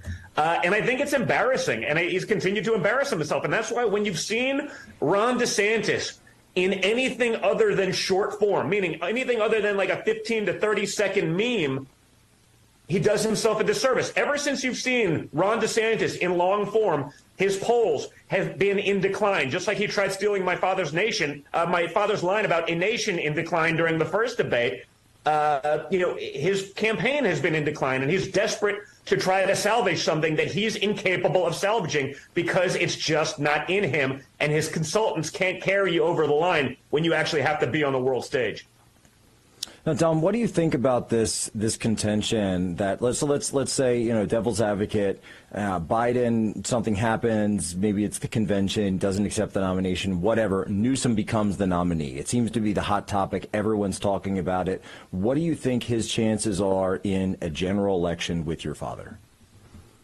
So I think you have to look at the California policies right now. I mean, he's probably left of Joe Biden, which is insane, but the stuff with the trans agenda, the disaster with the border, the immigration, thing after thing after thing, the failure. There's a reason people are leaving California in droves. I mean, arguably one of the most beautiful states in the country. They're fleeing in droves because they can't handle the disaster that Democrat policies have turned out. So, it's interesting that we go right from Joe Biden to Gavin Newsom, because it's clear that Kamala Harris may actually be worse than all of them, amazingly enough. And, there's not a Democrat in America considering that maybe she'd be the person, even if she's the next natural order of things type of candidate. But we've seen her fail on a world stage because that's Democrat policy. How many boxes can we check and that makes you qualified? It doesn't work. It's failed miserably for the Democrats. It will continue to fail for them, but they're not going to change that anytime soon. That will be the way it works. I think it's exactly right. Now, going on to the flip side here, we thought, and I actually tweeted this last night, I thought that maybe that you'd see more of this push because the big donors, right? So the big donors that were flush behind DeSantis for so long, they've all pulled out. The Ken Griffins, Jeff Yass, the TikTok guy, they've all pulled out. But now, and I thought maybe they were going to get behind Haley, like line up behind Haley. But we're seeing in the news today. They went to Tim Scott for about a day, and unfortunately, I like him. He's for like a day. Guy, man, he's done himself a huge disservice for the future. What a disaster! He's trying to... So they went to Tim Scott for about a day and a half. They realized that was a disaster, so they went to Nikki Haley. They realize that, endless wars in Europe, sending our children to die abroad probably isn't the strongest campaign message in a Republican primary these days. So they're probably hemorrhaging. Her campaign is probably hemorrhaging donors as well. So yes, now they're desperately scrambling for others. So the new news that we're getting is that, and this is out of the Washington Post, then you're seeing it on Fox News as well, that Youngkin seems to be the one that they're trying to put in the hot seat, that they want to, the draft Youngkin campaign is on. They're calling it the Red Vest Retreat that will be taking place in October 17th and 18th down at Virginia Beach. Billionaire backer Peter Fee assures me the money will be there. Bill Barr telling Glenn Youngkin to put his oar in. All right, so you've got all this money, a lot of the Bush clan really lining up behind Youngkin. What do you think his chances would be? About zero. It's the same thing. I mean, everyone said that about DeSantis. He was going to be the guy, and they gave him $1 billion. I mean, he's still, as badly as he's failed, he's still got like $75 million in his super PAC. And, they're going to make sure all that money's spent because otherwise the consultants, don't get to make 25, 35, 45% off of every dollar spent to get themselves rich. And that's all that campaign ever was. So those guys realize that the DeSantis campaign is over in about 2 or 3 weeks. They realize that, hey, if we can get another campaign in there, we'll make more millions off of that.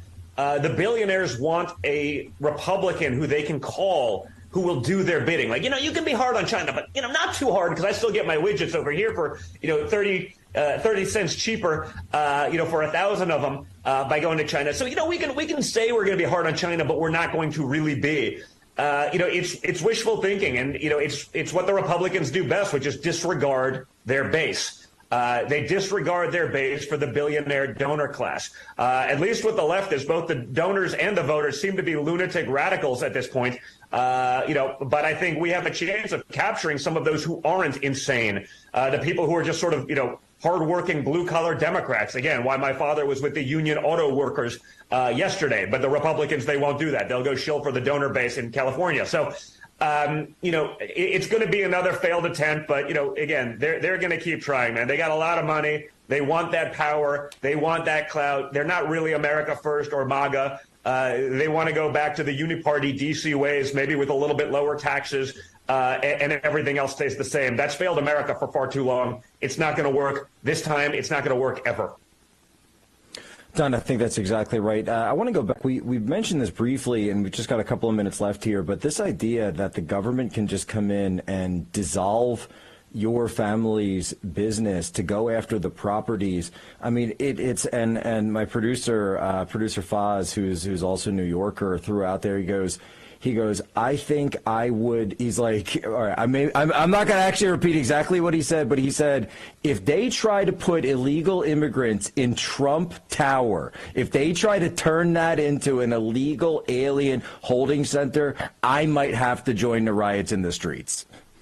Okay, I said it. Yeah, it's insane. You saw that yesterday. I mean, they're removing a 95-year-old Korean War veteran from his house to make room for migrants that we're going to house for free. We're going to educate and give them health care for free. But someone who served their country gets thrown out like a dog in the streets. I mean, that is Democrat policy, Jack. That's what I'm talking about. If you're an American citizen in a Democrat state, or if they take full rule ever here, which they're going to try to do, you will be a second and probably a third-class citizen in your own country with the privilege of having to pay for everyone else's first-class tickets. That's how insane it's gotten. I mean, people in Staten Island, conservatives are finally trying to block buses. They're risking getting arrested to prevent Americans getting thrown out from old age homes to accommodate illegal immigrants for nothing, for free. New York's bill on this one, they're saying like it's $1 billion. Now Eric Adams and Kathy Hochul, the governor, and all.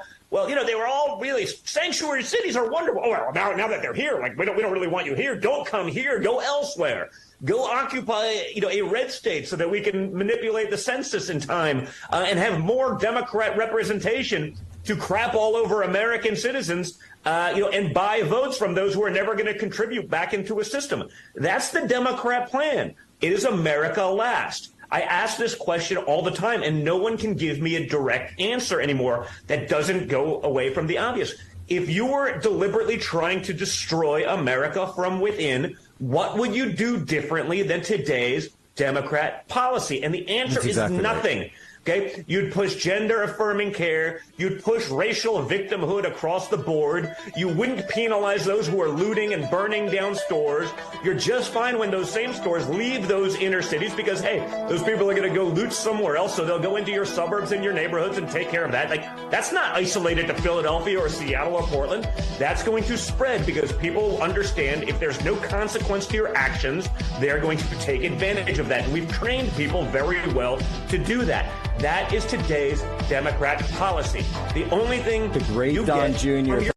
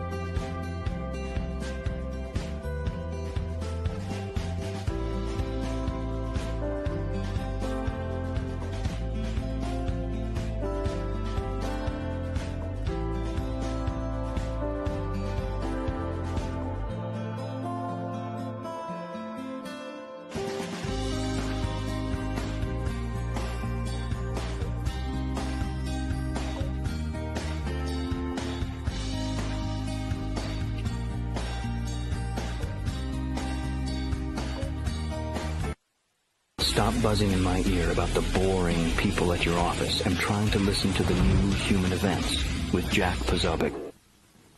All right, Jack Posobiec, we're back live. Don Jr. has agreed to stay with us a little bit longer. And if I could sum up what he left us with in the last segment, I guess I would have to use a line from the great historic documentary about New York City called Taxi Driver, with the line of, someday a real rain will come and wash all of this scum off the streets.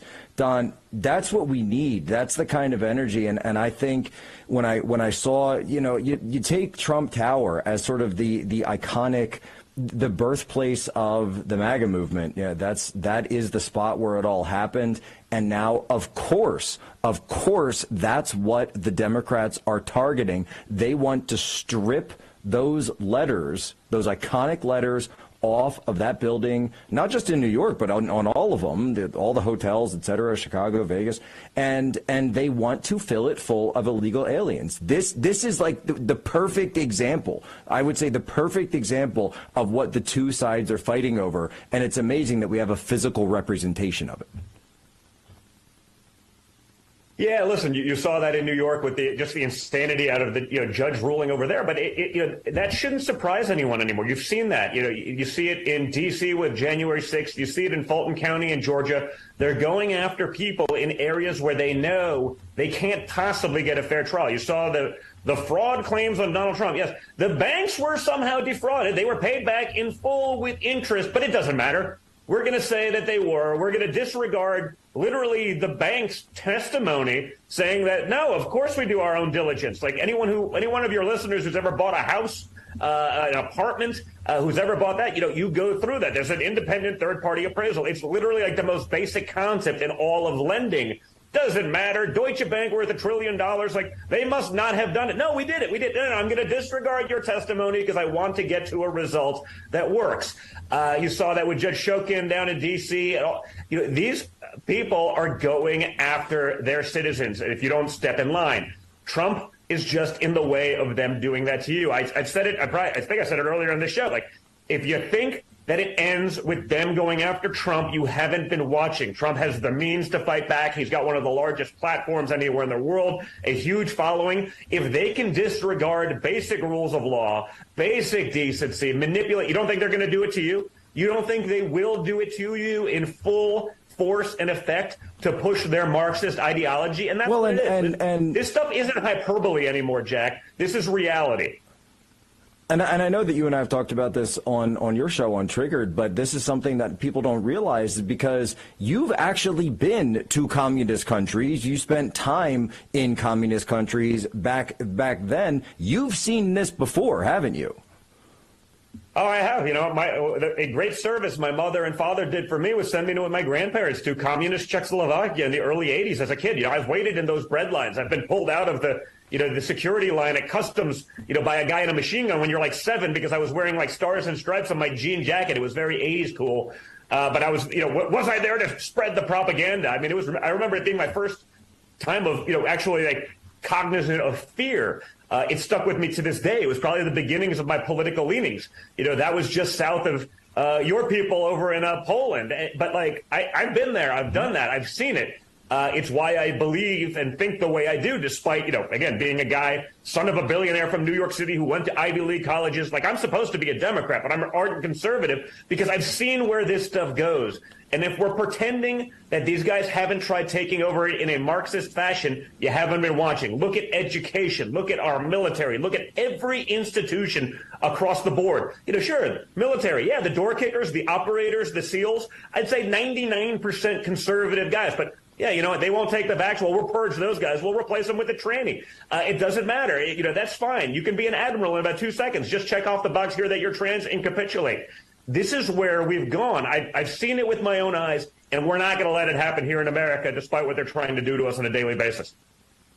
No, I think it's exactly right, and I've got a friend, Tom Sauer, on Twitter, and he always, we served together in the Navy, and he was EOD tech, and he posts messages all the time. It's always anonymously, but he's got this thread that's been going for almost 2 years of SEALs, of EOD, of Army Special Forces, Green Berets, saying not only are they getting out, but they're telling their kids not. This is the first time we've ever seen this in American history, where the 100%. Military families are telling their kids not to get in. And guess what? We're seeing the exact same thing happen in police families. So what happens to our country when we stop having the best of the best? Because we know, anybody who knows, that's a family business. What happens when those people stop sending their kids in?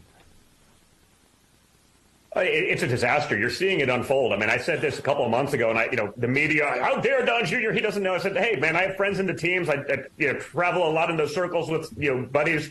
They literally tell me they spend more time doing diversity training than they do shooting. SEALs. I mean, they're like, no, he doesn't. And, Rob O'Neill and Carl Higbee and some of my buddies, Rob O'Neill killed bin Laden. Like, he jumps in, he's like, Don is 100% right, and this stuff needs to stop. I have guys that are, fourth generation military. They're literally telling their kids to pull their applications from like Annapolis and West Point because they're teaching these things. I know guys that are juniors and seniors in some of those schools, like the academies, Naval Academy, West Point, like leaving because they're like, I'm not going to go work in this military, this woke nonsense. I got to capitulate to all of this insanity. I mean, they may be one of the most woke institutions in America right now. And that starts at the leadership at the top. That, again, it is not the door kickers, just like it's not the door kickers in the FBI. But they understand that if they don't follow the thing, if they even have a hint that maybe they're not on board with the leftist radical agenda that dominates the leadership of those institutions, that they will be out. They will be guarding a pile of rubber dog crap in Guam for the rest of their careers. No chance of promotion, no chance of anything. They've subverted these institutions, Jack. And until we implement Schedule F, fire all the bureaucrats, get rid of them all and start from scratch, we have no chance of ever getting back our country, in my opinion. No, I think that's exactly right. And Schedule F, which is, by the way, another thing that Governor DeSantis tried to take credit for, that was actually signed as an executive order in the Trump administration. It was just completely designed by him. This idea that these guys, and that's fine if you want to come along afterwards and join the fight. I'm all for it, by the way. But don't run around telling, number one, lying about your COVID record, and then number two, lying about the money that you took and were happy to take. Thanks for the CARES Act. And then number three, claiming that all of these things that we're going to go after the cartels. We're going to go fire the bureaucrats. Schedule F. Gee, where have I heard all these things before? It's amazing. But Don, let me ask you, and I'll leave it with this, because you mentioned before, and it's such a great juxtaposition. Gavin Wax had a tweet up earlier, and they said, the leaders of the Republican Party hate the fact that the crowd at Donald Trump's rally last night of the workers is the face of the new American Republican Party, the new Republican Party, not the donors in Simi Valley. Talk to me a little bit about the restructuring of the party and how it actually expands the party and makes us win in the future.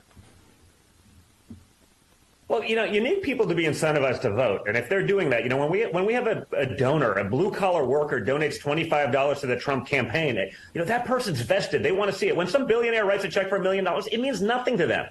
Okay, it means nothing. They're just buying influence. They'll write a check to the next guy and the next guy, to get themselves in proximity to that power.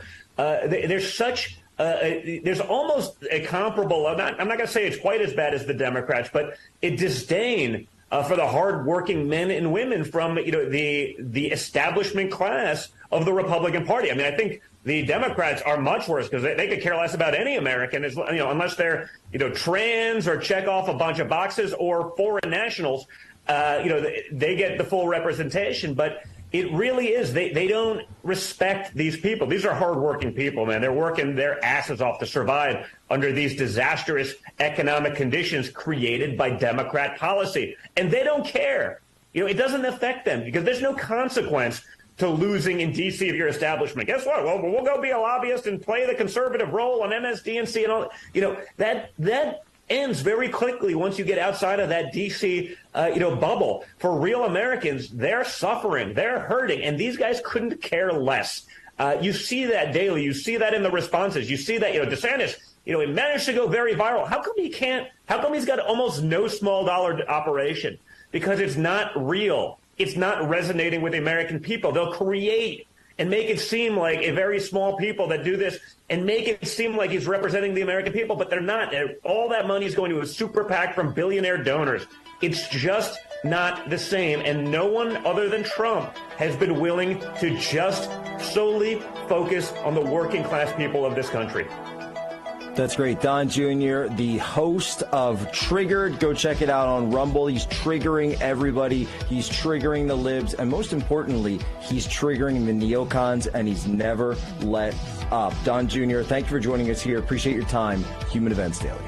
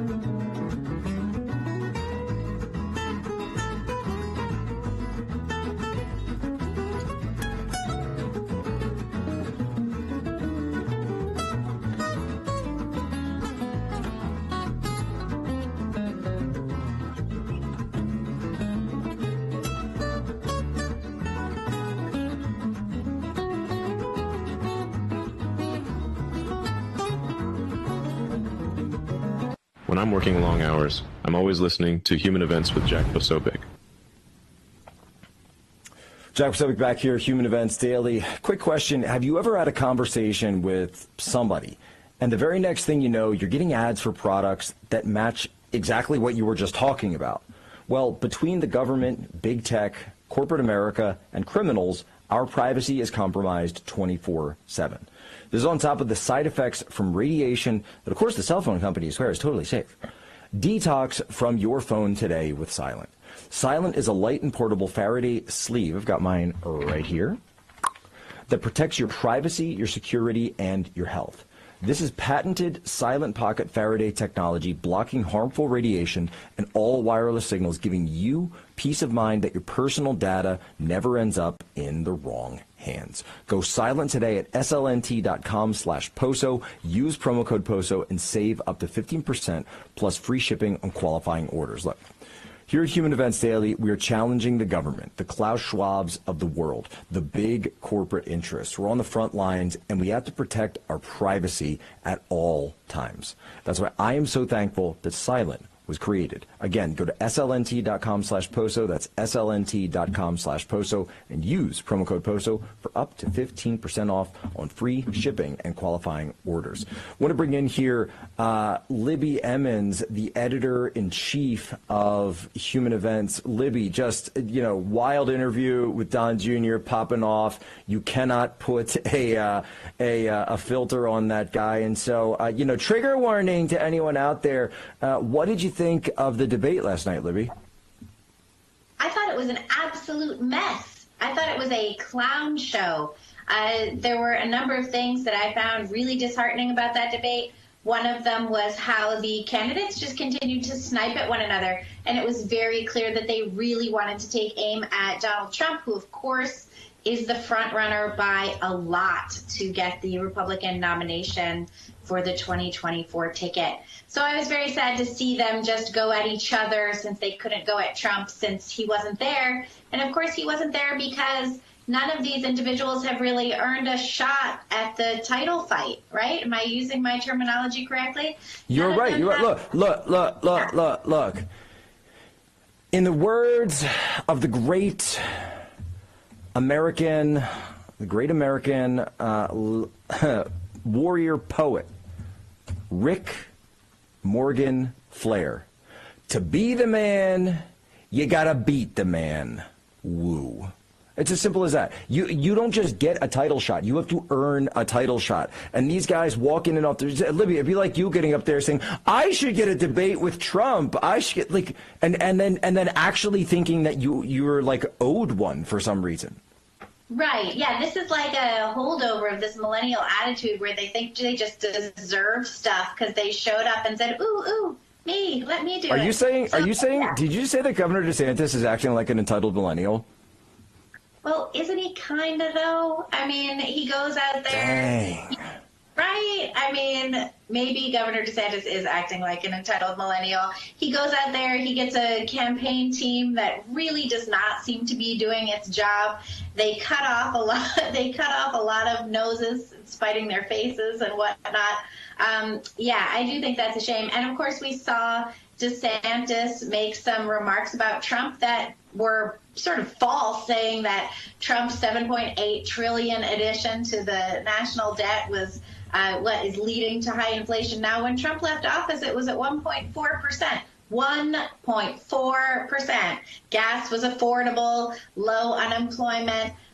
We were looking pretty good. Biden comes in here. He's going to be adding not just more than the national debt, more to the national debt than Trump added, but I believe more than Obama combined with Trump. If I read my news right this morning, so it's really pretty shocking. Because what you had, it's as simple as this. It's to put it to what you're saying, because I was going to this as well, and it's the CARES Act was done during the lockdowns when nobody could work, when nobody could perform, and oh, by the way, to keep businesses afloat during that time because of the lockdowns that were enforced by what? Democrat governors. The problem was that Biden continued spending and pushed more and more spending even after the lockdowns and the pandemic and everything had all ended. That's why we call it Bidenflation. And you can see it in CPI, you can see it in the PMI, you can see the PPI, every inflation measure, just gas prices in general. People remember, okay, there's a reason we call it Bidenflation. And to that point, which is a term that, as far as I know, I'm the first one that came up with that term all the way back in 2021 in like May, got it trending. I remember the day we came up with it. It was very fun. And Ron DeSantis has used that phrase tons of times since then. It's a great phrase. So why would you turn around and give a gift to Joe Biden by using a Joe Biden talking point and blaming Trump for what is Biden's greatest vulnerability? Libby, to exactly what you're saying, you know when the prices got bad. You know when gas prices went up. You know when groceries got up. And I'm not going to have this career politician out of Jacksonville come up and lie to me about it. Yeah, I'm 100% with you on that. I think someone hasn't told DeSantis how far back he is in the polls, and so he doesn't realize that Trump is the guy that apparently we're going to go with. So he should probably back that guy, you know, like he used to way back when. So, yeah, I found that really confusing. Also, at one point, Tim Scott took aim at Nikki Haley over some curtains that were in the UN ambassador's office that had been purchased by the Obama administration, and he couldn't let that rest. And I was thinking to myself, we're arguing about curtains? The border is wide open. Inflation is off the charts. Everything is going straight to hell, if I may. And we're arguing about curtains from way back when she was an ambassador to the UN? Absolutely insane. And one of the most ridiculous things that happened, first of all, the moderators were atrocious. But one of the things that happened by the moderators is they actually said to these men and women on the stage, who should you vote off the island? And gave them some paper to write it down, as though our democracy is a game so bad. show. The United States is the last bastion of liberty in the entire world. If we fall, there's just no chance. It's authoritarianism from here all the way to the Pacific, you know, but going the other way. So what was that about? And actually, Chris Christie wrote down Donald Trump. And Donald Trump wasn't even on the stage because they're just so obsessed with him. They can't get it out of their minds that they have absolutely no chance compared to Trump. And, you know, I think that they did have chances. I think that, you know, they could have run better campaigns. They have not run better campaigns. And again, we see Vivek Ramaswamy, who is the only one out there who actually said Trump was the greatest president. You know, he was terrific and wants to back America First policies and wants the rest of the GOP to get on board with those policies as well. Again, he's the only one standing out there saying Trump voters matter. I care about what you want. And the rest of them Ladies and gentlemen, they don't as care. Always, you have my permission to lay a short.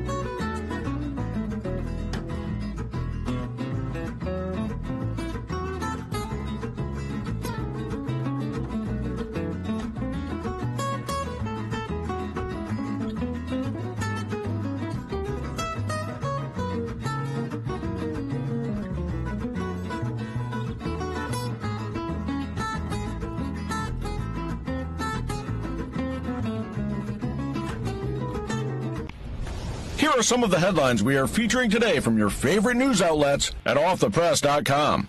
The second GOP debate at the Reagan Library quickly